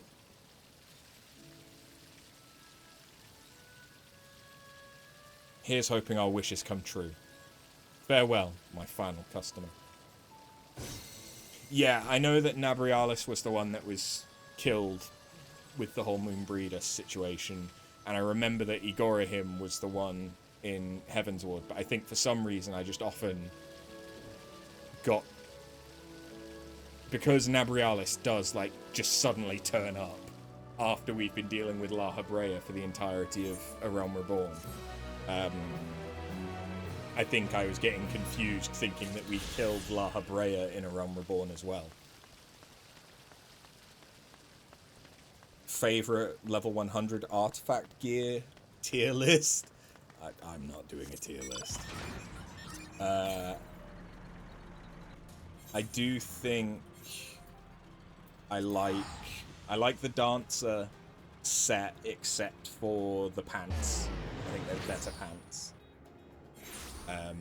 Which is why I'm like half wearing it and half not. Just the like top half of the level 100 and the bottom half of the level 90. I think that looks really good. I'm not a massive fan of harem style pants or harem or whatever the fuck style pants. I like that. I like the gunbreaker chest piece. I like that a lot. And I like the gunblade. I really liked the Black Mage gloves that are just the sigils on the hand that honestly kind of remind me of Oddworld, Abe's Odyssey.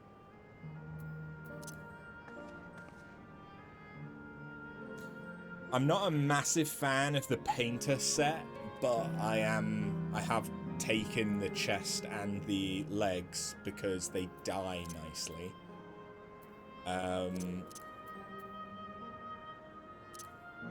I like the like texture. I really like the texture on the Red Mage. Like where it's velvety. It's really cool. And it's just nice seeing that level of detail on it.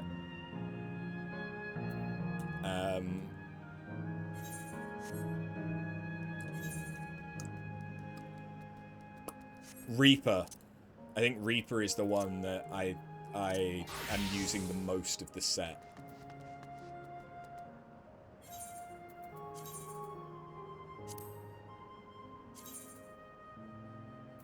Oh yeah, it's because my gear isn't actually high enough level for Reaper. Yeah. But like, that looks so good. Like the gloves with the little like finger tip things, the belts, everything. The only thing is that the headpiece doesn't connect great with the chest piece, which is why I'm not using the headpiece.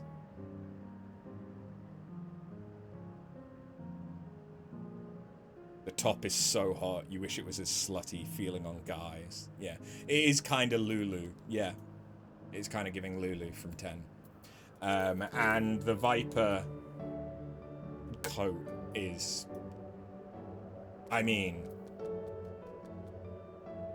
it's a very nice high definition layered coat, but you'd kind of expect that given it's the poster child of Dawntrail.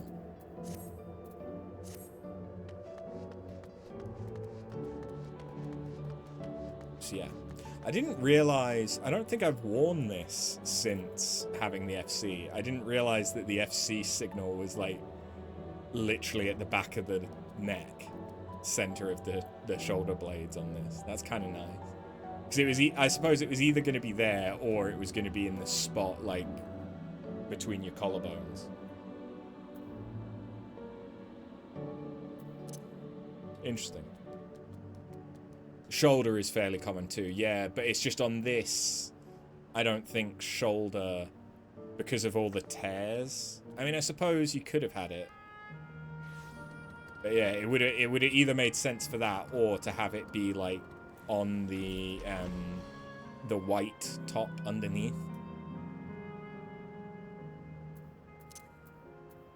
What was I? I was machinist. Not that that matters. Where are we going?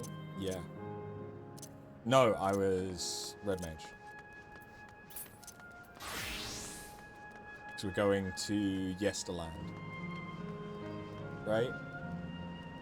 Yes. So we've got the quest there. Which is the last blue quest.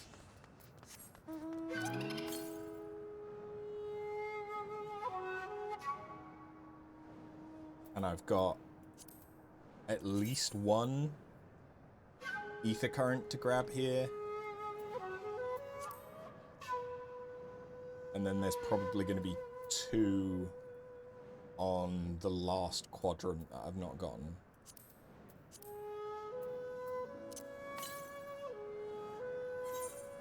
To the southeast.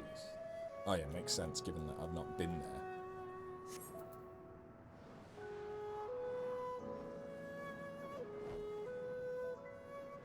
Is it by the Ferris wheels? Yes. Yes, it is. Acrocat? Acrocat?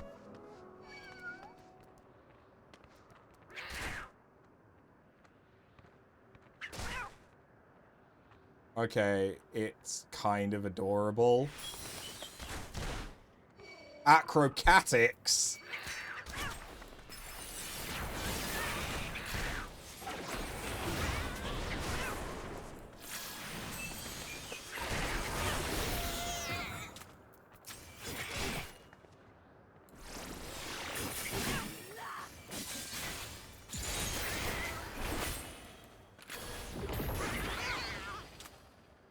I'm sorry, kitty. I love that wing design. I mean, also, happy Pride, but, like, the texture of the wings on them looks good, too.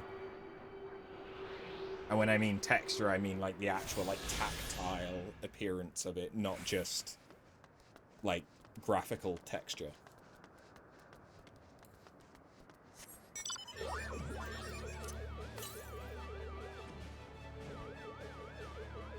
Okay, to the northeast. That means that there's one, like, up near the castle, probably, where the Pisa are.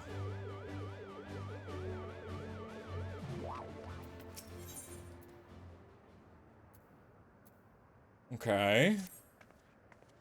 Hey, miss, can you believe it? I just finished setting up a brand new game for my friends. They've all gone and disappeared. Unbelievable. Took me ages to find all the clues and hide them around town. Guess it was all for nothing. Hold on, I've got an idea. Why don't you give it a go? Trust me, you'll have a great time. Okay, here's the first riddle. By yesterday's gate stands a tiny mountain piled high. See if you can figure out where I've hidden the next clue. By yesterday's gate. So the gate to enter Yesterland. And there's a mountain piled high?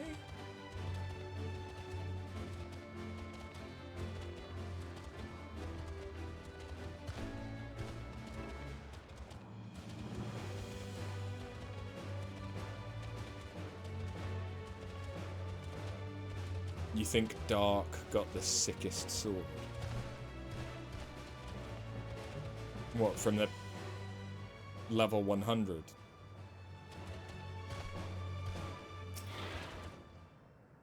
Because the level 100 one, to me, looked very similar to the other artifact swords.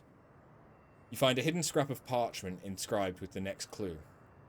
Congratulations on solving the first puzzle. Here's your next clue.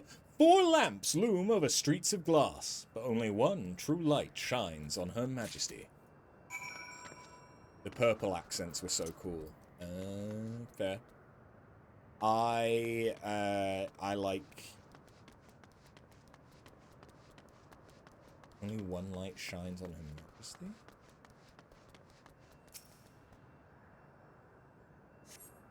You find a hidden scrap of parchment inscribed with the next clue. Great job solving the second riddle. Here's your next clue. Over the river, in sight of the spiral, behind the pointy hat hide the shrubs you seek. Yeah, the purple accents are right, but for me, like, I really like the gunblade. I think even despite it not having like any glow effects or anything, it's just a really cool gunblade. Whereas the Dark Knight sword, like, it looks mostly similar to other swords that you could have had by this point. And it doesn't have like any kind of a glow effect or, you know, anything to set it apart from those particularly.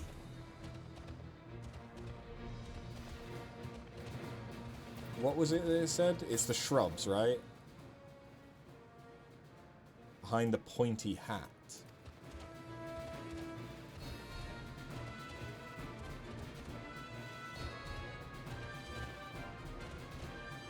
Well, it can't be that. So is it behind this? Behind the pointy hat. It must be behind... Yeah, it must be back here. Yeah, okay.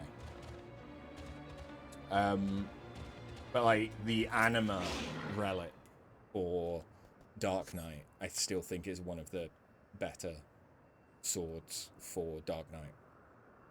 So far, I haven't found anything that really beats it. The warrior gear appears to get closer and closer to a Conan the Barbarian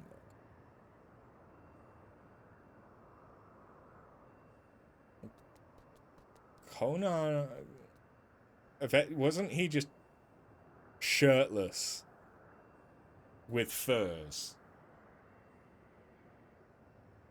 Each one progressively gets less clothes. Yeah. It kind of makes sense for warrior, though, given that it's supposedly the berserker. It's more like the archetype it's going for than warrior.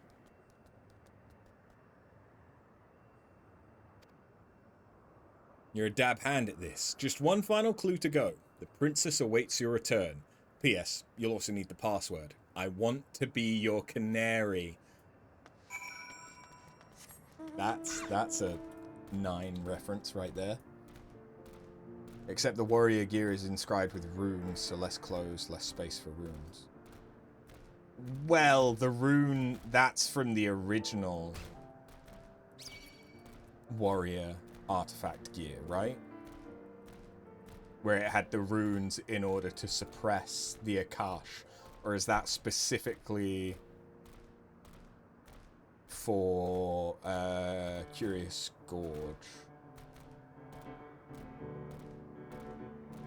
We've kind of gained greater control over our inner beast over the course of stuff, but it could be that that's what the tattoos are, is that instead of them being inscribed on clothing, they're being inscribed on us instead.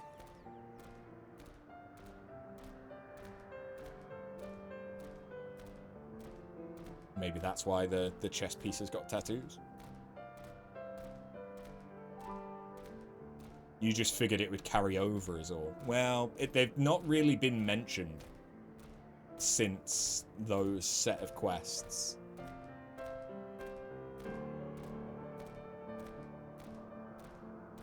So it might no longer be a requirement. But it's difficult to tell because we don't get warrior job quests anymore. Whoa, you found me! I'm guessing you know the password too, right? I want to feed your pony. I want to greet your kitty. I want to be your canary. Amazing. You pass with flying colors.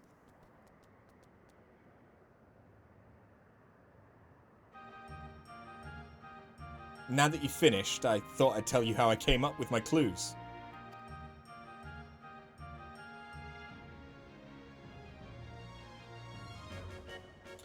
First clue was by yesterday's gate stands a tiny mountain piled high. Of course, I meant the entrance to Yesterland and the stack of crates a few steps. No shit. We've just solved these riddles. Why are you going through the answer to the riddles? There was one kid who used to hang around by the gate and make sure any newcomers quickly got the lie of the land. Pretty nice of them, right? You don't really need to go through the answer to the riddles. Alright, time for the next one. The 4 lamps looming over streets of glass. Well, they're the street lights by the star glass. A bit about one true light shining on Her Majesty's because you were supposed to look for the street lamp closest to Miso Terminal. Oh god. From there, you can see Queen Sveen's statue from in between the air cab rails. Quite the sight, huh?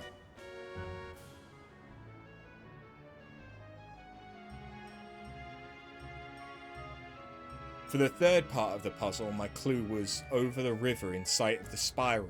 Behind the pointy hat hides the shrubs you seek. The river I'm talking about is the old Electrope River, and the spiral is the aircap station staircase. And the pointy hat? Easy! That's the building with the funny shaped roof. Whenever we used to play hide and seek, it was always a popular spot. I figured it'd be a great place to leave a clue.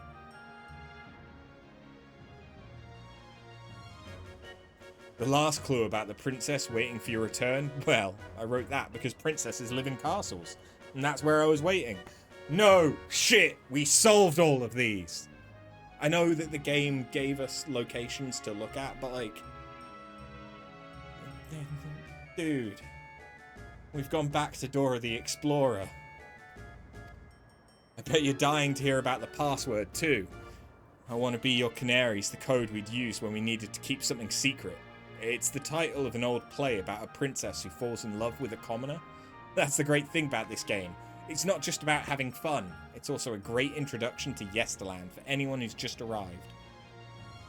You choose I want to be your kitty, Nick says you won. Yeah. I think Quizzled might have a significant delay. Because that was like a good minute or two ago.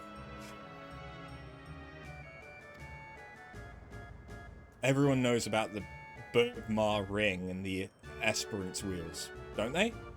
I wanted to take folks off the beaten trail and make sure they learned our password. Although I guess I won't need it anymore. Still, I'm glad you played my game, miss. I think I'll go for a last wander around the place. It's been fun. Thank you. So that's what they call the Ferris wheel. Because I suppose it wasn't made by Ferris.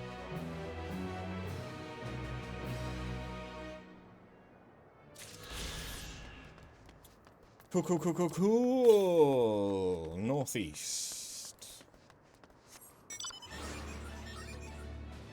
Oh, I see it.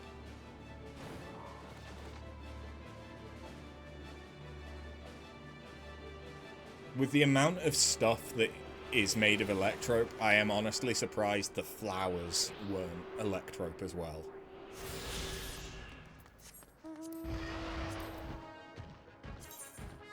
Alright, there's only 2 left, which are probably both in the northwestern, quadrants.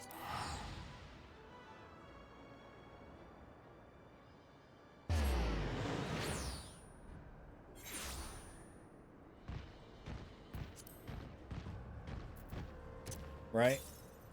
Yeah. If Kiwa.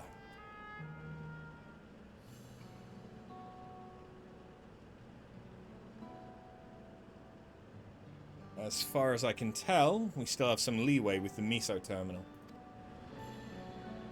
Meaning you can carry on getting to know the Endless in the last zone. Wind's Path Gardens, it's called. It's breathtakingly beautiful. That's where your memories are stored, yes? That's right. I left it for last so I could guide you for as long as possible. Very thoughtful of me, yes?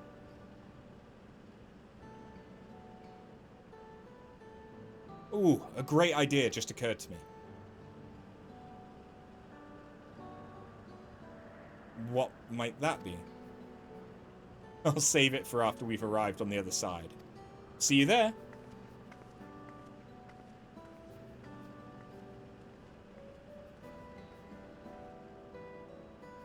Her great ideas are generally less than great.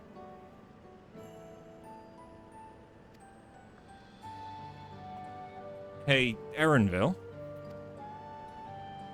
As much as I want to grant your mother her wish, I also want to respect yours. When all's said and done, I want you to be happy. I hope you know this.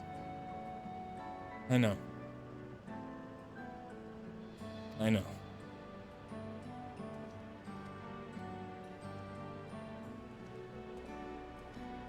Kefkiwa isn't only his mother, she's his mentor as well.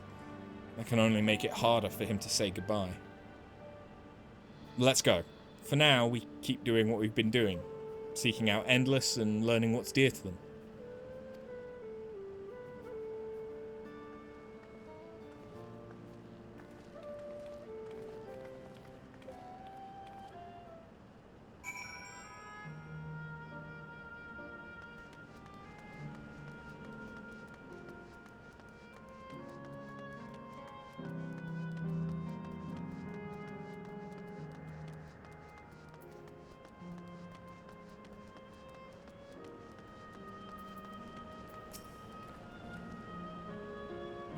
Error verification system initialized. User registration confirmed. Greetings and welcome to Wind's Path Gardens, the sanctuary of exploration and discovery. The marvels of the natural world await you.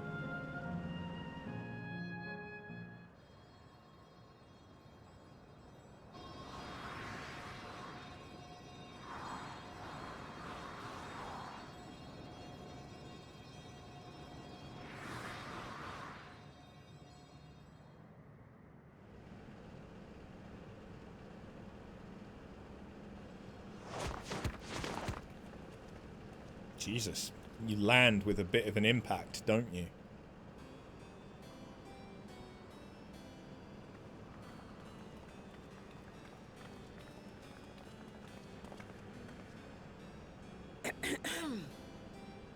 If I could have everyone's attention, I know we have pressing business, but I'd like to say a few words. Before I died, I had 2 wishes. The first was to see who my Eleneshpia would become. I would say that wish has been fulfilled. Indeed, it has. For the boy who once shunned company has returned a somewhat sociable man, surrounded by wonderful friends. As his mother and mentor both, I couldn't be more proud.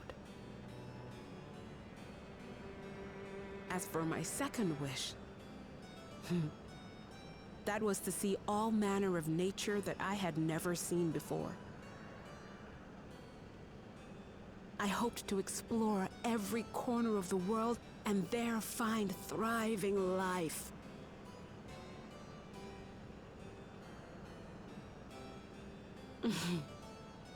But I didn't even get to see all of Tural, did I?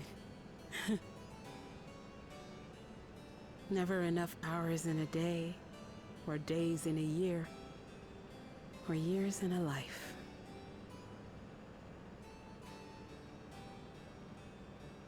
Kakiwa.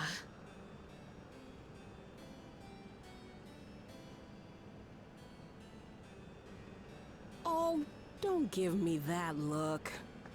Though, admittedly, I did go and spoil the mood. Apologies. What I was so poorly trying to work up to asking was this. I want you to help me fulfill my second wish. I have a good feeling about this place. There is so much here I've never seen before, I just know it. You've had 30 years. I thought you might say that. Thank you. Well, we don't know when you died. Windspath Gardens potentially is you've home had to a collection years. of flora and fauna that once thrived on the continent. Like the rest of living memory, I haven't explored it in earnest.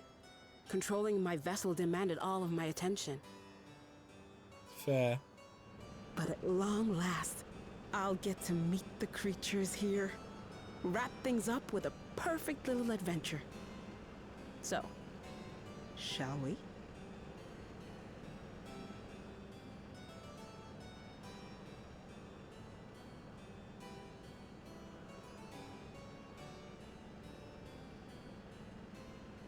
Absolutely not.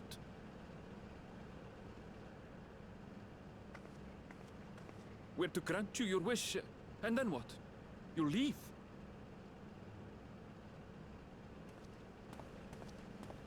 You cannot ask that of me. Aww. A little fussy bun bun. Leshbir. Please understand. I just wanted to end on a happy note. Not only for myself, but for all of us. Better that than a sad goodbye, surely.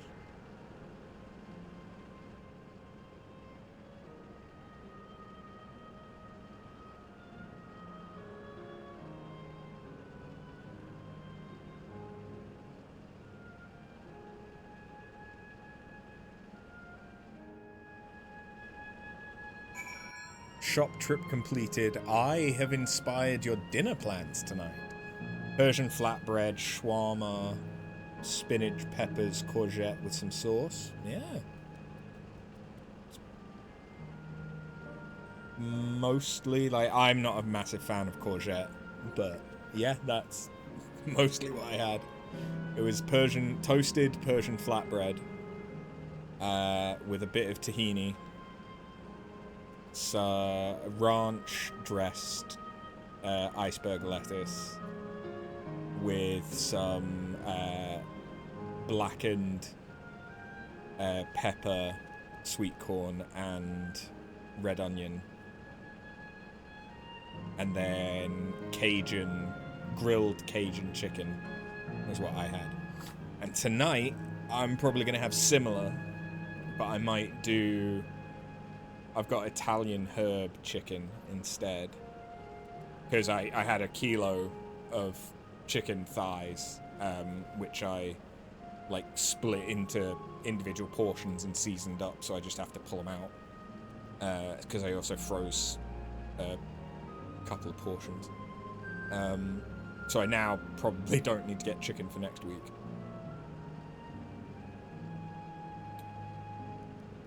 So I'm probably going to have the other Persian flatbread with maybe some hummus. I might put some garlic through it, so it's like a garlicky sauce. Then I'll have spinach. I've got the rest. I've got the other half of a pepper and half of a red onion. So I'll probably blacken that off again. Yeah. It was really good yesterday, though. It was really good. Definitely could have done without as much as I ate, but it was good. Viera, hard to say how old they are. Yep, very true. Sounds like some Uldar food. Probably, yeah. It's just whether or not the Uldar could get the vegetables. Although I suppose you could get them from the Shroud. What food do you think Alamigo would reflect most in the real world?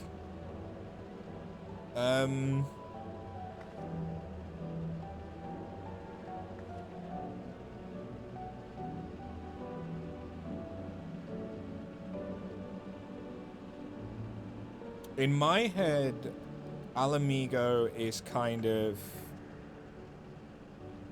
North African.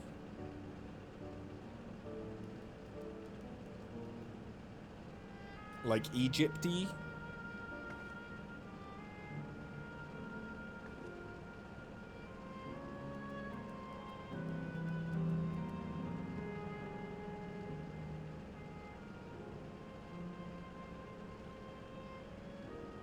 I don't know, I'm not sure it has like a particularly good analog in the real world. You see it as more Turkish.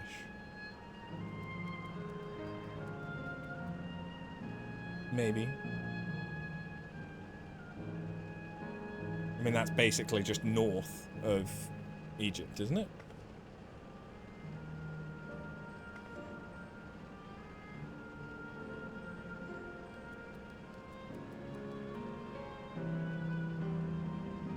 Yeah, just across across the Gulf, well, the Mediterranean.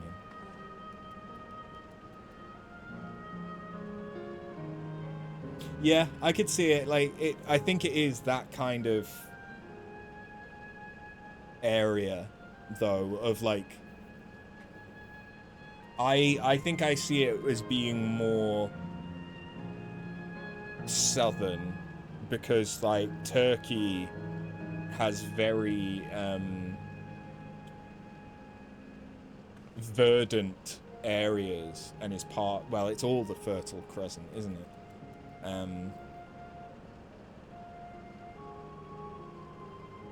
But, yeah.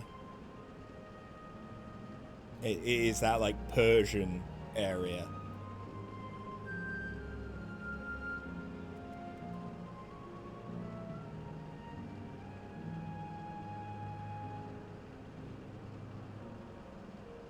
So yeah, Persian food probably is Alamigan, but Alamigans, I also imagine it being more like nomad food, although obviously not in the city of Alamigo itself. But like, so I can imagine it's a lot of like grilled meats and not, it's probably grilled meats and breads and not necessarily a lot of veg, unless it's something that could be dried and preserved.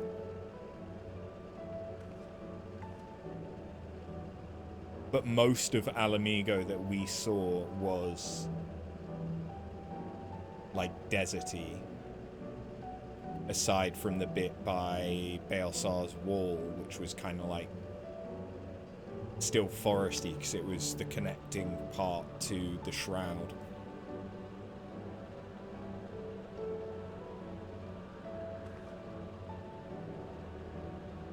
But I suppose with trade from the Shroud especially, they could have veg and stuff. Yeah. So yeah, probably Persian.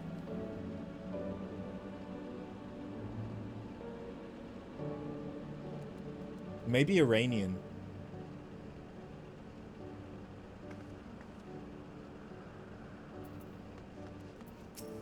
I could see them using rose quite a bit because of the flowers in Alamigo Palace. Uldar's Greco-Mediterranean. Alamigo is like Ortahisa, Turkey. Oh.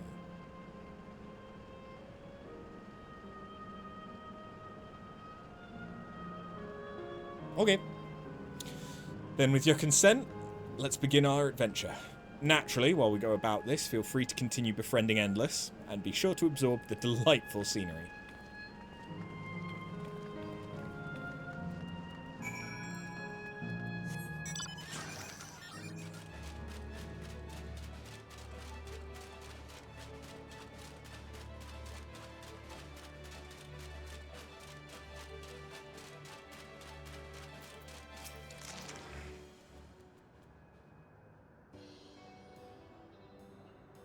This particular garden's called Blooms of Discovery.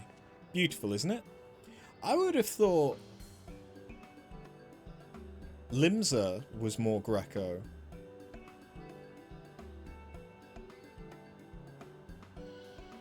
Like Greco-Roman.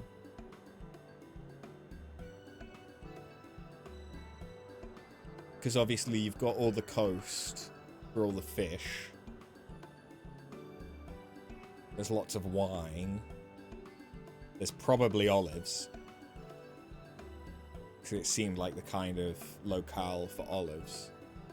So yeah, I could see like Greek being Limsa. And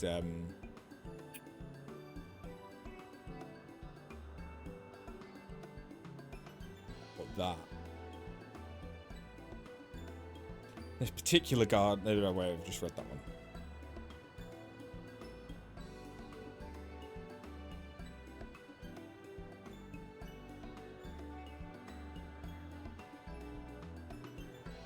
What's with the fake trees?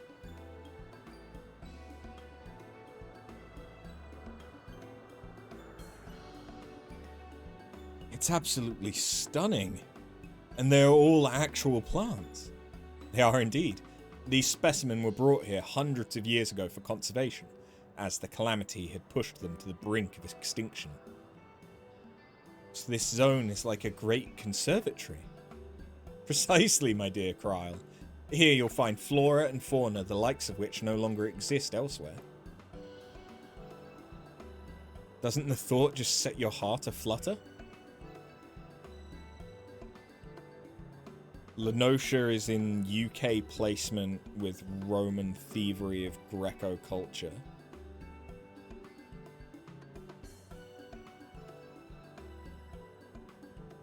I suppose, yeah.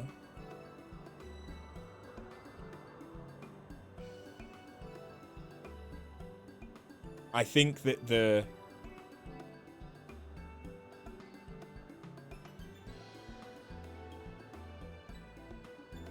layout of it and stuff and like the beaches and that puts me more toward the Mediterranean than it does the UK though.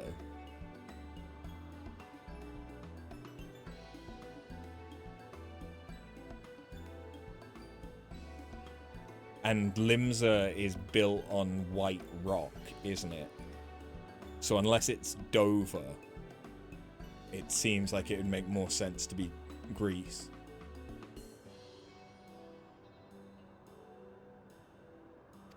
I suppose. I expect that some creatures I encountered outside Thrall may have cousins in this world. While I'm no expert on life in the reflections, it would make for an interesting study to compare them. Now there's an idea. Leave it to my pupil to think up such.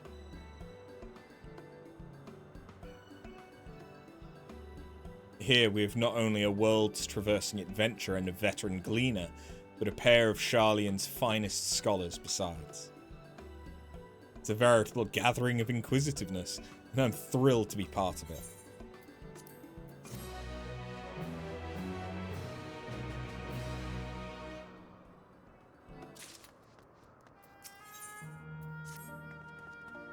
To begin with, I'd like you to scout out the vicinity and report back with any points of note. This should be a good opportunity to speak with the locals. They're bound to be familiar with the area after all. As Elenia Shipyas suggested, it would be interesting to compare the creatures here with those native to the source. I never ventured outside Thrall, so I look forward to your insights. Just leave it to us. I've only ever been to Sharlayan myself, but I'd like to think I know interesting when I see it.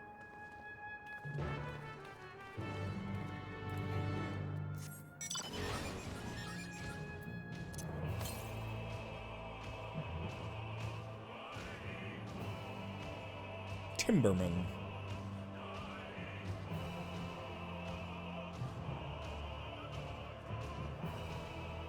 Is it going to be in the tower? No.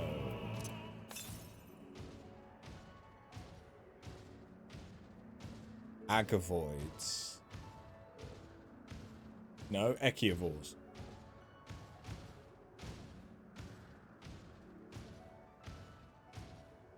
Oh, there it is.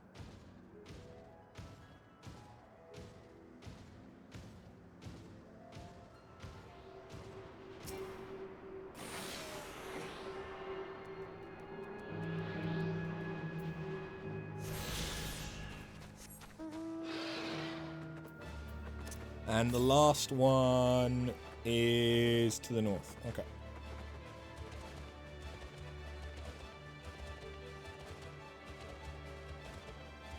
Probably near the Aetheryte. Ish.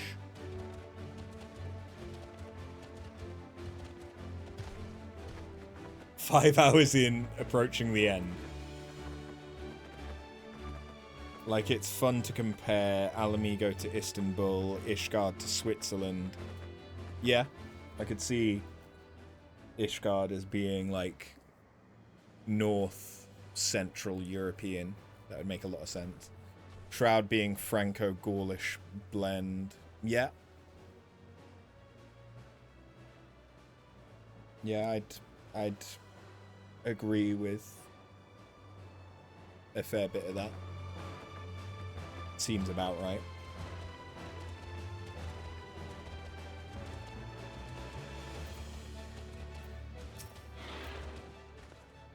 Oh, hello there. What am I doing, you ask? Look up the trunk. See the plants within capsules. These are species that either can't survive in Wind's Path Garden or become invasive and disrupt the ecosystem. The capsules recreate the conditions they require, from tropical to frigid climes, while keeping them isolated. In this way, any and all plant life can be preserved forever, just like us.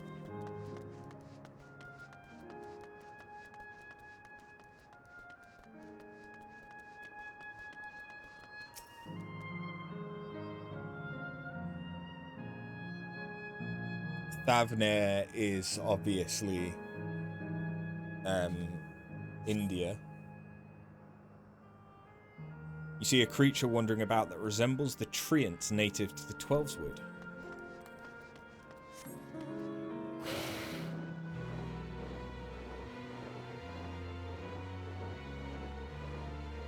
Garlemald.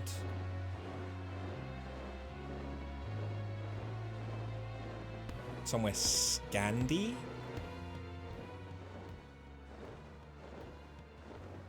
Sharlayan is Iceland, easy placement, but Lenosha's very Welsh pirates, but with Greek aesthetics. Garlemald is Moscow. Yeah, Garlemald could be, yeah. North Russia. Yeah, that makes sense.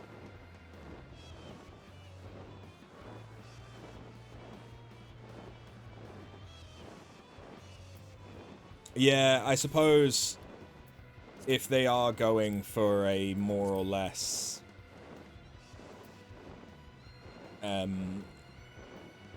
you know, very similar to actual map, like the actual Earth map, then yeah.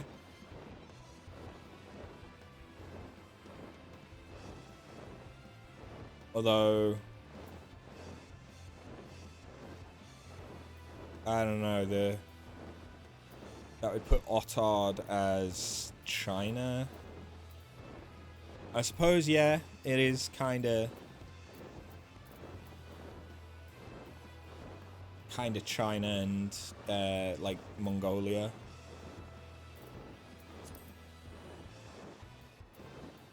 Hingashi's Japan, or at least one of the islands of Japan. Feels like Razet Han and Thavnair is very small, though. Yeah, the steppe being Mongolia, yeah.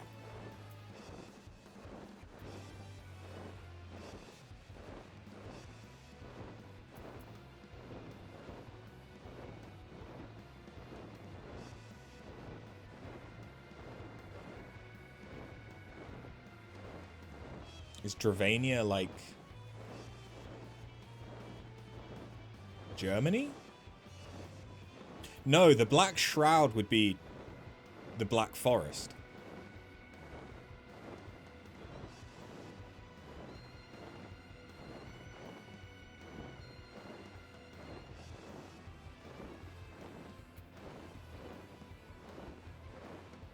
Because that makes sense, doesn't it?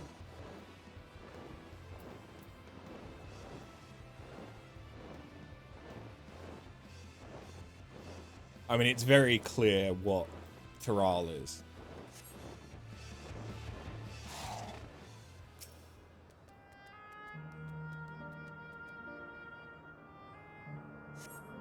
The flower garden appears to be meticulously maintained. If not by Endless, then by machines.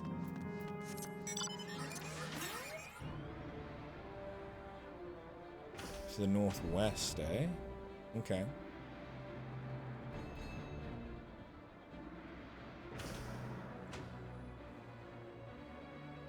Ooh.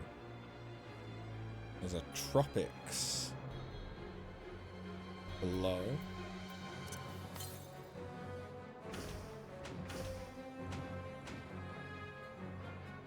Again, I can't just jump. Why can't I just jump?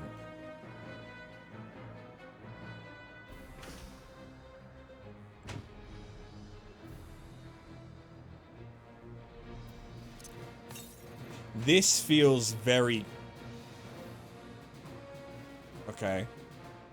I was gonna say, this feels very like the bit of jungle in Balam Garden.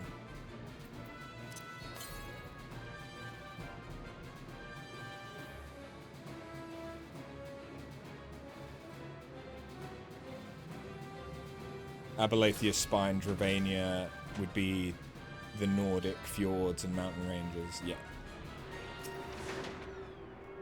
I can see it. Though, I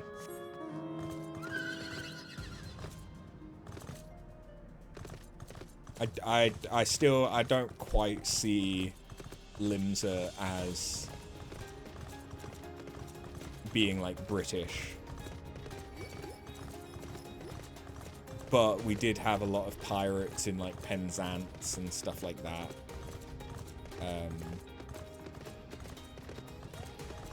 And the accents would make sense because they do have regional accents.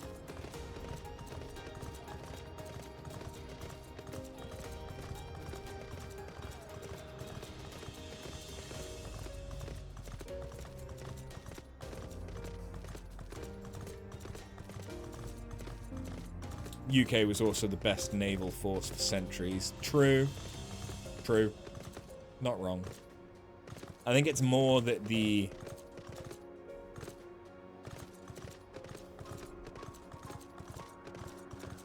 thinking about, like, culture.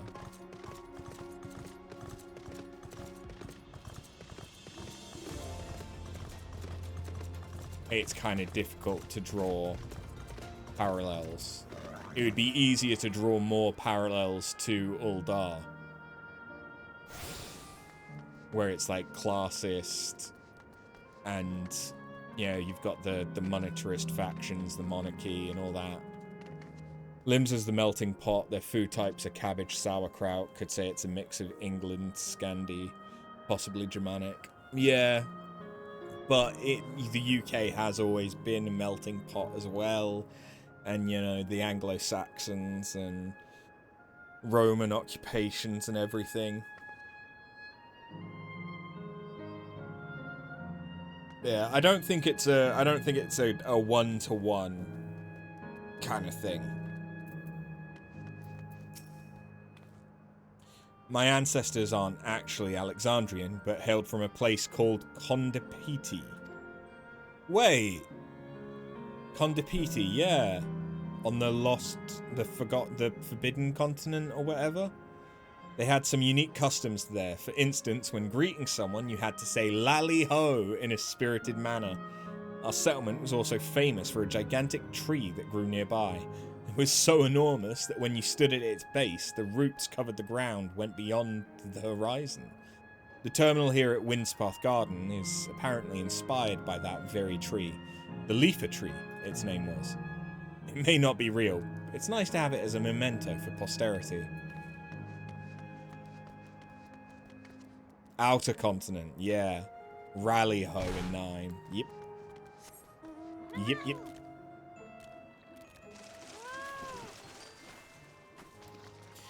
I must admit, I am kind of disappointed there hasn't been more opportunities to dive since Stormblood.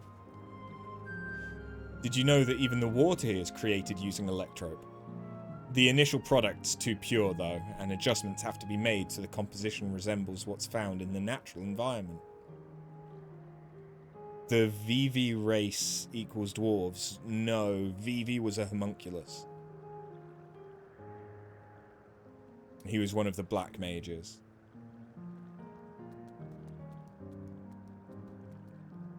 There were dwarves though, but they were from the outer continent. Talking about 9. The initial products to... Oh wait, just read that one. That's just one of the many things they do to create the ideal conditions for these plants to thrive. I don't know what's become of the world outside the barrier, but I should like to visit a lovely spot such as this in real life. Speaking of lovely spots, have you been to the top of this lookout here? It's a great vantage point, and there's even a food stall in case you're hungry.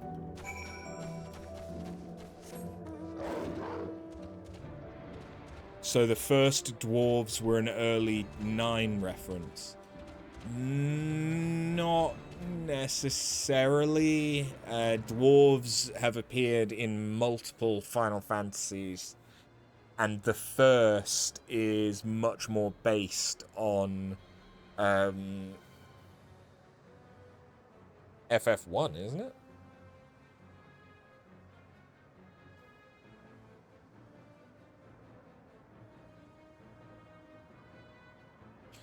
The only thing you know about 9 is the jump rope minigame in Alexandria.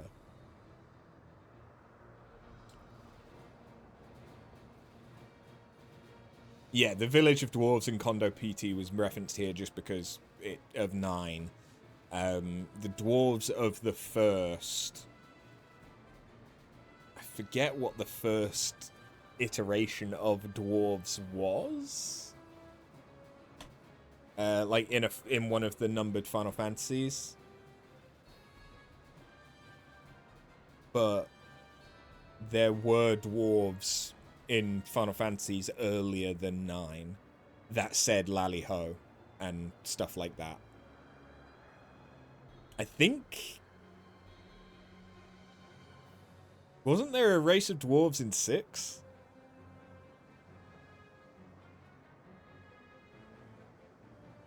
That did Rally Ho as well. Like, there's... that's one of the, like, continuous or repeating elements of just Final Fantasy, is that you have dwarves that say stuff like Lally Ho or Rally Ho. But yeah, I forget which one they appear in first, but it's definitely before 9. But 9 might be the closest version of them to the ones shown in 14.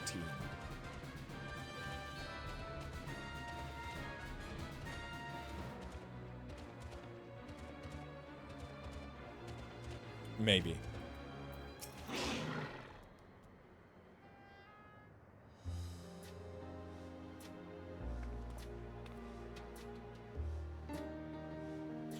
Oh, welcome back. Kral was just delivered to me a most fascinating report. You have some engaging impressions to share too, I hope.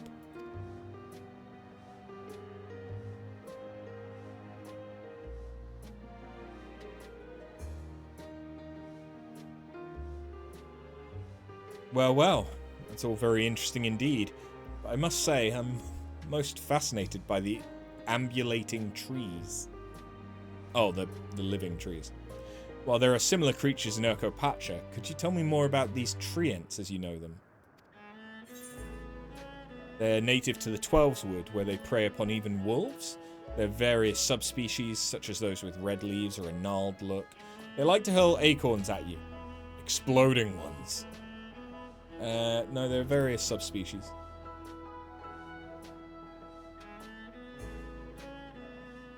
Is that so? Though it makes sense they would adapt to their environment in that fashion, I imagine they need careful management to flourish, such as having specific varieties of trees around them. Yeah, Mount Durgar in 1 for dwarves, then they reappear in 3 and 4, and Laliho originated in 3. I think that sounds right, yeah. And then 9 broke that by it being Rallyho instead of Laliho. Yeah. That sounds right.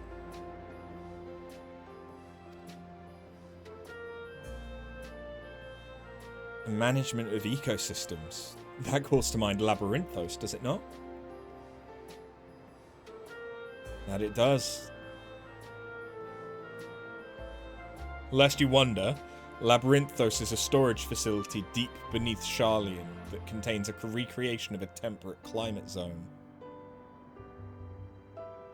Or it was the most accurate translation. R and L Japanese issues. True, yeah. That is a distinct probability, isn't it? Such a place exists. Amazing. By the by, did anyone also catch sight of a large scalekin? A large scaleskin, you say? What does it look like? Nothing I've seen before, but it has a rodent-like form and walks on all fours. If it looks like a rodent, wouldn't that make it a beastkin? No, it's covered in scales. Ones that appear to mimic succulent plants by that. I would definitely classify it as a scalekin.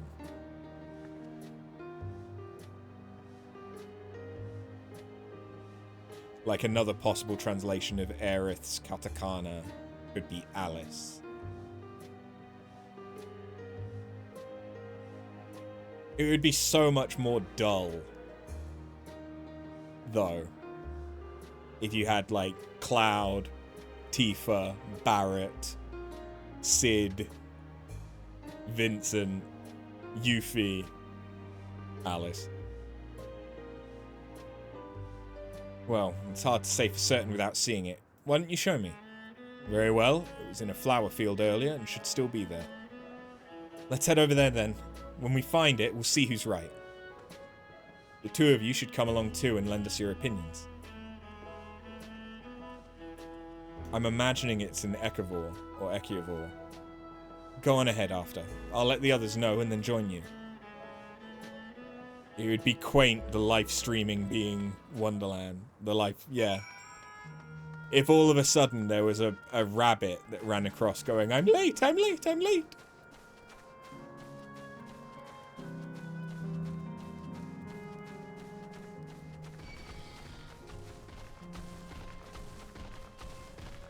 Sephiroth is the rabbit.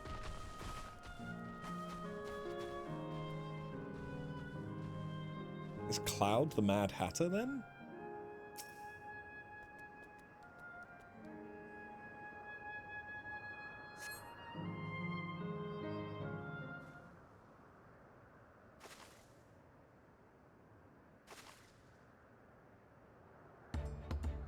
Yeah, okay, it is.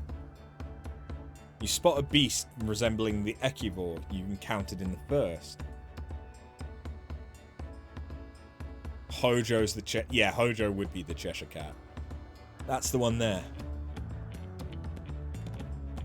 I see, I see. At a glance, it certainly has the look of both Scalekin and Beastkin. Let's examine it more closely, shall we? Tell me your observations.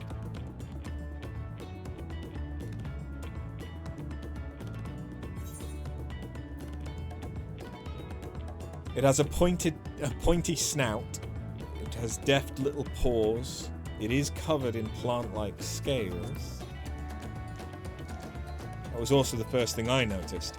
I dare say those scales are for hiding in foliage.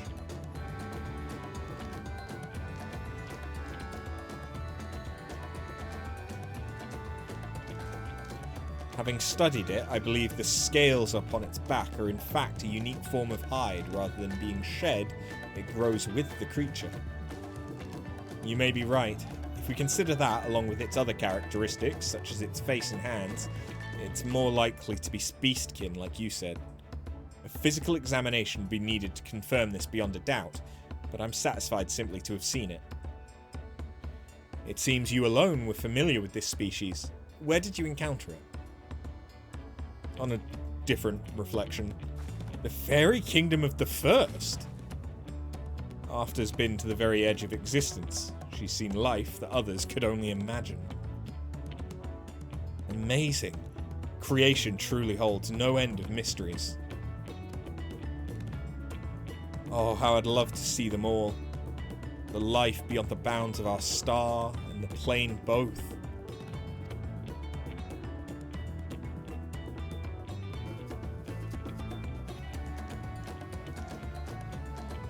Looks like we're having fun.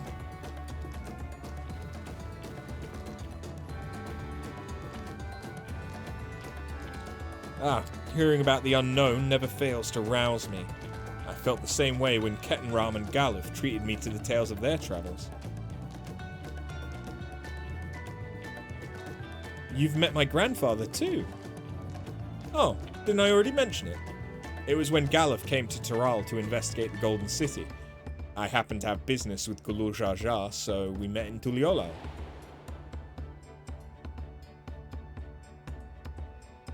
Little did I know that the tiny babe he was cradling would return as you. To think our paths had already crossed all these years ago. Not only yours and mine either. Elenia Shipya was there too, you know. I don't remember. It's quite fine if you don't.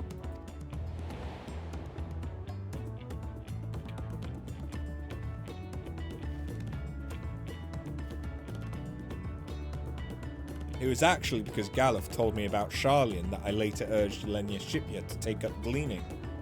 My fussy bun was growing up dour and withdrawn, and it was when I was at my wit's end I recalled your grandfather's story about gleaners. Seeing the world through their adventures would inspire a change for the better, I believe. I'm sorry I was dour and withdrawn. If you ask me, you still have some work to do. But it's because you're that way that you're with us now. And I, for one, am grateful.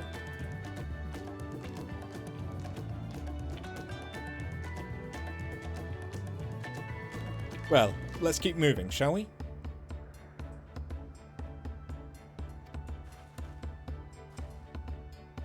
There's a facility I've been wanting to visit. The Claria Museum of Nature. They're supposed to have creatures that take you on leisure flights.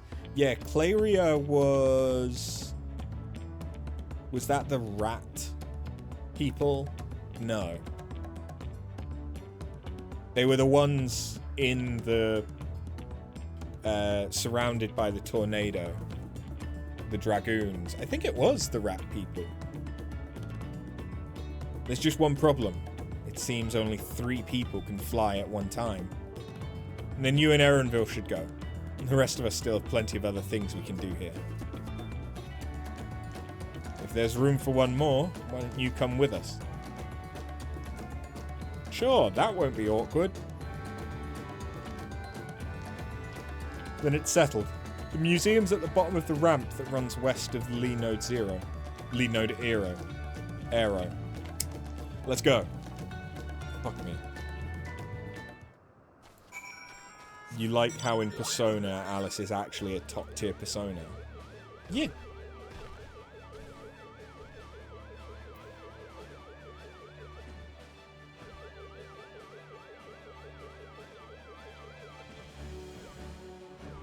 Because I think it was Persona 5 that had Alice, right? Because Persona 5 was all about like literary heroes and heroines, as opposed to necessarily mythology.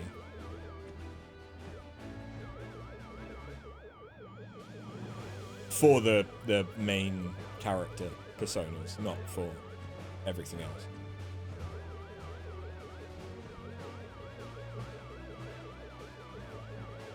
You need to play some White Mage again.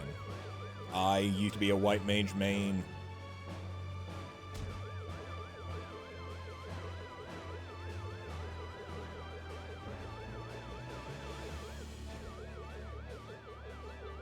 Persona 6 should be memes. You expect Slenderman to make an appearance. Well, they're never going to really change the mythology and folklore thing. But I could see something like memes. Or like more modern folklore being an element of it.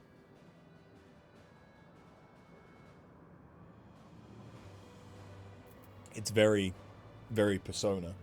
Like, thinking about stuff like Momo, Candyman, what was it, John the Killer? And like the creepy pastas and stuff like that. I could see it. Slenderman might be difficult because I think Slenderman is trademarked. Think. Don't know, but I think it is.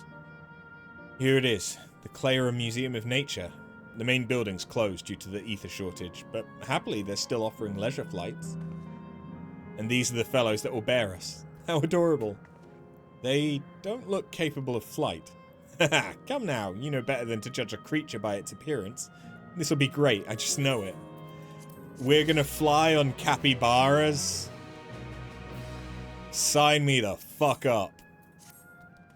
A journey never ending. Nice. Begging your pardon, but this is where you go on leisure flights, yes? Indeed it is. Bearing you will be our adorable Mewup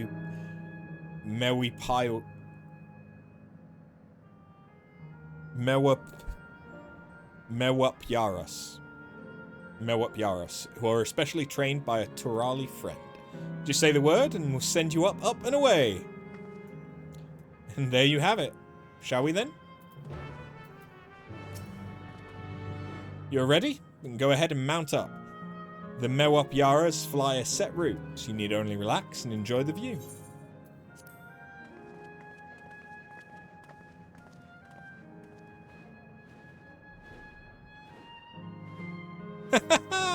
How exhilarating! I'll be damned, they really do fly. Hey, the way we're flying in formation, don't we look like migrating birds? Except we're on giant rodents. Speaking of migrating birds, the mallards where your name comes from. Did I ever tell you that? That I knew, but I learned it from the shamaness, not from you.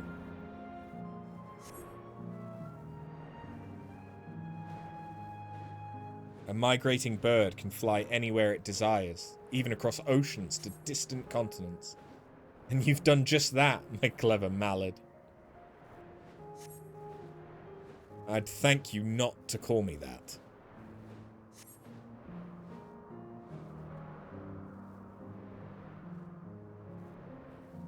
Oh dear, is it over already? Time really does fly when you're having fun. What a joy to see living memory from up high.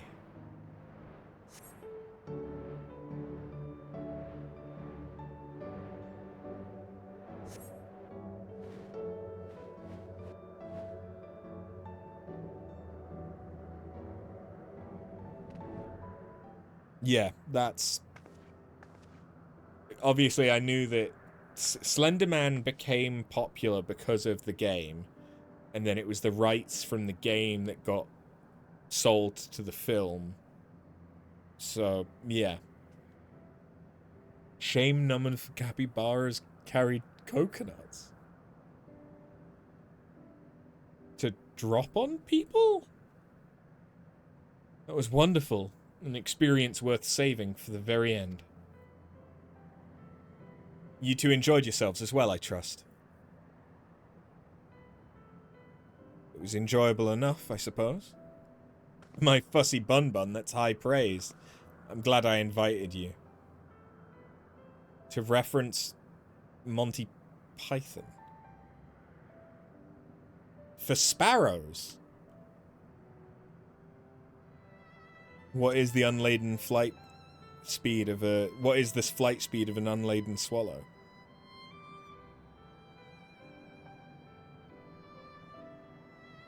No, I don't remember capybaras ever coming into it. I'm glad I invited you in after. Thank you for indulging me. If I could, I'd go for another 100 rides, but I must settle for the one. It's time we were headed to the aero terminal. If there are still things you wish to do, you'll want to do them now. Just a subtle reference, but it would have been funny. I honestly, I think it would have just been confusing. There's nothing to tie the capybaras to Monty Python.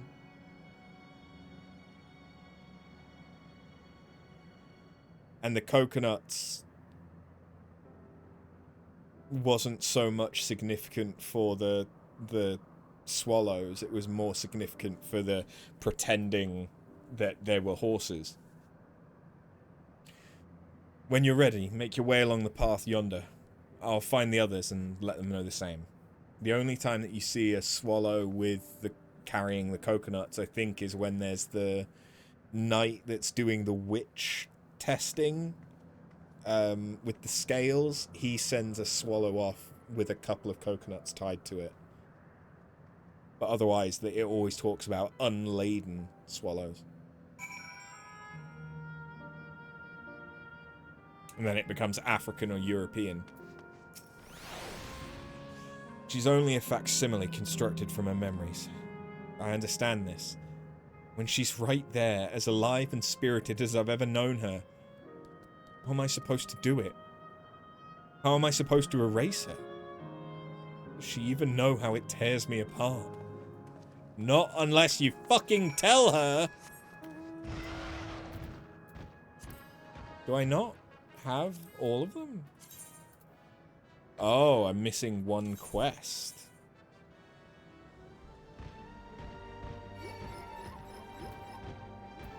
Oh, it's because it's from this, yeah.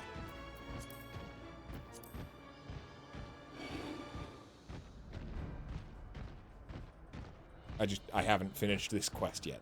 That's why I got confused. I'm an idiot. It's fine. So this area might not look that massively different if all of these trees are real trees.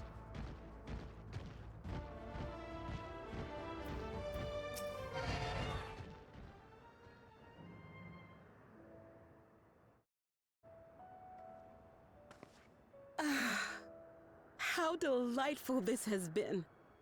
Not since my journey with the Dawn Servant have I enjoyed myself so. No, I'm selling it short. This was even better. And that's because I was able to share this adventure with my darling boy.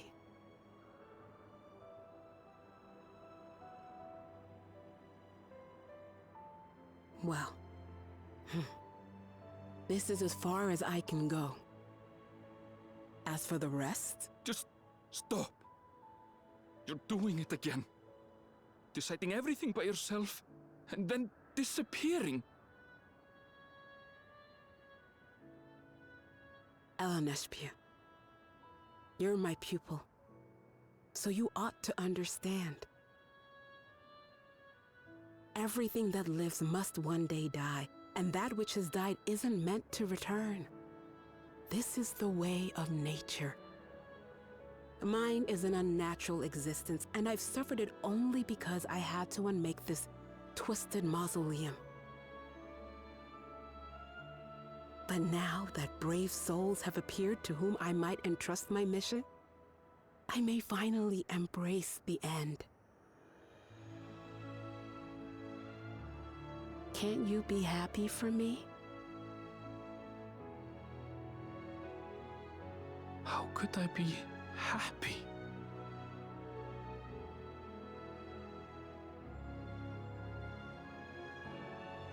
I was actually quite scared, you see. Scared that I'd be trapped inside the barrier forever and denied the thrill of discovery for all my days. Your coming gave me courage and comfort, Elenespia. More than you know. And now here I stand, unburdened and free. In this moment, the happiest of my life.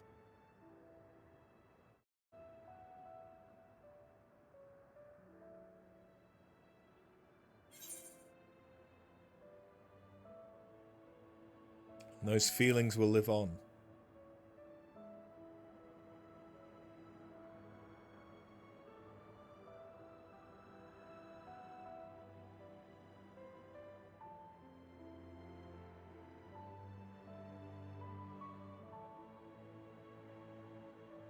As you wish, Mother. I'll continue what you began. You were right, of course. Leaving home has broadened my horizons. I've met my friends and found this place. So I bid you leave your dreams with me. And no, I'll go where you couldn't go, and do what you couldn't do. I will.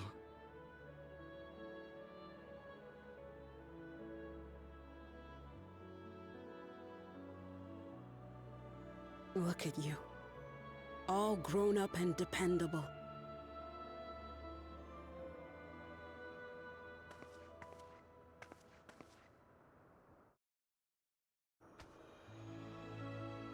Yet with so much more ahead.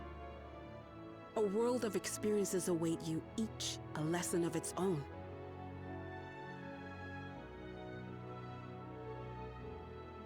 You may know failure and burning regret, but these too shall become beacons to guide you. So come what may, hold your head high and carry on with conviction. And wherever your journeys take you, keep me close to your heart, will you? I should like to be there, to see what I haven't seen. You will be, Mother.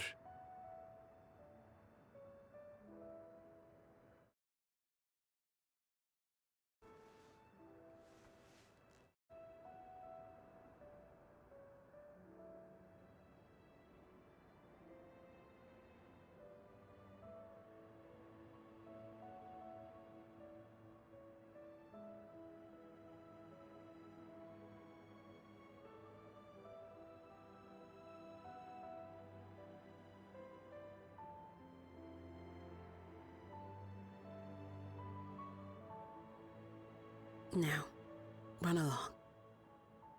And never forget that you're my pride and joy. I trust you all can handle the rest.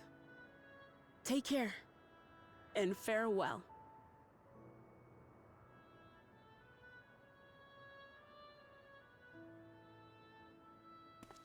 sweet.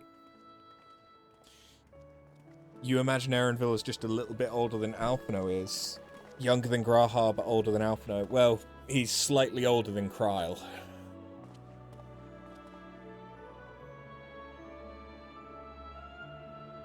Because if he was a child when Kryl was a baby.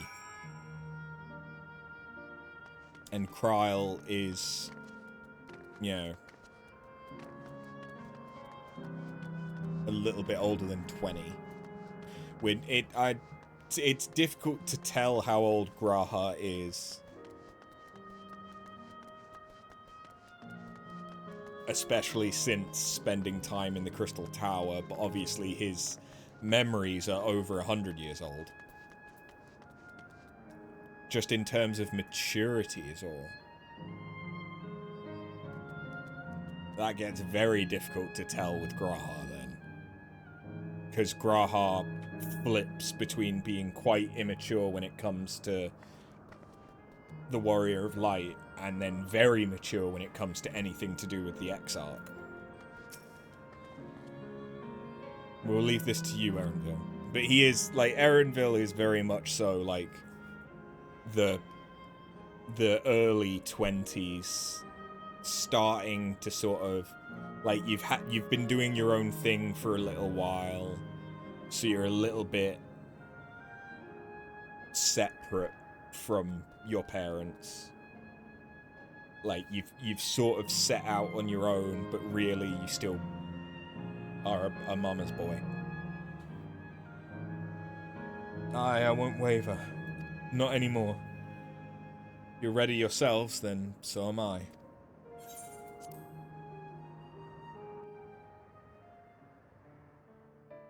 Whereas Kryl gives more like late 20, early 30s vibes from her maturity.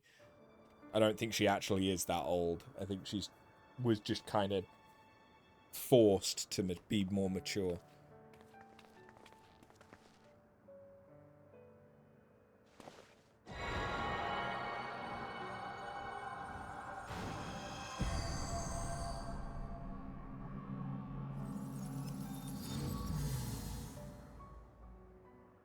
Yeah, most of the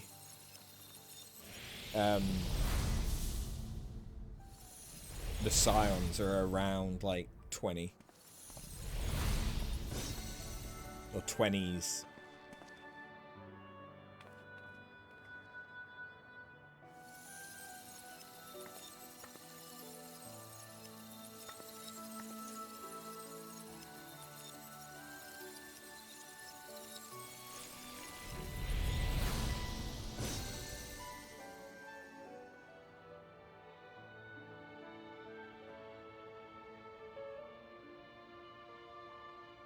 That makes all of them. All that remains is to wait for the Meso Terminal to become vulnerable when it's about to initiate fusion. And then we strike.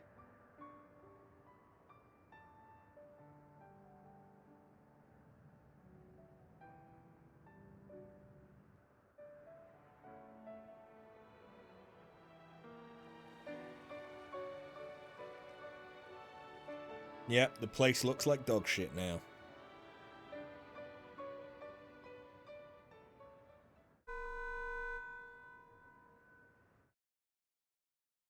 Please be advised, we are entering the final phase of world bridging. Repeat, we are entering the final phase of world bridging.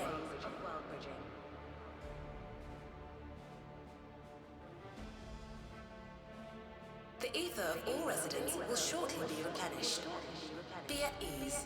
No action on your part is required.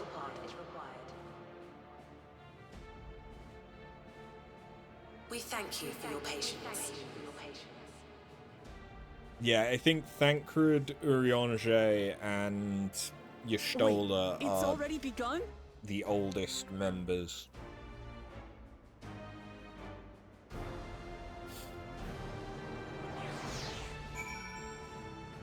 But it's difficult to tell.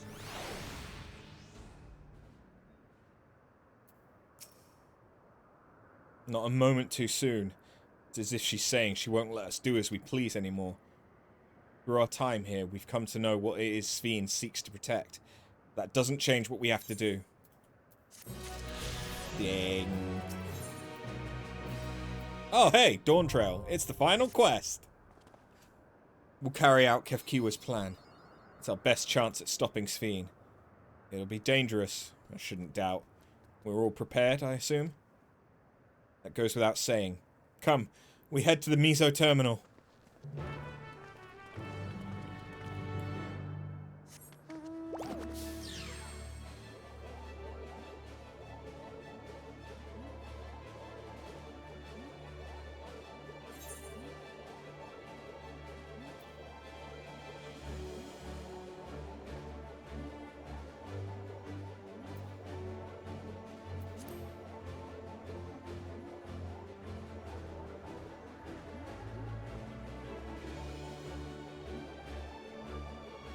Would I like to meet an Oceana for the finale, or am I going to take NPCs?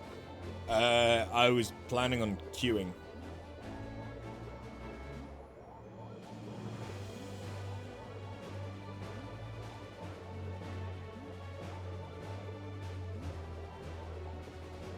To be fair.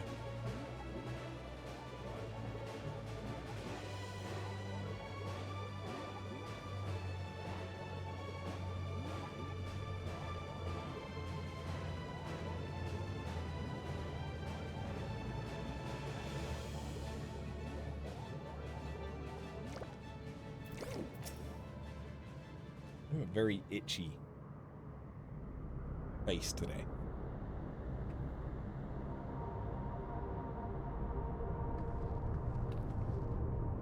No good. Seems we can't simply shut down the Miso terminal like the others. No surprising in the least. My mother did tell us its defenses are tight. She also left me a means of circumventing them. A program that will send your souls into the terminal's memory banks. Therein lies a virtual domain generated by Sphene's memories. So we would venture into this domain and then seek out and stop Sphene. If our souls are transferred in their entirety, dying in that domain would be no different from dying outside of it. There's no guarantee of safe return.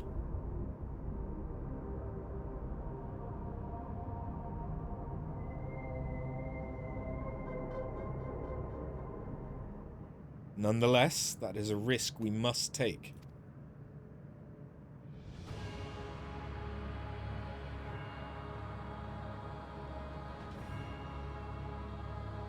We've already come this far, and I'll be damned if I'm going to turn back now. By meeting the Endless, I've gained a better understanding of Sphene and the burdens she bears. I want to say a few things to her when we meet again, even if it doesn't make a difference. Whatever happens, we won't let Sphene walk her misguided path any longer.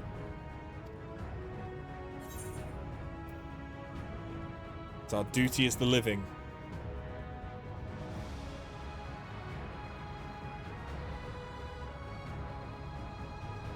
I'll do all I can to provide support. Mother's instructed me on her program as well as the world within the terminal.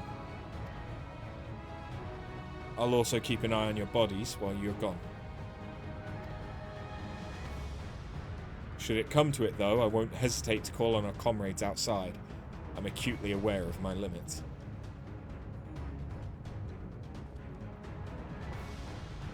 Upon entering the terminal, you will most certainly meet with fierce resistance from its defenses. Then there's Sphene herself. In order to initiate interdimensional fusion, she said she intends to erase her own memories. What manner of entity she'll become as a result, none can say. And if she invokes the key and opens portals to other worlds, she would have access to vast amounts of ether to bring to bear against us. We must be prepared for anything.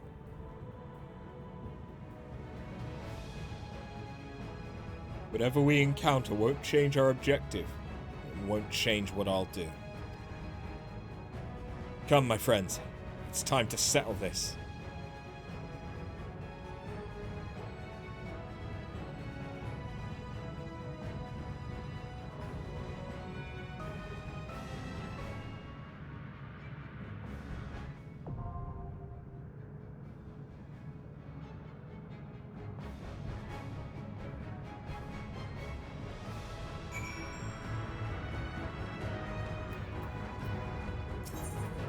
Okay, Alexandria it is.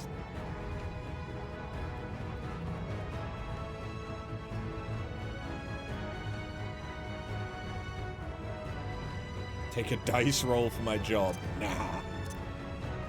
Nah, I don't trust the queue times that much.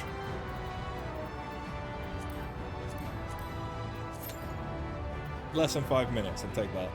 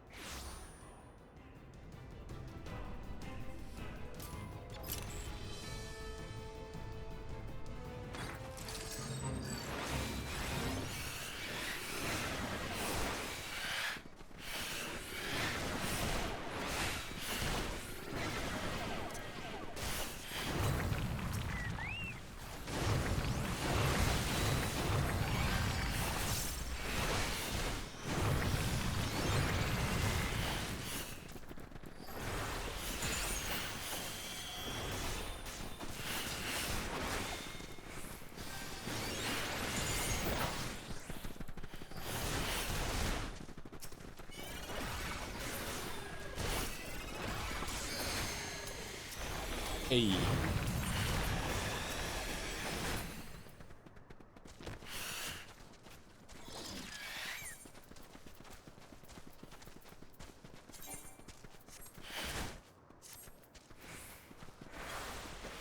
DPS.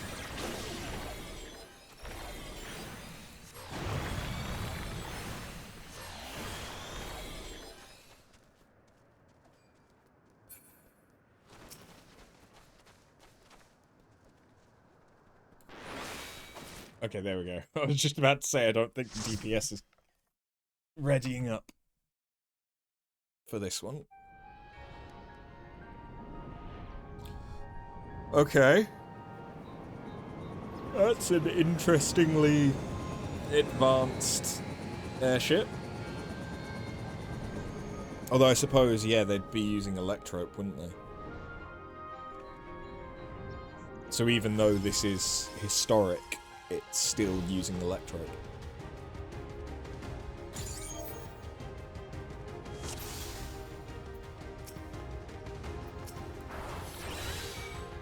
To the memories of better days, I bid farewell. Have you heard? Princess Fiend is here. Foreign entities detected. Proceeding with removal.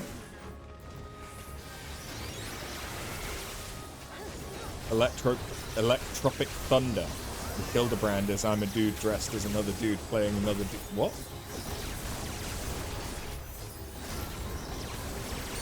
Oh, it's a Tropic Thunder. Okay. I did not get what you were going for at first.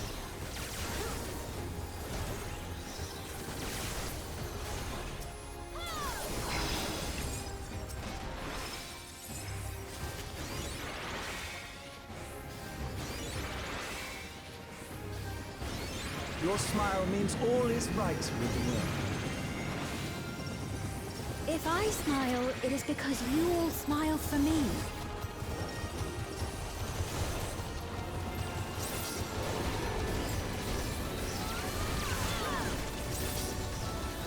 Your phone died or you would have joined. Oh, don't worry. There's still the trial.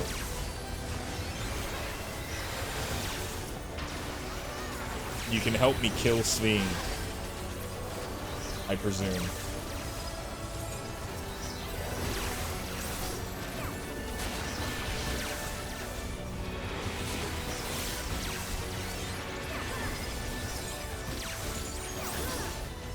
The trial is probably going to be harder to queue in for.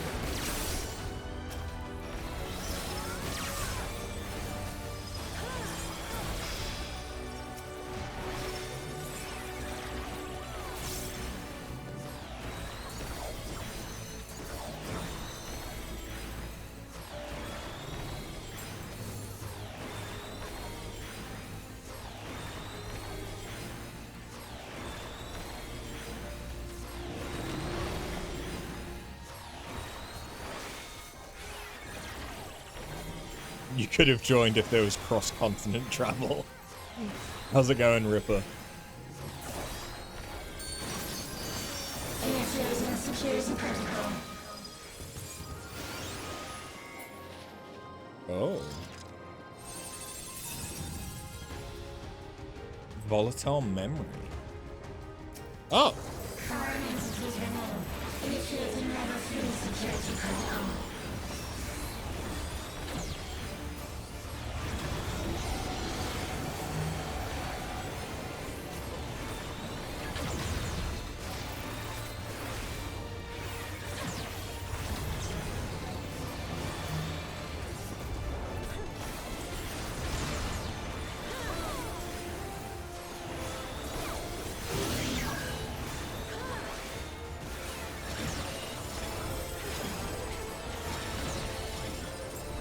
Oh, okay, I think I understand. Donut, donut.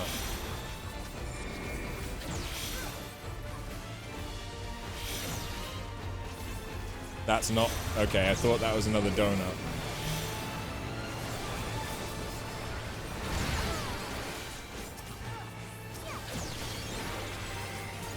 I fucked up.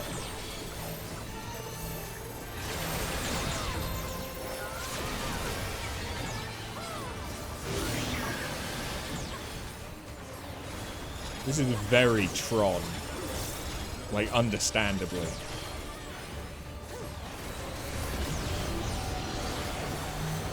Oh, that's a bigger AoE than I thought.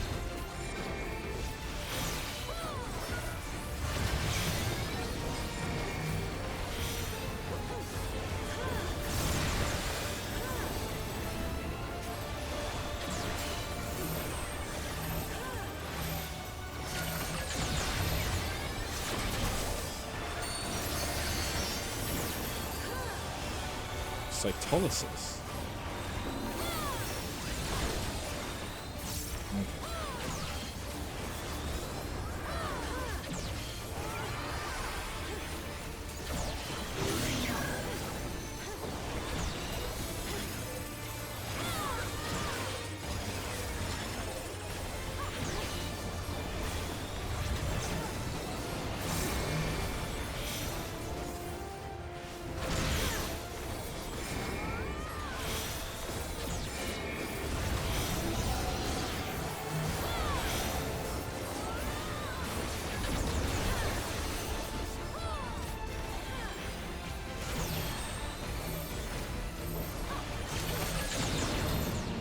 Nice.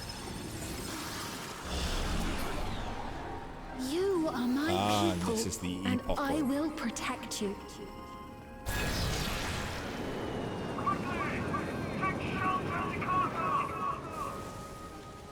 The painful memories of war I lay to rest.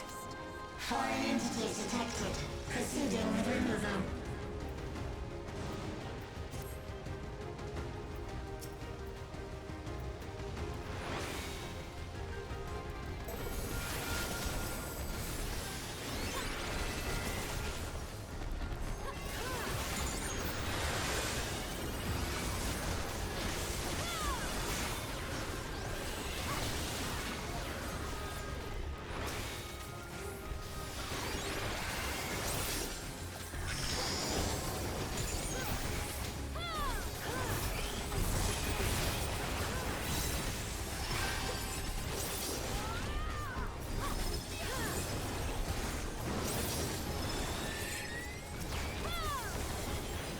Oh, hey, these guys are from 13. Haven't seen them in a while.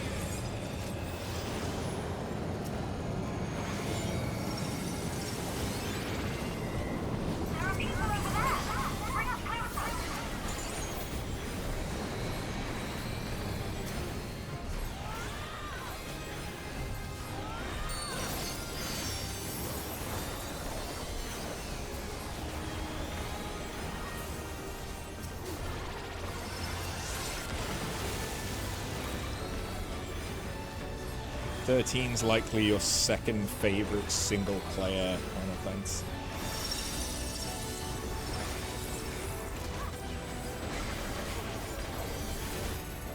many people would consider that a controversial choice.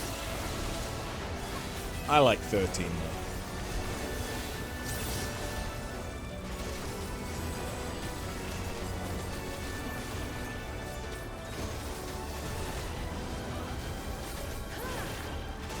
But it depends.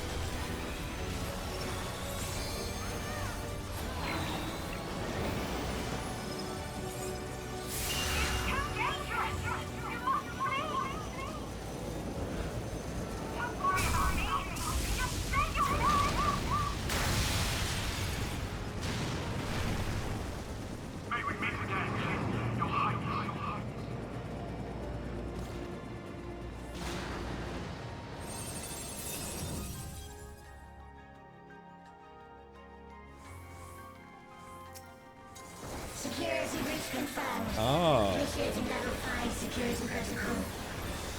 Like the thing from Thera Sirius Hard.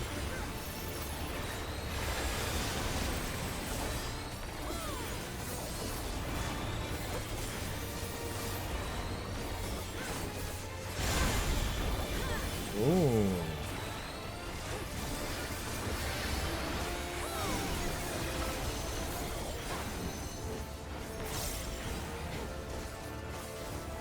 Interesting.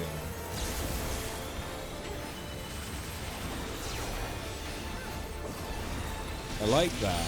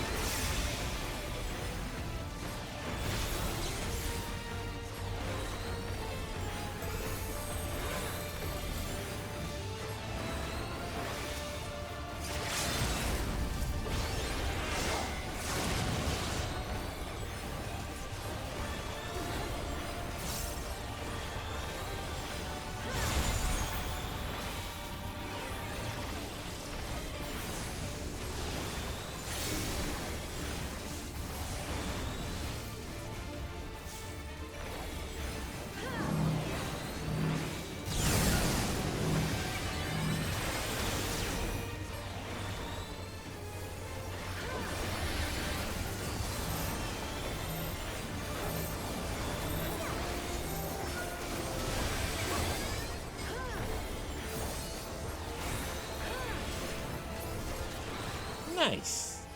Corrupted memory. Oh. Fear not.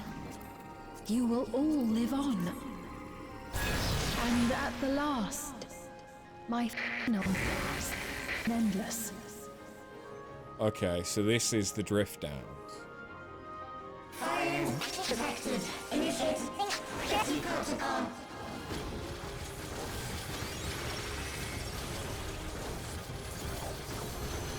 What it looks like after everything.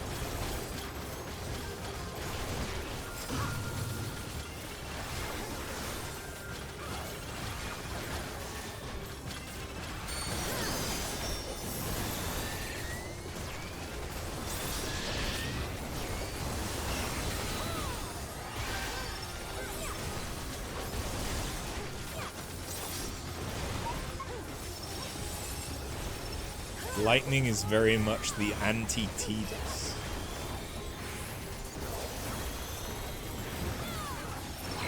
Yeah, but then you have hope. They've done it! They've preserved the Queen! We can't give up! Not until keep complete! Fires really prior to memory erosion.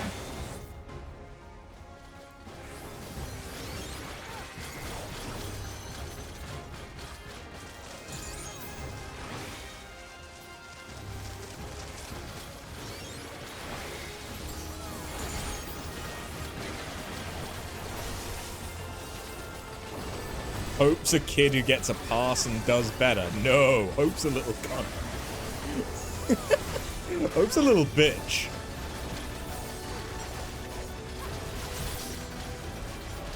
And he doesn't really get better.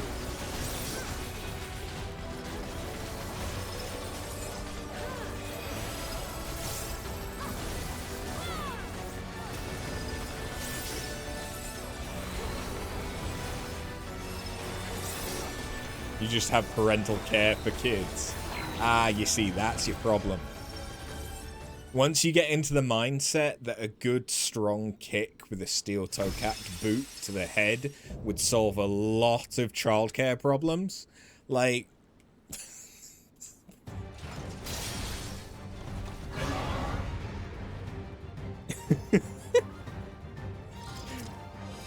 Okay, that one may have been a bit extreme.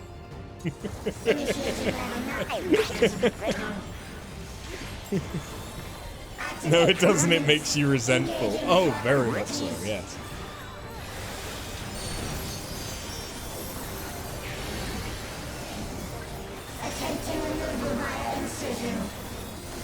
Okay. Ah, right. Attempting removal via incision.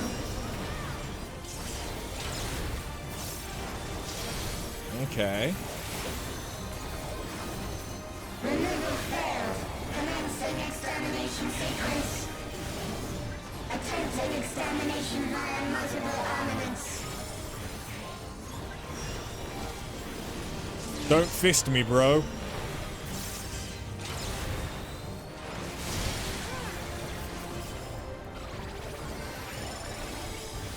Purging via armaments. Acquiring target.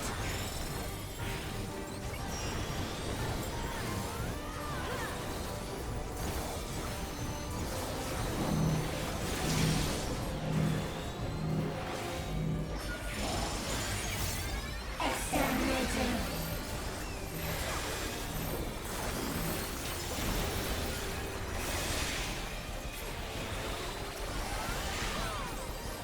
Commencing final attack sequence.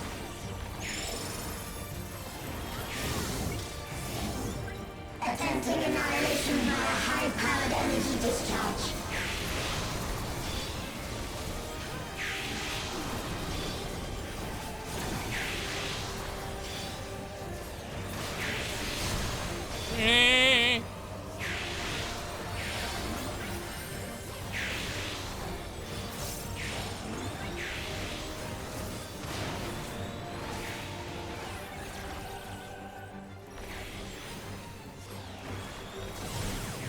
Energy accumulation complete. Initiating final attack protocol.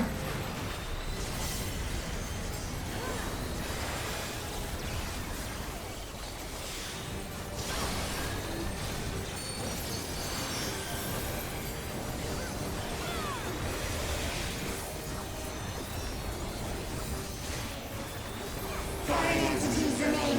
Resuming annihilation.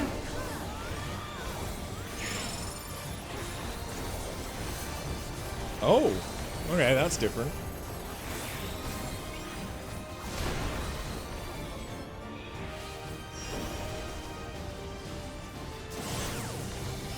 Oh, God.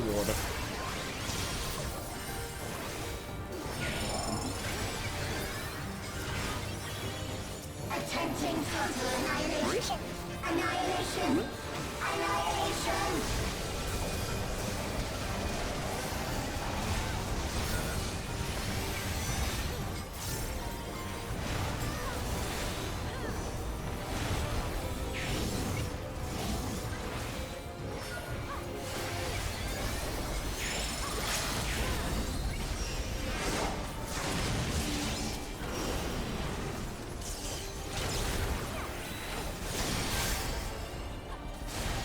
Well.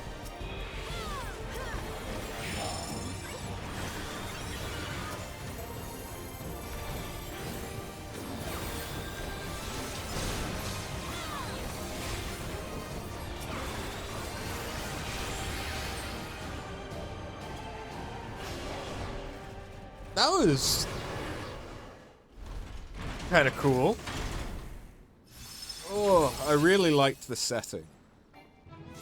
I like that.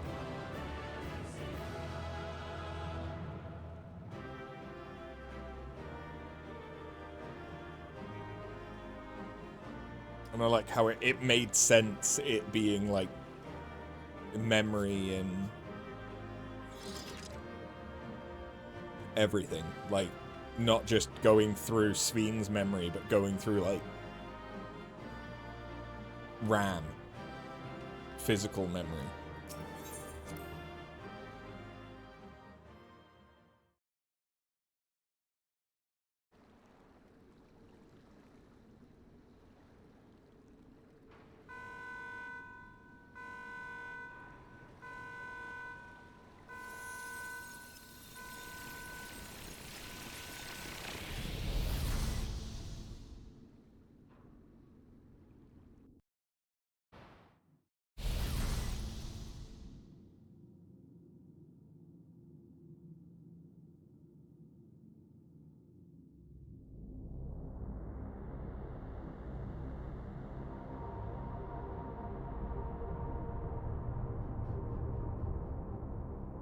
So,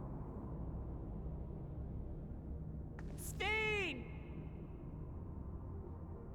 Sven, listen to me, please! this place is cool looking. I'm afraid she's gone. Synchronization will soon be complete.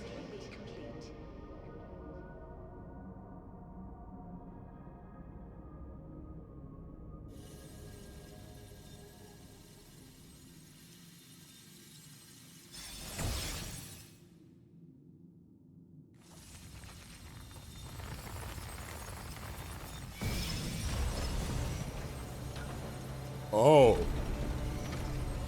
Hello.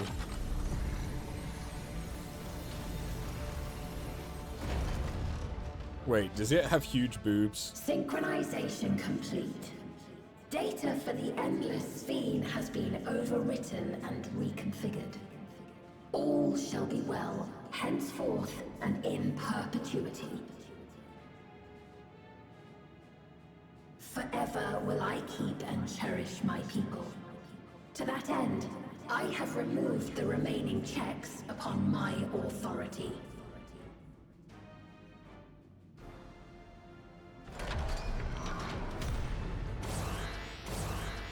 Gods! Obstructions to the plan will be summarily removed. Wait! I still haven't said... Begone from my presence.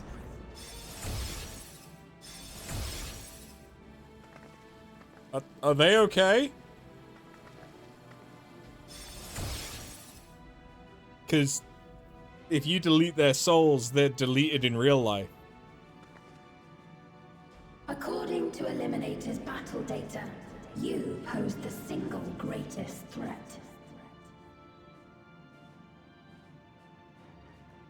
As such, you will be erased, here and now. Okay, so you didn't erase them. Thanks for confirming.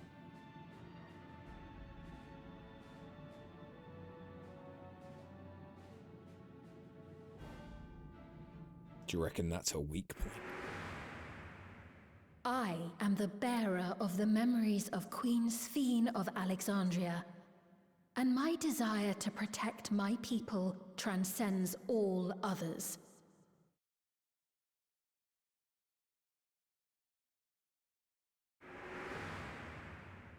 If it were you, could you have found another way? With your strength, could you have held fast to that which is dear without sacrifice?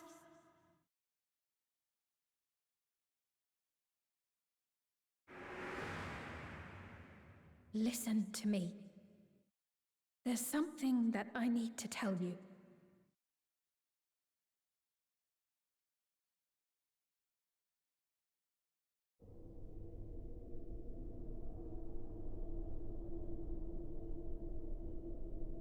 Is that concern or suspicion?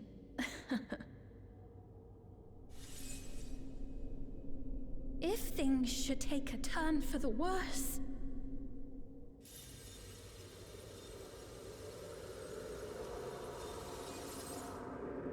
Might I maybe?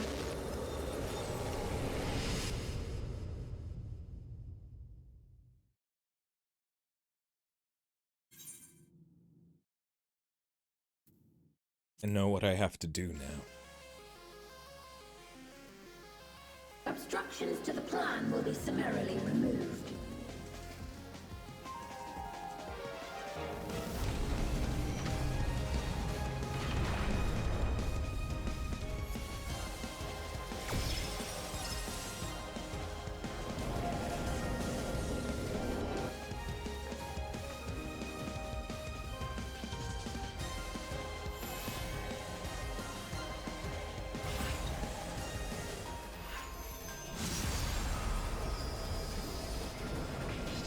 I know that Azem's crystal is just like ridiculously useful, but it's also kind of a cop-out.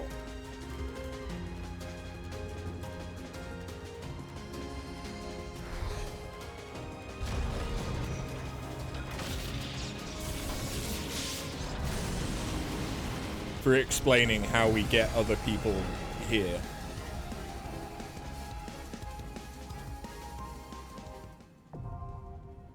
Interphos. Okay.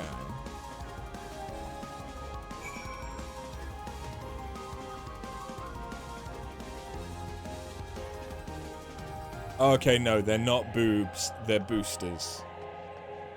But you do have tentacles. It's kind of giving, I think because of the head thing, it's kind of giving alien Xenomorph Queen.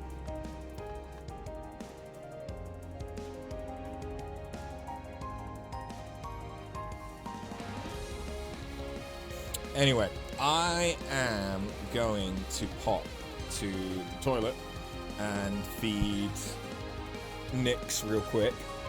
And remember to close the window this time. And then we'll get going on this. So I'll be back in a little bit. Alrighty. Quizzled. I presume you'll want to join.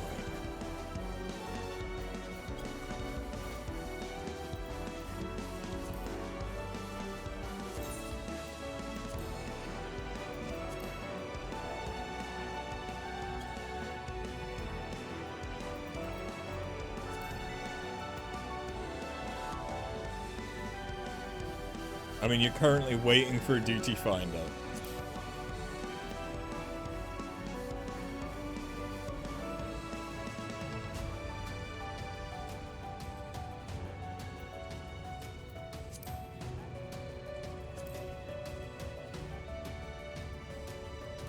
Don't tell me what duty.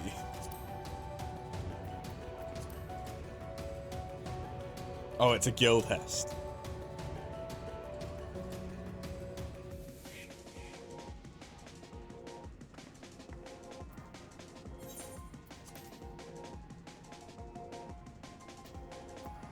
Well.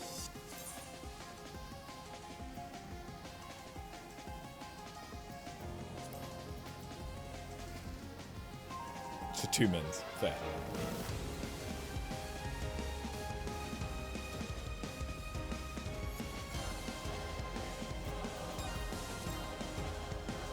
I'll just vibe to the music in the meantime.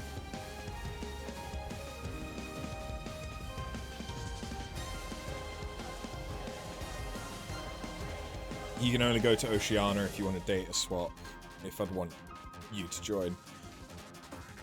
As much as I wouldn't be against having more people join, going to Oceania, I then have to deal with the ping. And trying to get used to the different snapshots and stuff. I'd probably end up getting hit at times where I wouldn't playing on Phantom. So if I can, I'd rather stay on Phantom. But we'll see how things go. It's also, the ping isn't bad. You've tested it. It depends. I've been on Oceania before. I've done multiple duties on Oceania. It's just there is a difference in the snapshotting for like taking damage from AoEs and stuff.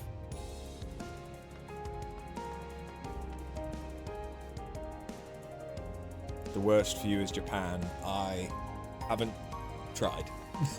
I've played on NA, I've played on Oceania, and I've played on EU. And that's it. Haven't tried to go over to Japan. Right, let's see. One of the party does not meet the requirement. Oh, it will be level 100.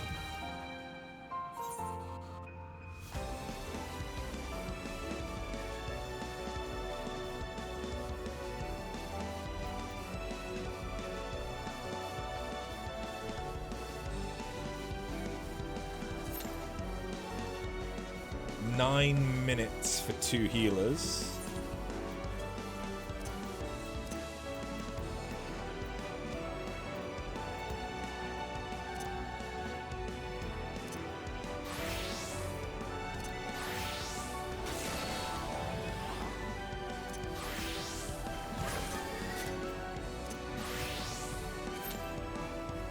Nine minutes for a healer and a DPS.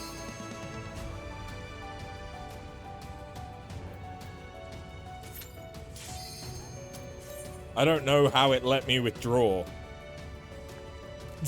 The fact that it popped and then immediately, like, I withdrew without any consequence was interesting. Jesus. I've never seen that happen before. Okay, I'm DPS.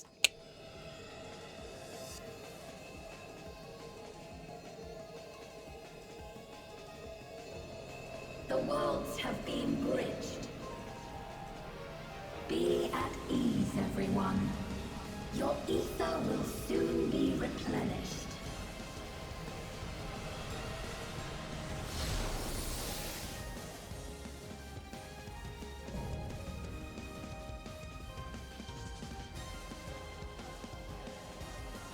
I will suffer no interference. Disappear.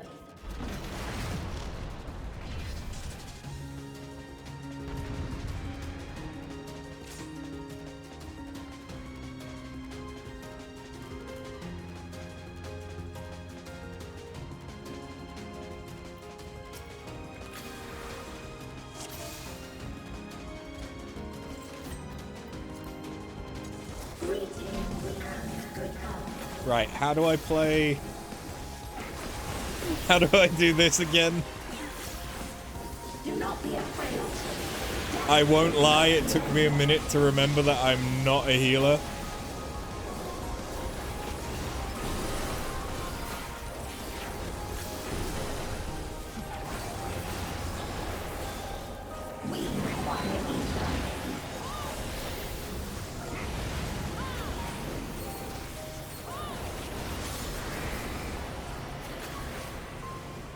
Ooh. Oh, interesting.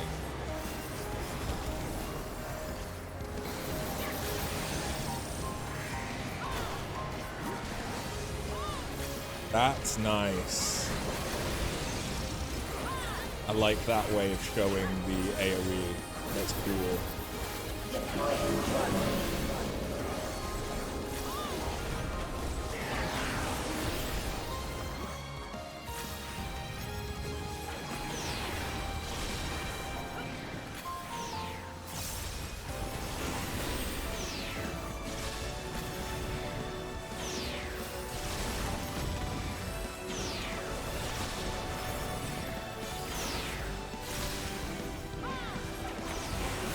Do not be afraid. Death is not the end.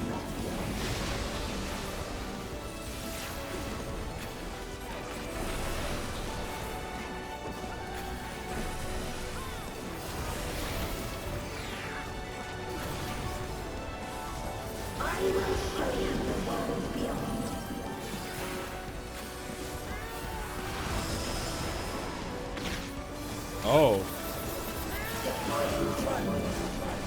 Can you fall in the holes? You can probably fall in the holes, can't you?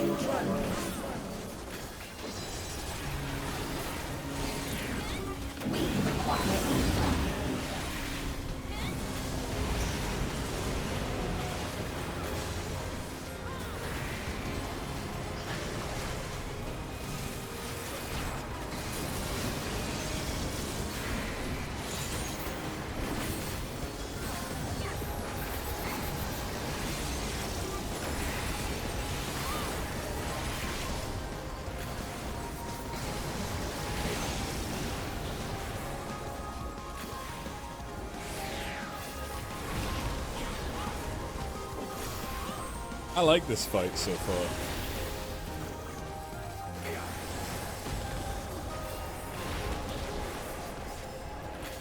I imagine the extreme is very interesting.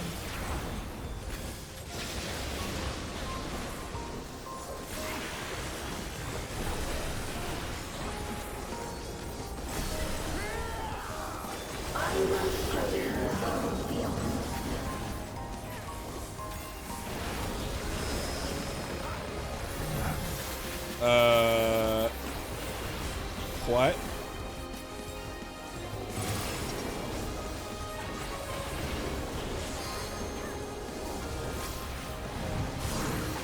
It's fucking a hole in a wall.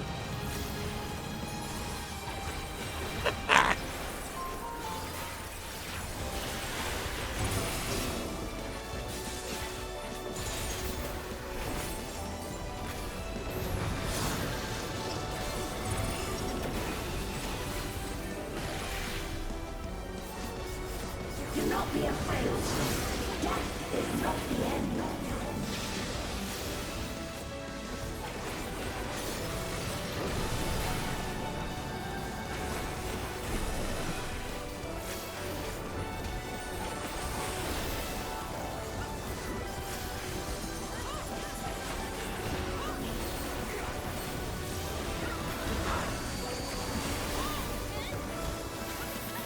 Deploying drone.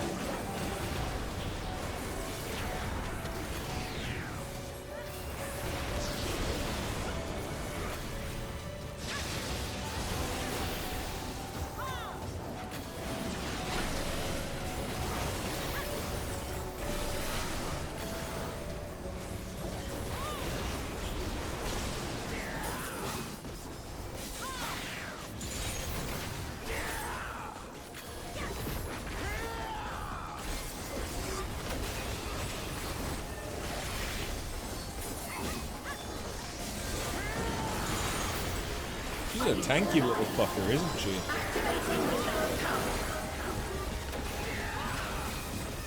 Are you still alive? Disengaging signal.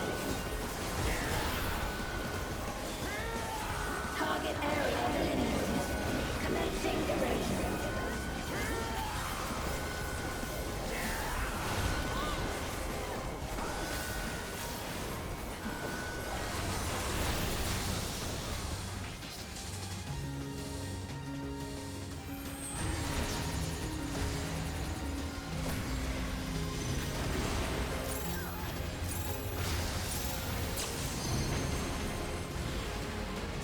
Fuck me.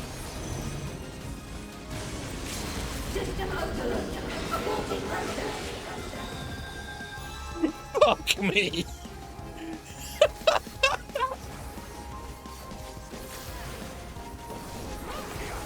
Let us rise up.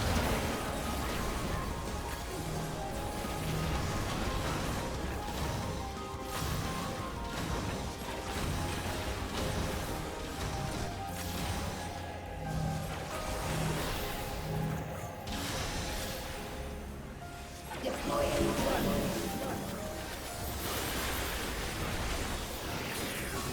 We require ether.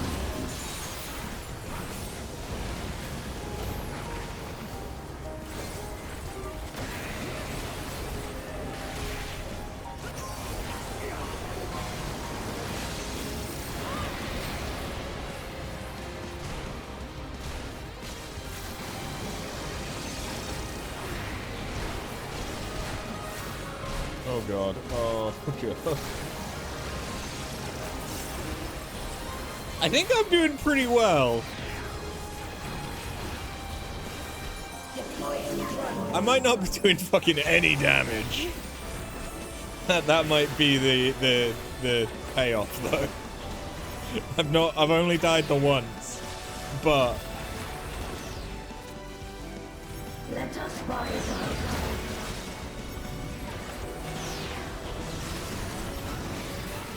I might be doing really dog shit damage.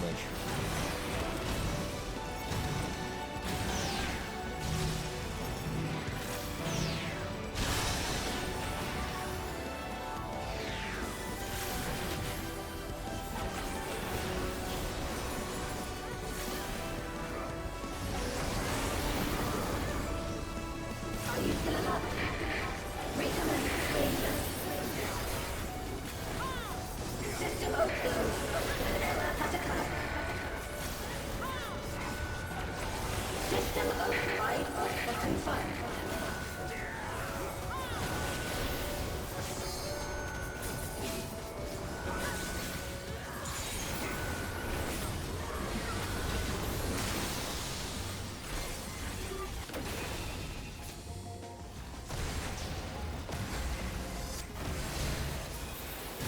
Oh. Okay. There! A rift in her reality! She's losing control of the power! Spain! Listen to me! Is that the line that they had to redo? I understand! I do! And I know that you won't be swayed from your course! But if there's truly no other way to resolve this, then face me! Not as a machine, but as the real you!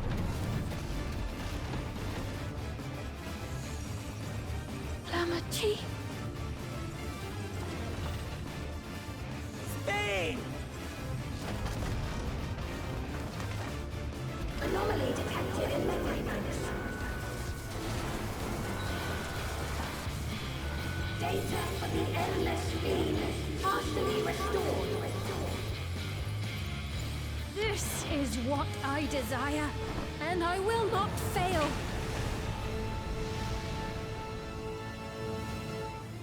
Oh damn! I can't bear to lose them. Not again.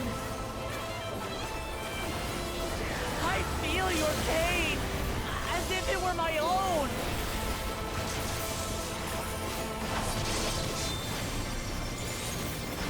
At last, I think I know you. All of you. How can you say that to me now?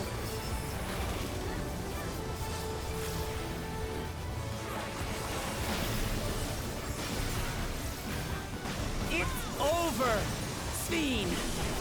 We will stop you. No! I won't let you! I can't! I will protect my people's happiness! Leave your burden with us now. We will bear it in your stead.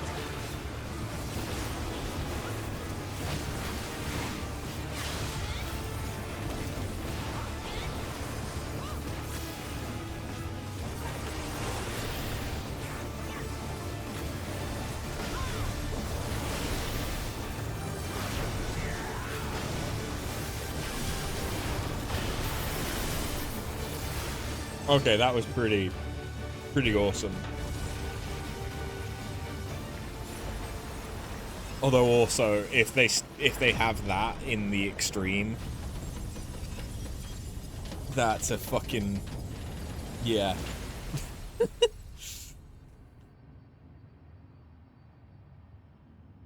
That's long.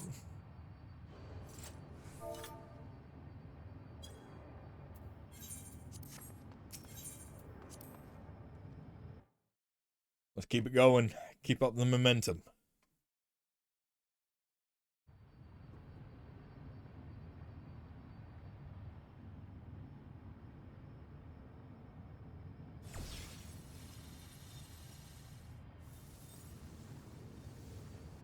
Sphene!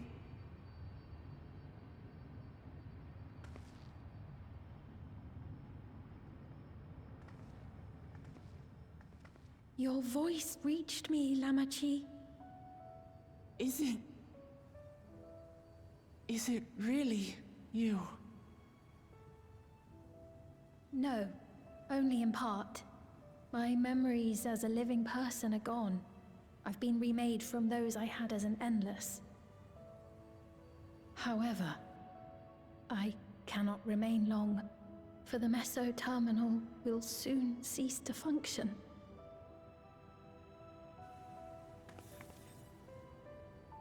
Once, you wanted to know me, Lamachi.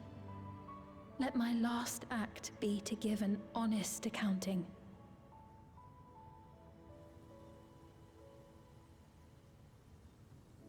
I am, above all, sorry for the suffering I've caused your people and mine.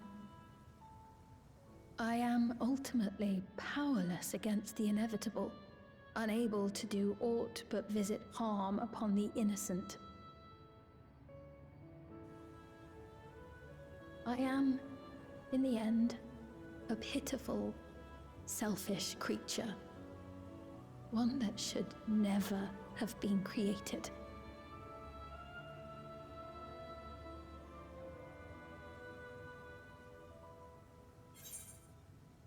You strove to make your people happy. You carried too many gentle memories. You're merely a system created to sustain Alexandria. You strove to make your people happy.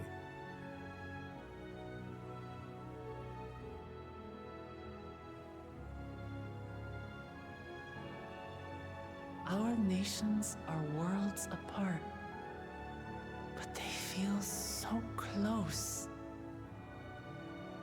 Who knows what we could have accomplished had we walked together towards a shared future. And yet, it could never be so. We each had our own to protect. If only I had met you when I was still alive, then perhaps. But it's no use dwelling upon a miracle that didn't happen.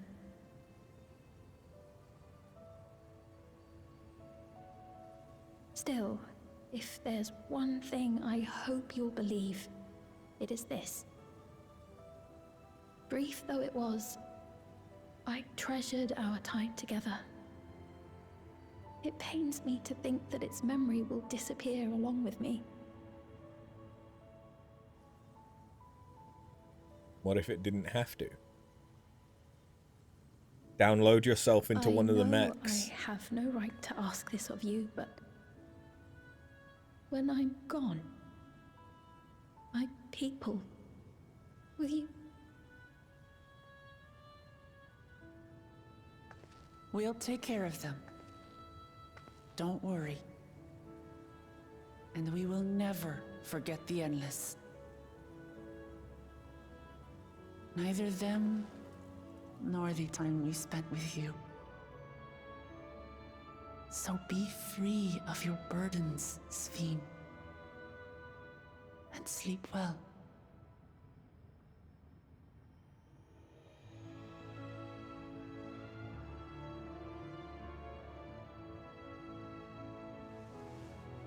I will. Thank you.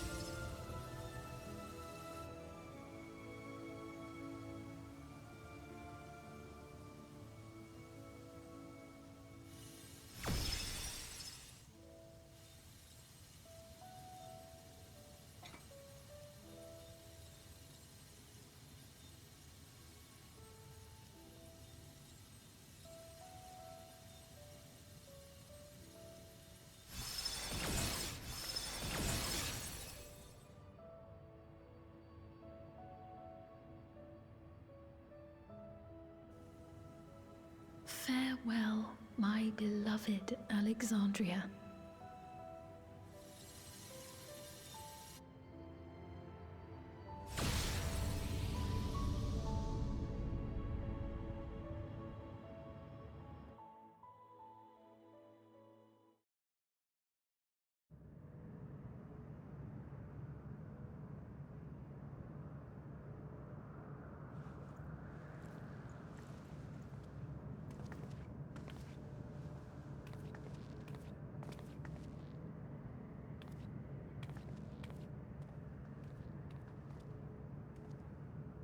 No one's gonna say anything, huh?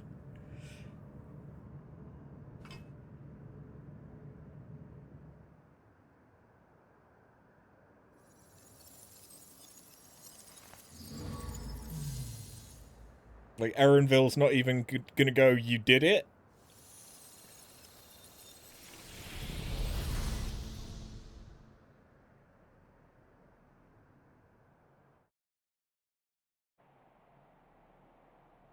Oh, damn.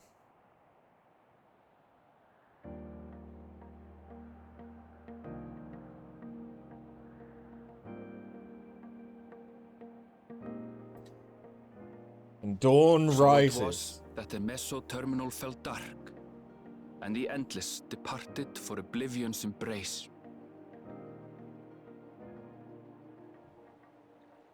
Their resplendent paradise was no more, as the memory sustaining it faded with the golden light.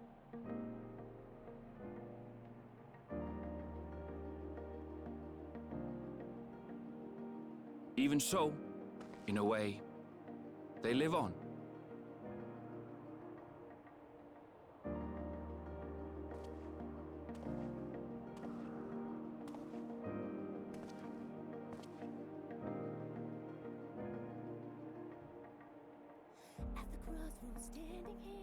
This I felt with conviction, as I basked in the glow of a new dawn.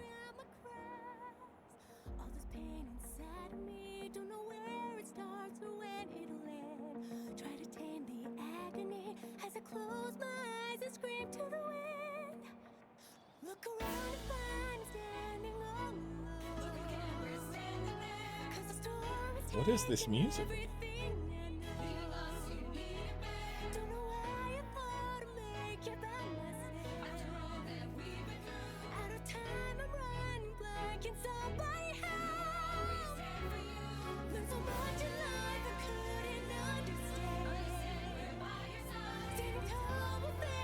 Like, I don't recognize this. What?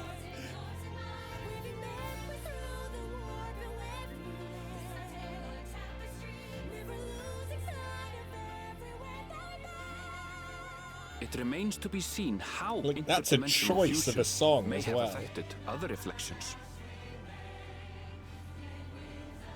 Kryle's parents spoke of the power's capacity for both good and evil. I cannot help but wonder how Svin's deeds will be remembered by those they touched. The key that started it all was entrusted to the adventurer. Like, honestly, it sounded Such like an artifact certainly a lies song within out the of Scion's realm of a expertise, bad musical. and no objection was raised to their retaining it for research.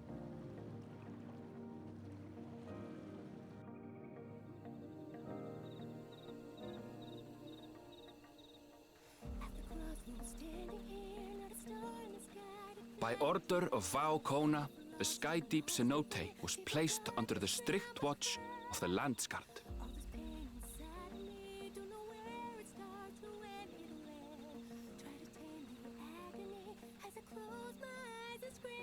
With the mighty Bakuljaja among their number, they shall not want for strength, even in Soralja's absence. And it's now on loop.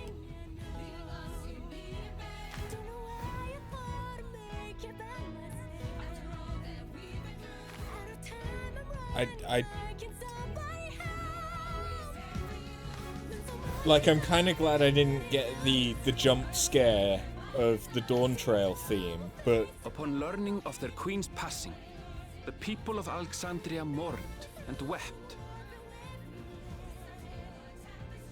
Having devoted herself to sparing them sorrow, the sight might well have moved Svin to tears. What about However, the regulators? With Wuklamat carrying on her legacy, I have faith that her subjects will know joy once more.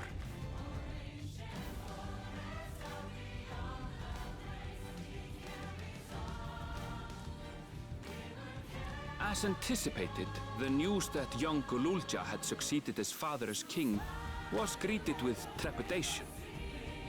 Okay. Reception was also mixed when Wuklamat came forward to name herself as the boy's guardian.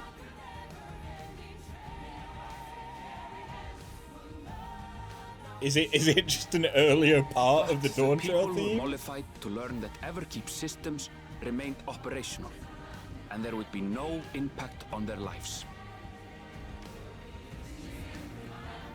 What about the soul cells? Surely we're stopping soul cell production. One day, when he is older, Gululja will decide for himself what manner of ruler he will be. Till that day and beyond, may the path of the young king be illuminated by the love of family.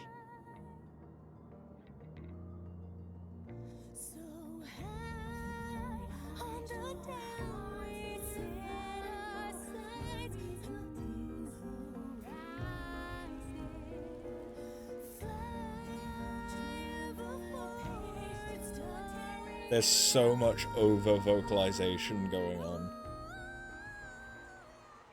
What the fuck? Oh, it's the Meanwhile, Ihihana in flow. Tuliyola, the people came together to hail their new Dawn servants' great victory. Having honored those they lost, they turned their attention to a brighter future and celebrated for 3 days and nights.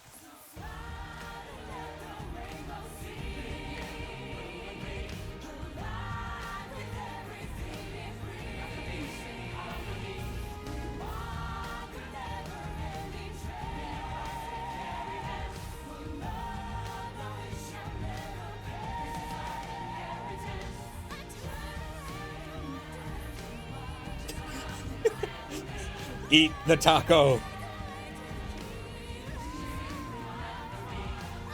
Yes. No, my boy was finally gonna get his taco. What the fuck is that? Oh, is that a gemstone? I thought it was just like a really low poly food.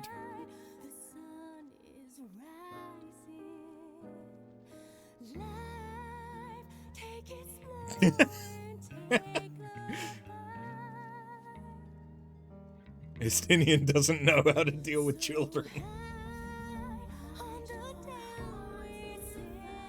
Not everything had been resolved, though.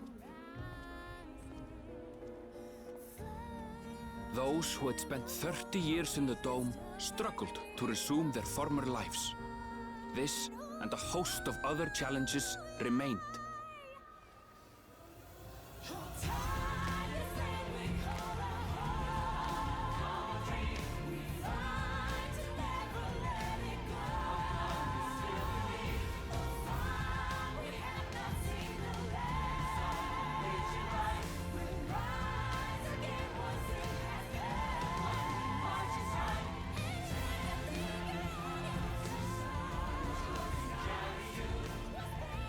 Did they make one for as the Sven? new Dawn servants continue to lead with strength and wisdom, the people may be assured that peace will endure.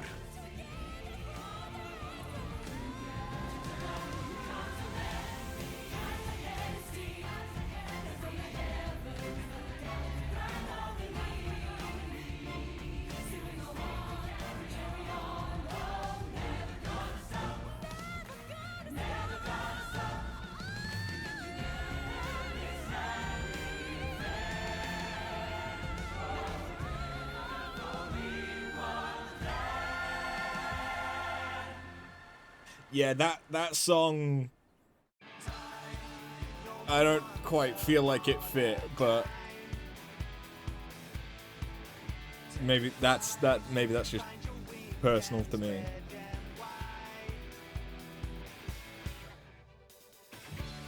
But there we go. That is Dawntrail's MSQ. We are now potentially in post Dawntrail.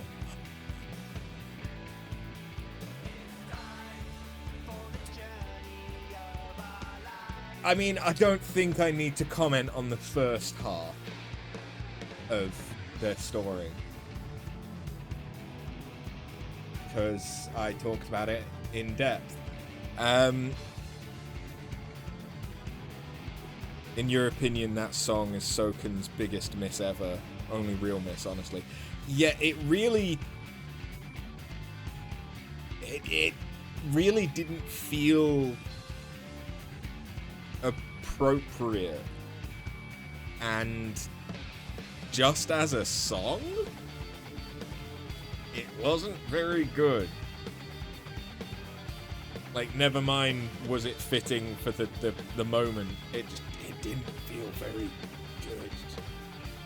It felt like it was someone trying to make it a musical, and like everything was just so over exaggerated and over vocalized that it really did feel like it was just bad.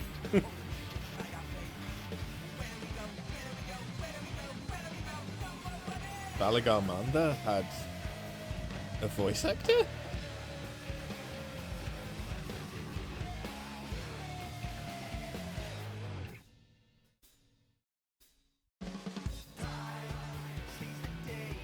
To make the like beast noises? And fair enough, but odd. I've seen some rumors that apparently Final Fantasy IX a remake or remaster or something's being developed using Business Unit 3. I have no idea about any validity of that, but that... I mean, I saw it on Facebook, so immediately curb any and all expectations. I have not fact-checked this at all.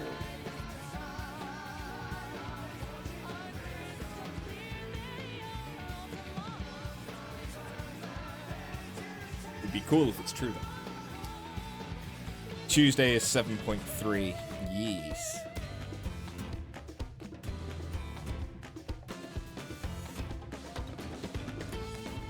But we're nearly there. So, I don't believe 7.3 is adding anything new for the relic for Occult Crescent.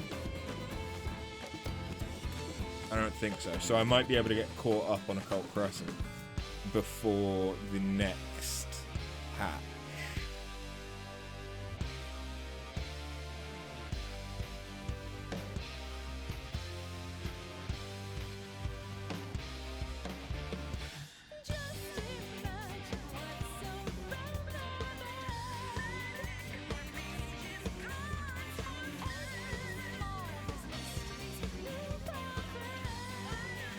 Yeah, I enjoyed the second half of Dawntrail a lot. Like, it really does feel like the turning point was when Wuklamart stops acting like a toddler, which is when she has the duel with Bakul Jaja.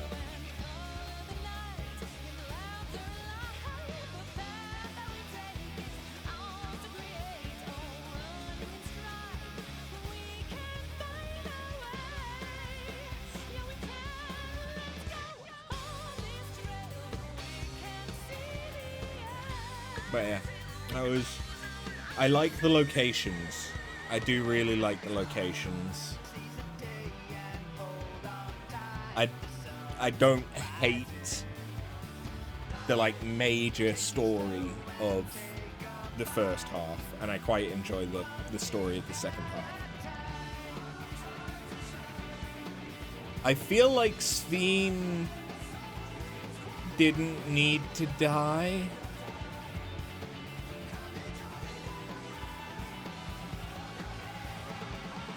I feel like we could have had her download herself into one of the mechs that, like, fair enough, she wouldn't necessarily have been able to get a connection to the ones in New Alexandria or, like, Solution 9. But there were battle mechs in Living Memory that I figure she could have downloaded herself to.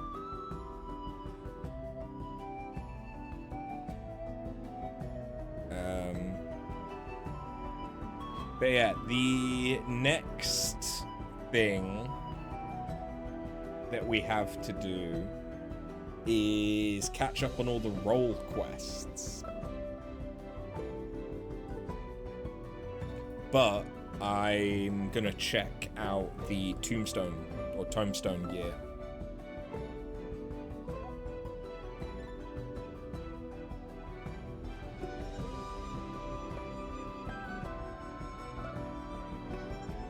Because I have, maybe not poetics, but I have heliometry that is capped.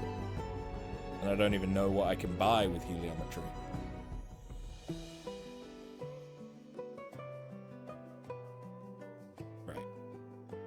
Let's...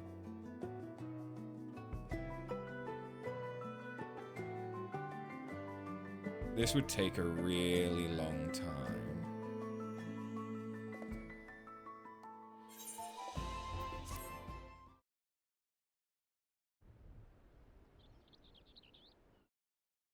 Okay, we're back in Tuliolal.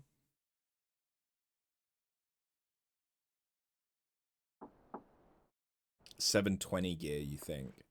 I think I already have 720 gear. Because that's the crafted gear, isn't it? I'm sorry, we haven't been able to talk properly. Oh, between the reconstruction work and Papa's funeral, I've hardly had time to breathe.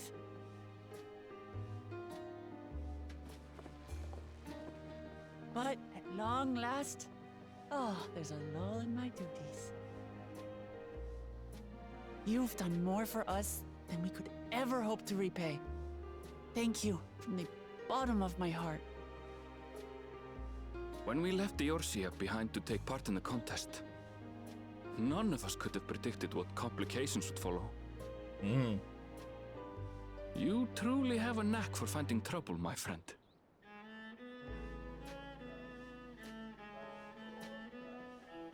And you wouldn't have it any other way. True. So what's next for you? Assuming you're still set on leaving the Gleaner's life behind? I'm off to fulfill my mother's dream, of course. Like she had intended, I'll embark on a journey in search of the unknown. She's sure to enjoy my stories when we meet again in the Ethereal Sea. Well, well, sounds like a plan. But will you have the coin to get by? I may no longer be a gleaner, but I still have contacts in Sharlayan. Contacts with deep pockets, always eager to pay for information on new or rare species. You've got it all worked out. And what of you? Any new adventures in the offing? Regardless, until you're ready to leave, you're our guest here in Tulihyolal. And this time, I won't pester you to take up a post. By now, I know you well enough to know you can't stay in one place. No more than you can ignore the plight of those in need. Your path will always lead you elsewhere, and you'll continue walking it. Isn't that so? An adventurer to the marrow you are. What is it exactly that spurs you on? My love for the star, all the sights I've yet to see, the legacies I bear. All the sights I've yet to see.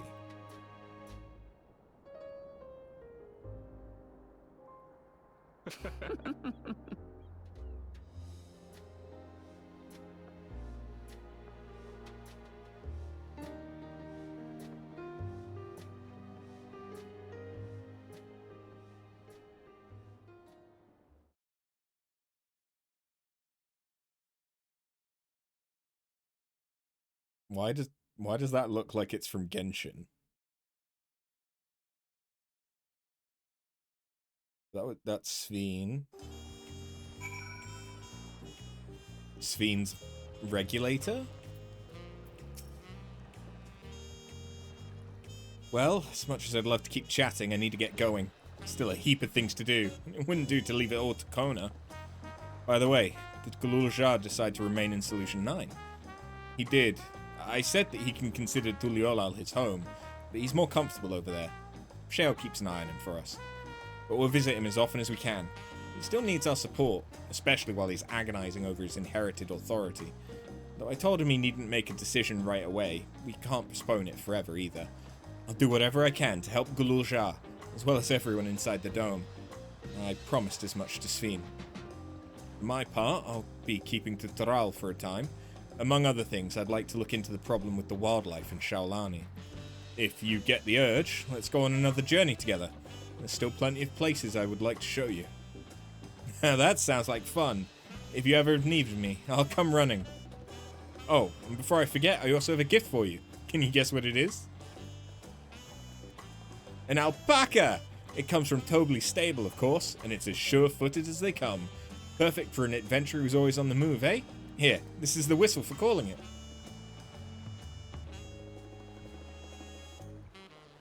Does it spit? Right, I'll really get going now. But I'm sure we'll meet again soon. Till next time, take care!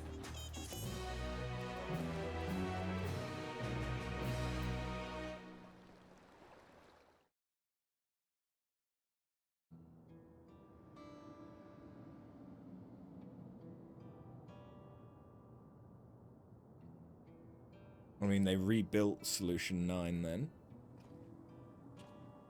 Ah, but everyone's a bit listless.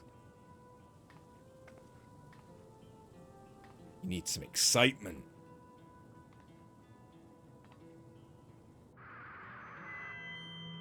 You need the Arcadian. Fellow citizens of Alexandria, ever since our beloved queen's passing, you've understandably abided in grief. Sorrow darkens your once bright faces. But this is what Her Majesty would... Is this what Her Majesty would have wished to see? No, most assuredly not. You know this to be true. If we are to honor her memory, we must reclaim our smiles. To that end...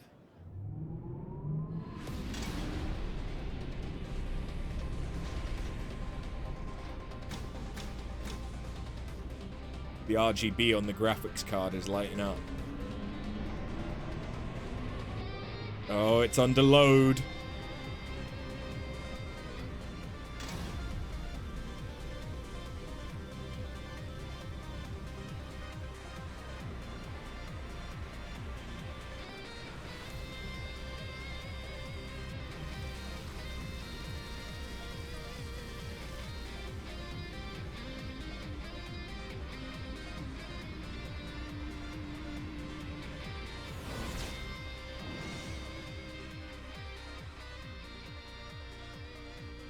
That's right, friends. After a long hiatus, I'm pleased to announce the grand reopening of the Arcadian. The realm's finest fighters stand ready to entertain you in glorious and thrilling combat. Come and join us, I bid you, and let your cares be forgotten. What are those earrings? They're kind of cool.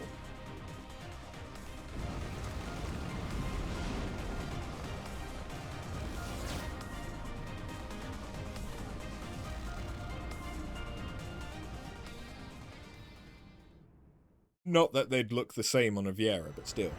As skies aflame proclaim night's end, and thoughts unto adventure tend, the bright make haste o'er hill and dale. Trip the dawn to trip the dawnlight's golden trail? You've completed the main scenario quest, Dawntrail. Quests to unlock new content have been made available in Tuliolal and Solution 9. Rest well, Seeker of Unknown, for many and more adventures await you. Sweet.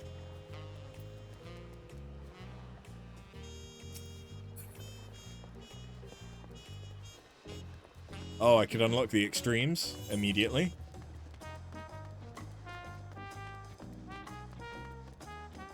There's also an intrepid new enterprise. It belongs in a museum!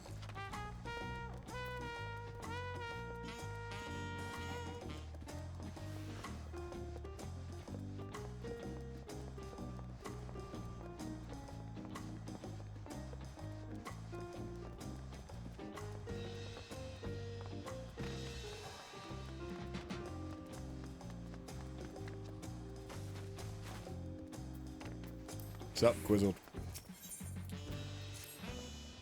After it, it's good to see you safe. Whole city's been on a knife edge since the attack. Folk need hunters like you and me to deal with the dangers they're facing more than ever. Like you and me, and like Napikwe, Viper by trade. Always helping out with the hunt. She took a bill from the board a few days back. Thing is, it was for a mark up in Yasulani. No one's seen her since. It might be that she's still on its trail. But hearing about everything that's happening up there, all this about the dome, can't help but worry. A little bird tells me you've been inside it. You can ask around in there, could you? Find out if anyone's seen her. Thank you. It means a lot to me. Last anyone heard from her, she was on her way to Kashpiane. Maybe someone in the village will have seen her, if there's anyone left.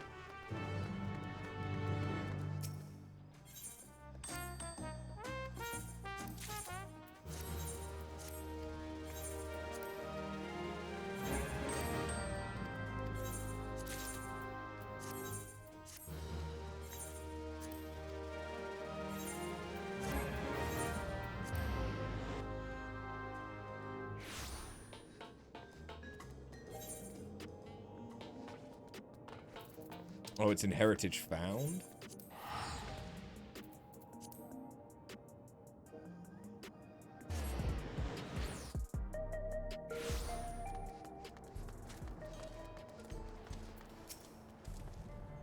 Good morning to you. Anything I can help you with? Napikwe? Yeah, I know her well. She's something of a hero around these parts. Our guardian angel. She just arrived when the tremor struck, on the trail of some beast or other. Can't remember the details now, but I do remember that when the ground started shaking and levin filled the air, it was she who guided us all to safety. Braved the bolts to drive back the beasts that were tearing up our farmsteads. Where's she now, I wonder? Last I heard, she'd registered with the Hunters, but that was years back. She'd probably be retired now, or... No, she's still with us. Has to be. Wouldn't remember her if she wasn't. You should go and ask the facilities at Resolution up in Solution 9. They keep a record of every citizen's location. Tell them you're looking for an old friend and they'll put you in contact. Any new blues? No blues. No blues.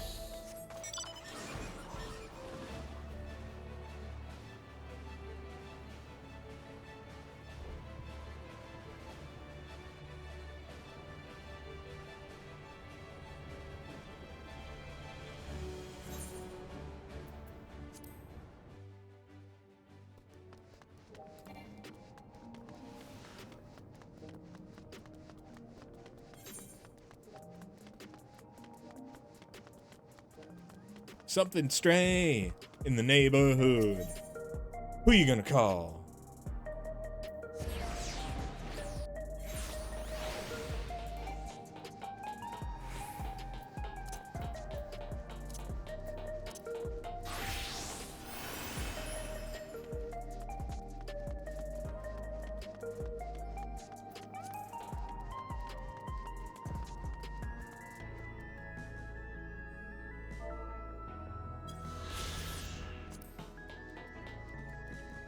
Philomena?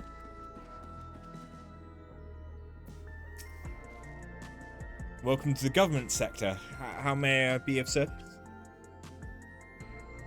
You're a friend of Napikwe's. One of many, I'm sure. Such an amiable soul. Such a shame about that injury forcing her from the field. But what a career! I should think the better part of our data on the local fauna was collected by her and her followers. Followers who adore her to this day. I believe she was the one who introduced the idea of fighting with twin blades too, and look how that's taken off. Sharing citizens' personal information is strictly forbidden as a rule. However, Napikwe left specific instructions that if any fellow Turali should come calling, we should send them directly to her. And so I shall. Her registered domicile is in residential radius 914. Ever since her retirement, she spends most of her days sitting in the plaza watching the world go by. Let me know if you have trouble finding her. But if you do, please, pass on my best wishes.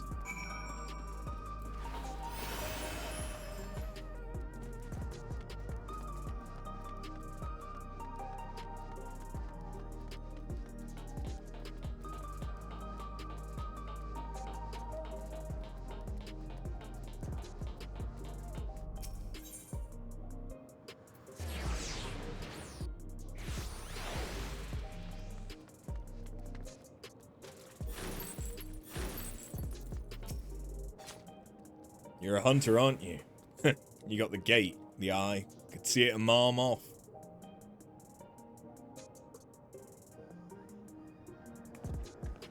Bologua? There's a name I haven't heard in a long time. Well, you go tell him I'm as safe and well as I've ever been.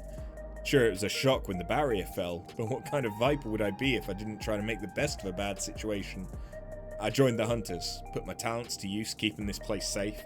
Till 10 years ago, that is, when my good hand finally gave out on me. Had to leave the front lines. Thought I was done for good, to be honest. But then Her Majesty came to me, gave me a new mission, cataloguing the beasts I no longer had the strength to kill. Gave me a new lease on life. Say, now that the barrier's broken, is Bologua thinking of bringing the Dawn Hunt back to Yassilani? If he is, then could you give him this?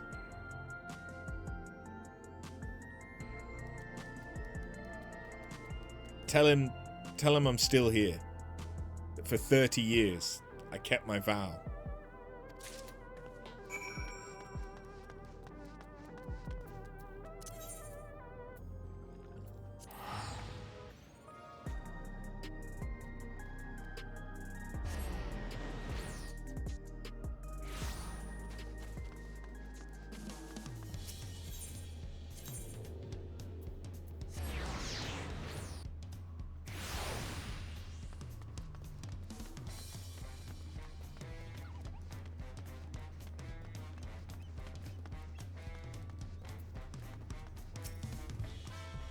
Good to see you back safe. Well, any news on Napikwe?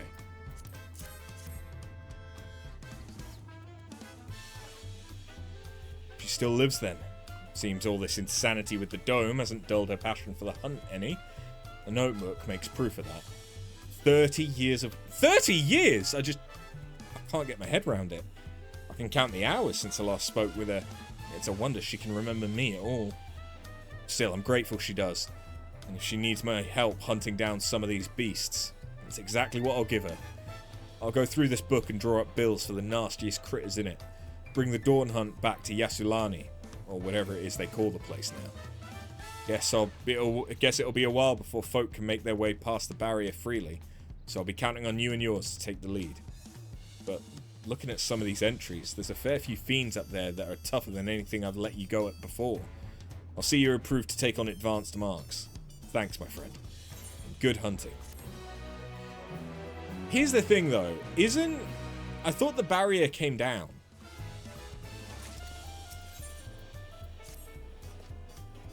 You honor me with your presence. I've heard all about your deeds that you've been doing for Wuklamar. As if ending Valagarmanda's rampage wasn't impressive enough, you saved the city from those mechanical beggars too.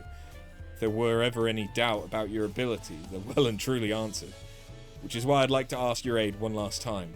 Will you join us in our most essential duty, seeking out and slaying those fiends most foul, those that pose the gravest dangers to our people? You're a hero through and through.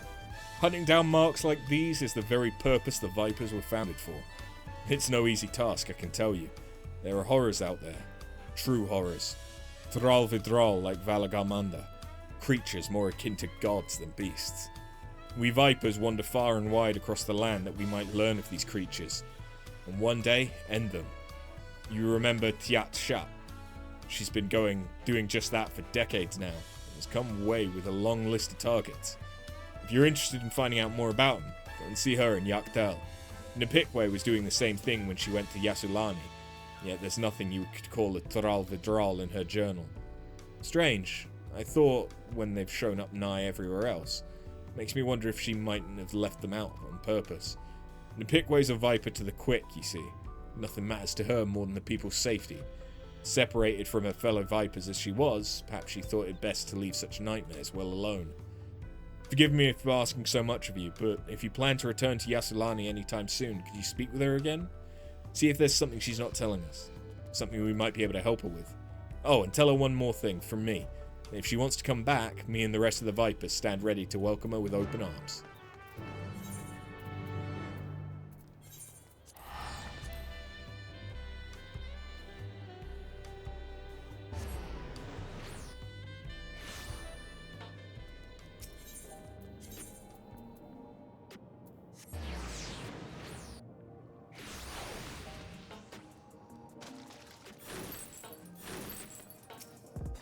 Sup, it's me again. Ah, the hunter from across the salt. What message do you have for me today? Bologwa, you sentimental fool. I thank him for remembering me, but this is my home now. These people, my people. I've lived here, fought here, for the better part of my life. Stepping beyond that wall would be like stepping 30 years into the past. And while I've fond memories of the place, I'm an old woman now. I've grown unused to change. Not to mention that... Lady Nepikwe.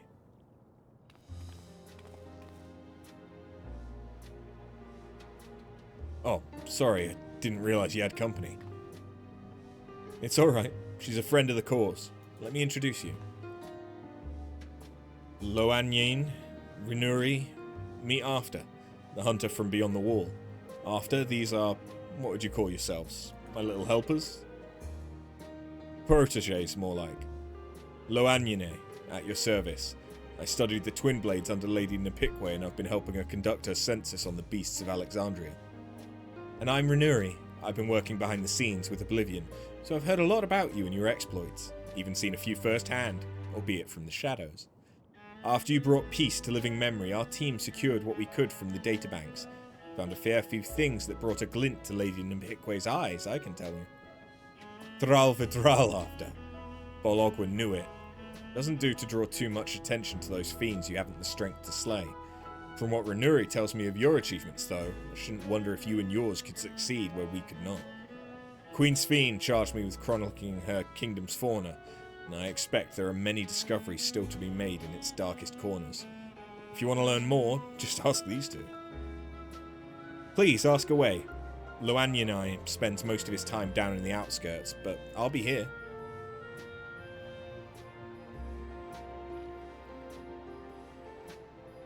As shall I. My duty is far from over. So in answer to Bologwa's question, no, I will not be returning to Tuliyollal. But please let him know that I appreciate his kind words, and that I'm only too happy to extend him the same offer.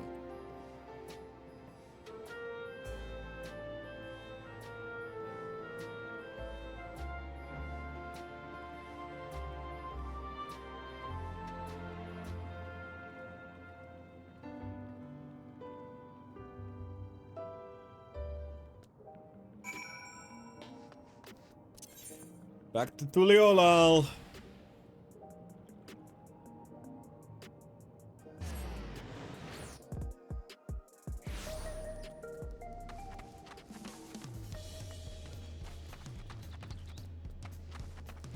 Where am I going? What am I doing?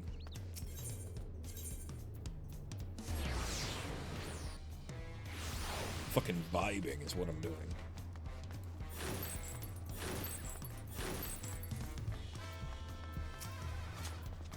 Welcome back. Did you speak with Nipikwe?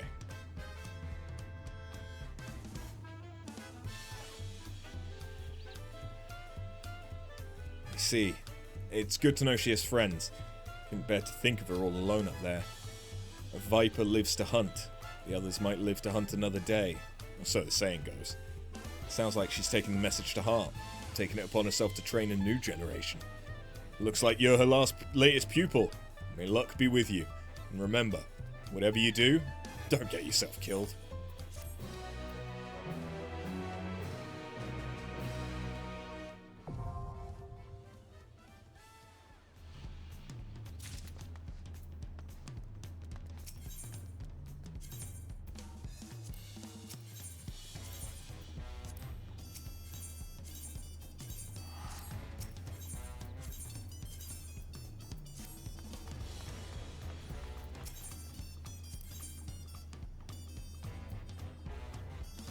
Okay, yeah.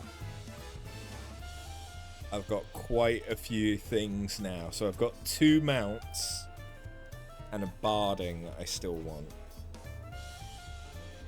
What's this surge light stuff for?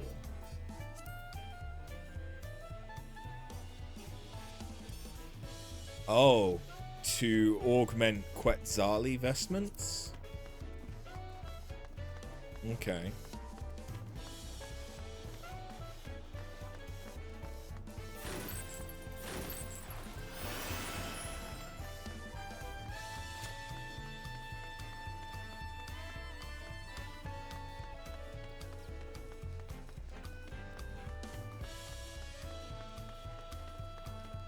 Where's the tombstone vendor?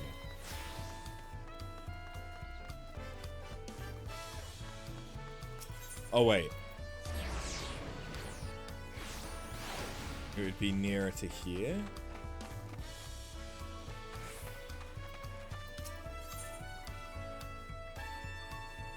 That looks like it's for a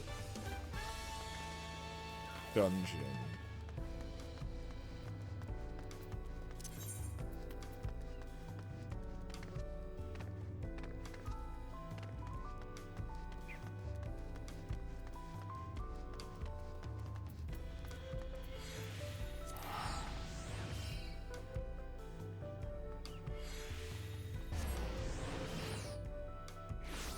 Is it here?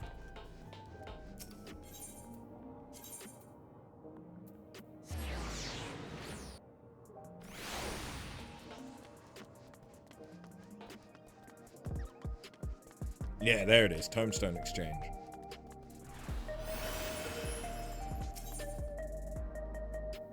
Okay, yeah, so there's mathematics and there's heliometry. I have full heliometry, so let's have a quick look.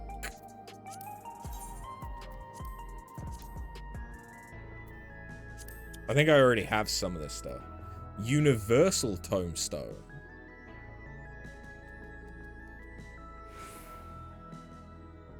How does one acquire that?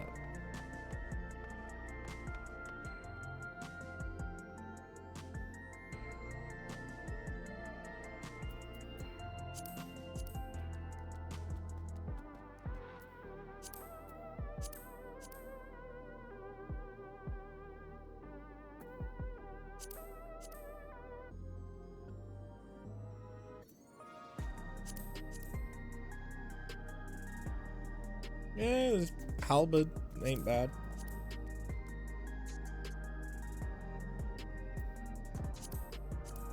Oh, I've definitely got the Quetzali monk weapon. I think I've got the Quetzali blade as well. I don't think I've seen the knives though. Eh? They're alright. Those are kind of nice. That's kind of nice. Yeah, that's pretty nice. It's a gun. Very standard chakram.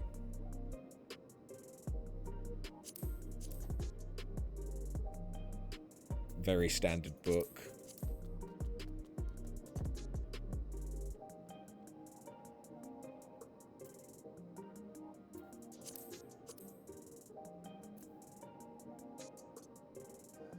I don't hate that. That's a very thin brush.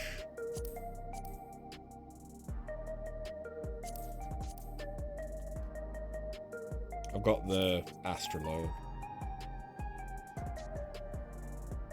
Again, very thin.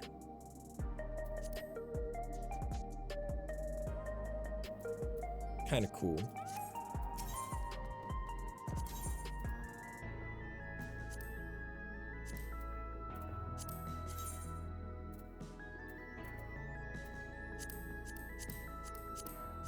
So yeah, it's gonna make you look like one of the Landsguard, isn't it? That's not bad.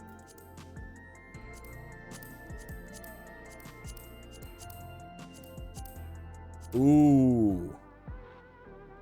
Ooh, that chess piece, actually. Kinda cool.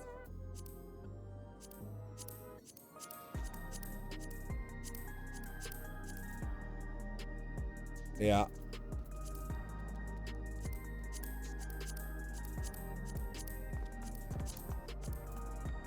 Same for scouting, of course, yeah.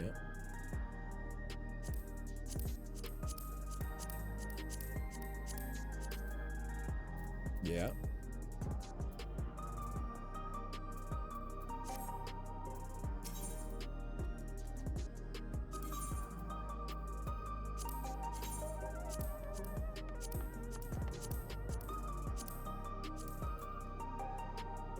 Okay, so that's what the chest piece, the Quetzal, because I've got the hood.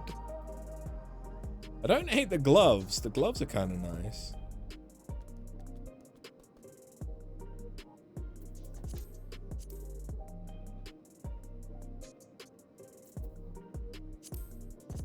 What about on a healer? Given that these aren't dyeable, because I'd have to augment them for them to be dyeable, I presume. I kind of like the healing one more, to be honest.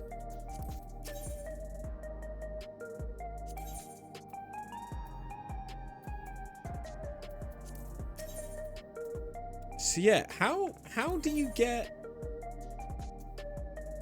universal tomestones?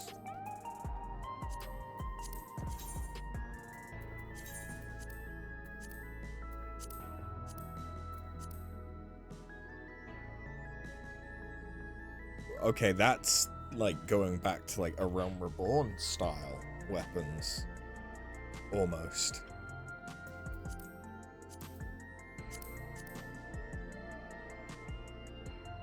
I mean, that might be the intention.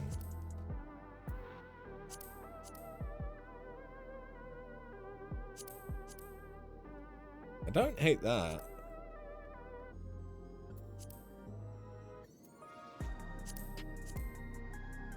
I think they're supposed to look like weapons out of 9. What the fuck?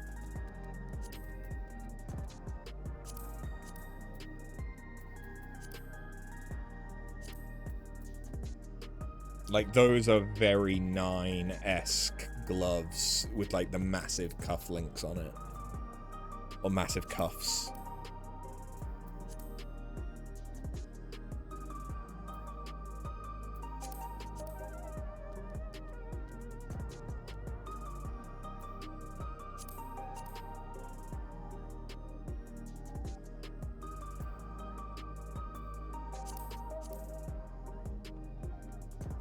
I mean, that's just a bow.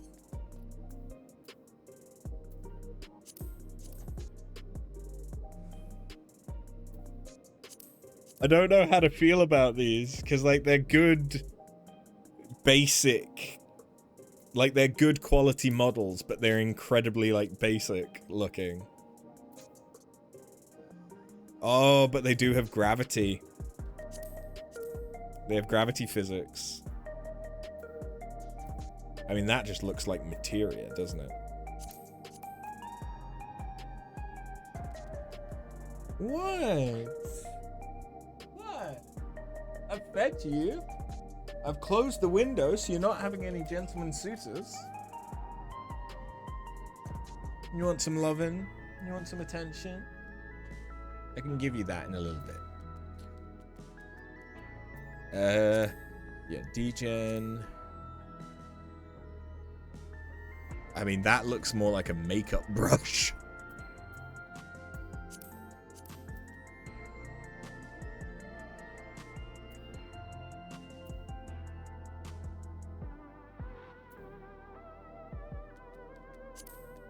The planisphere. Eh.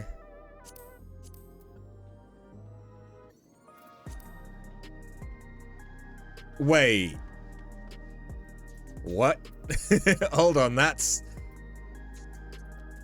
the cat paws? Okay.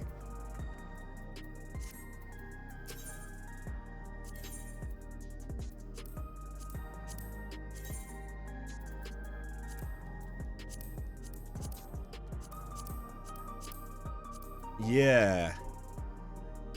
It's just, it's a really good model for, like, very basic armor.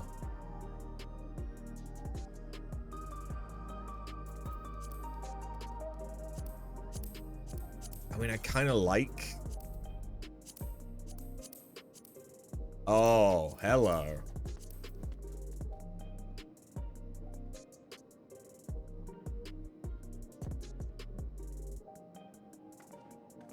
Yeah.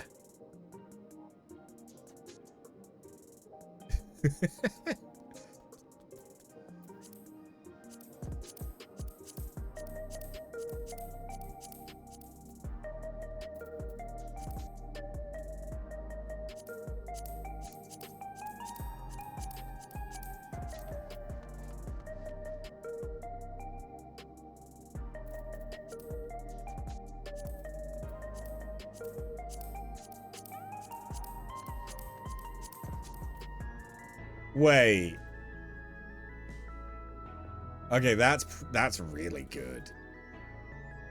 Just for the quality of the textures and everything, like, that's really good. But that looks like, is it Freya? Is it Freya that is the mouse? Yeah, Freya Crescent.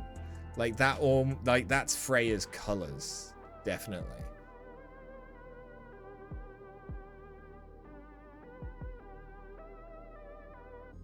That's making me think of her, not a That's what it is, isn't it? Wait, hold on. The pugilist one. Is that Amaranth? I think it is.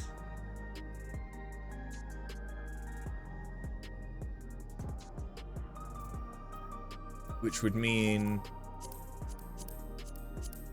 this is Reiner, or sorry, Steiner. Because he kind of had like the almost wizard hat, but made out of metal. So no, I don't think this is Steiner.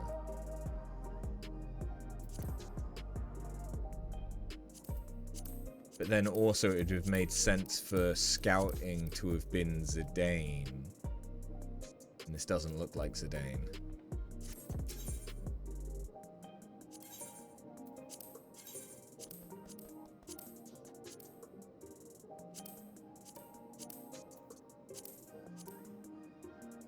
Okay, yeah, but those boots and pants are very Vivi.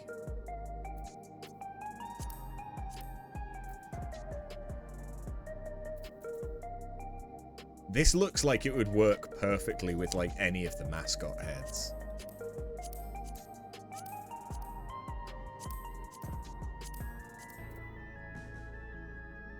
Yeah.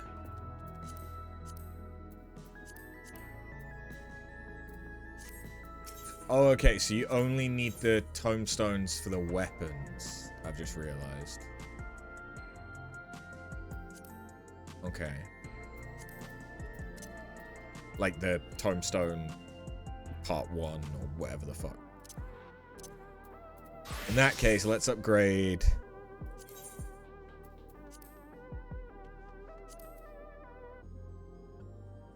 everything, apparently.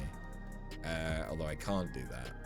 I can upgrade the things that need it most, which by the looks of it are the legs, the chest, the legs, and the boots, but I don't have enough for the boots.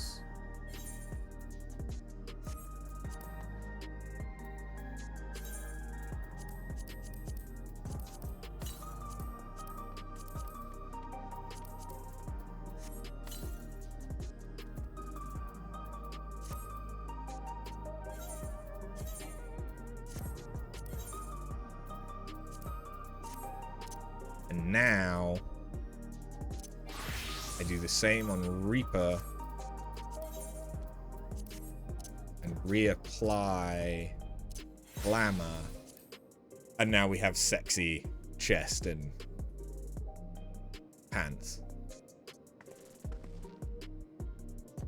Nice.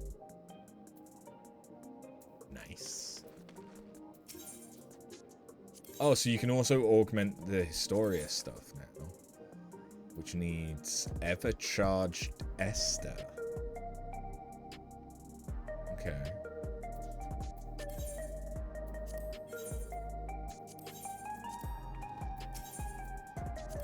And the Quetzali stuff needs Surgelight Solvent. Okay.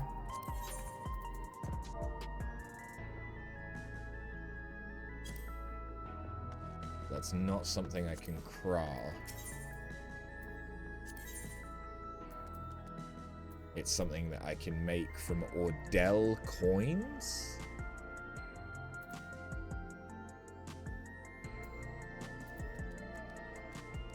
Or I could buy the glaze and the twine from what's its name?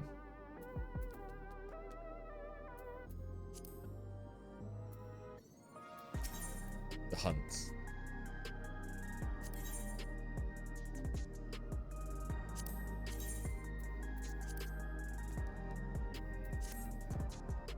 Yeah.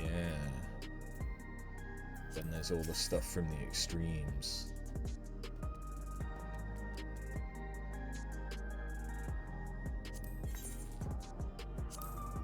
And Future's rewritten. Yeah. If I got into Ultimates.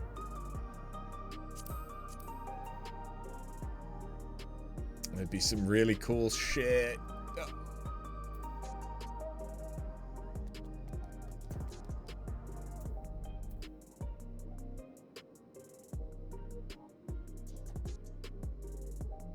I actually quite like the chakrams, if I remember. Yeah. What about the Twin Fangs? I don't think I've seen those. Oh, it gives like Ultima Weapon from Kingdom Hearts vibes. That's what it gives.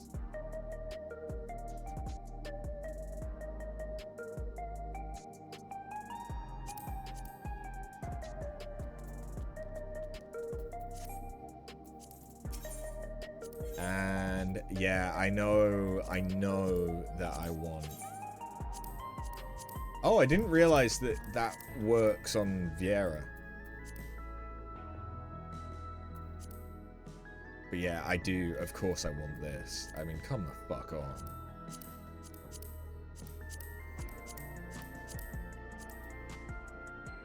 Oh. Oh yeah. Oh.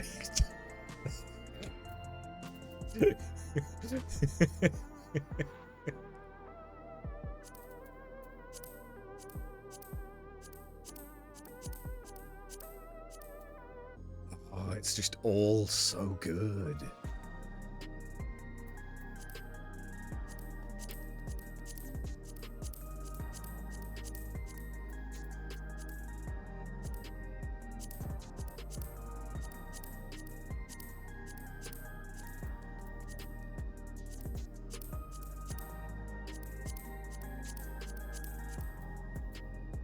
Yeah.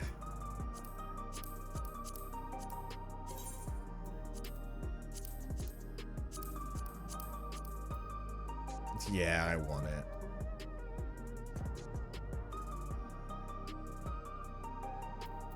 I want it.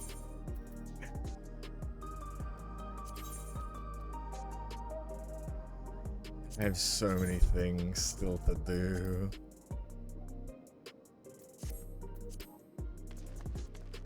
Oh man.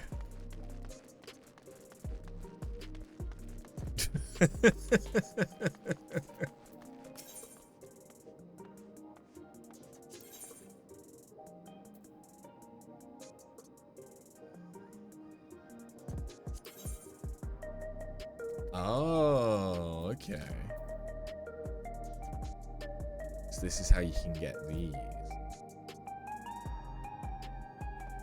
Right. But they're the same as the Quetzali stuff.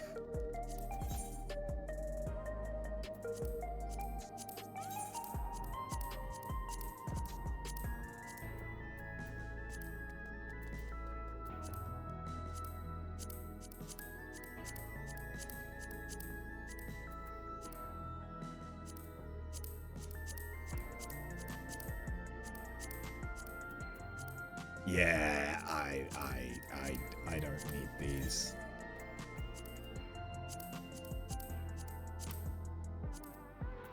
I don't. I mean, I have some bits that are not the augmented version; they're just the normal version. I have some of those, but I am not. I don't need these other ones.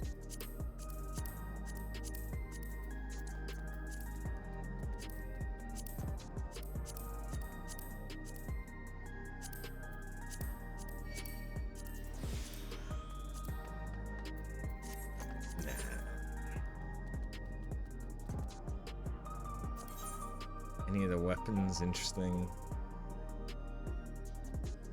Not from a quick glimpse through.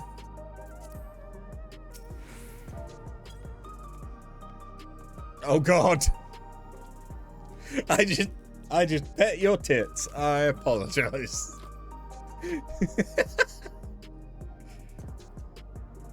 But yeah, I think that this might be where I call it for tonight, because I mean, it seems like as good a point as any. I need to pull my finger out and finish Ozya, because we are not far from Occult Crescent. Hopefully. That means I need to do a lot more Castrum.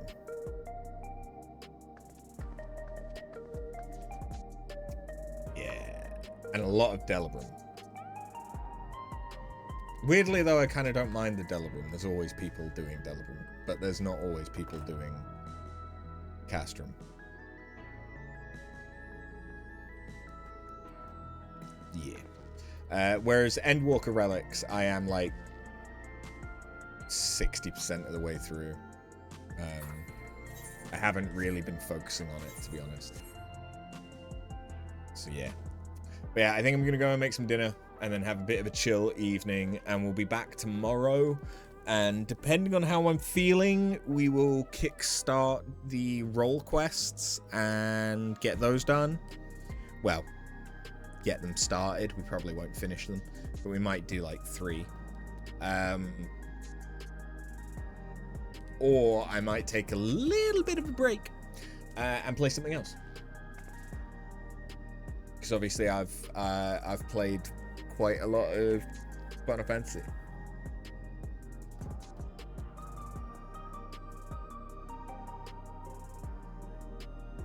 Although if I do play anything else, it's probably not going to be an overly long game. How long to beat?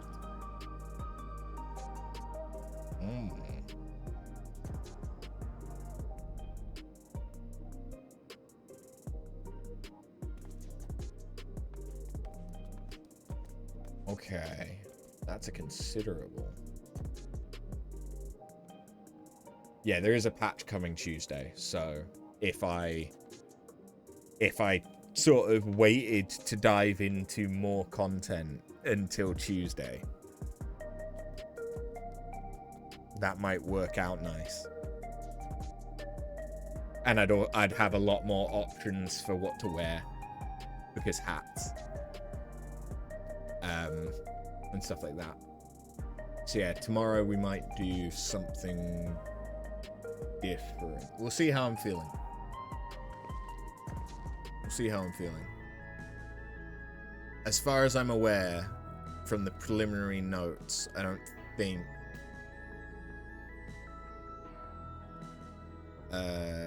think Occult Crescent is really getting anything from the 0.3 patch. But I might be wrong.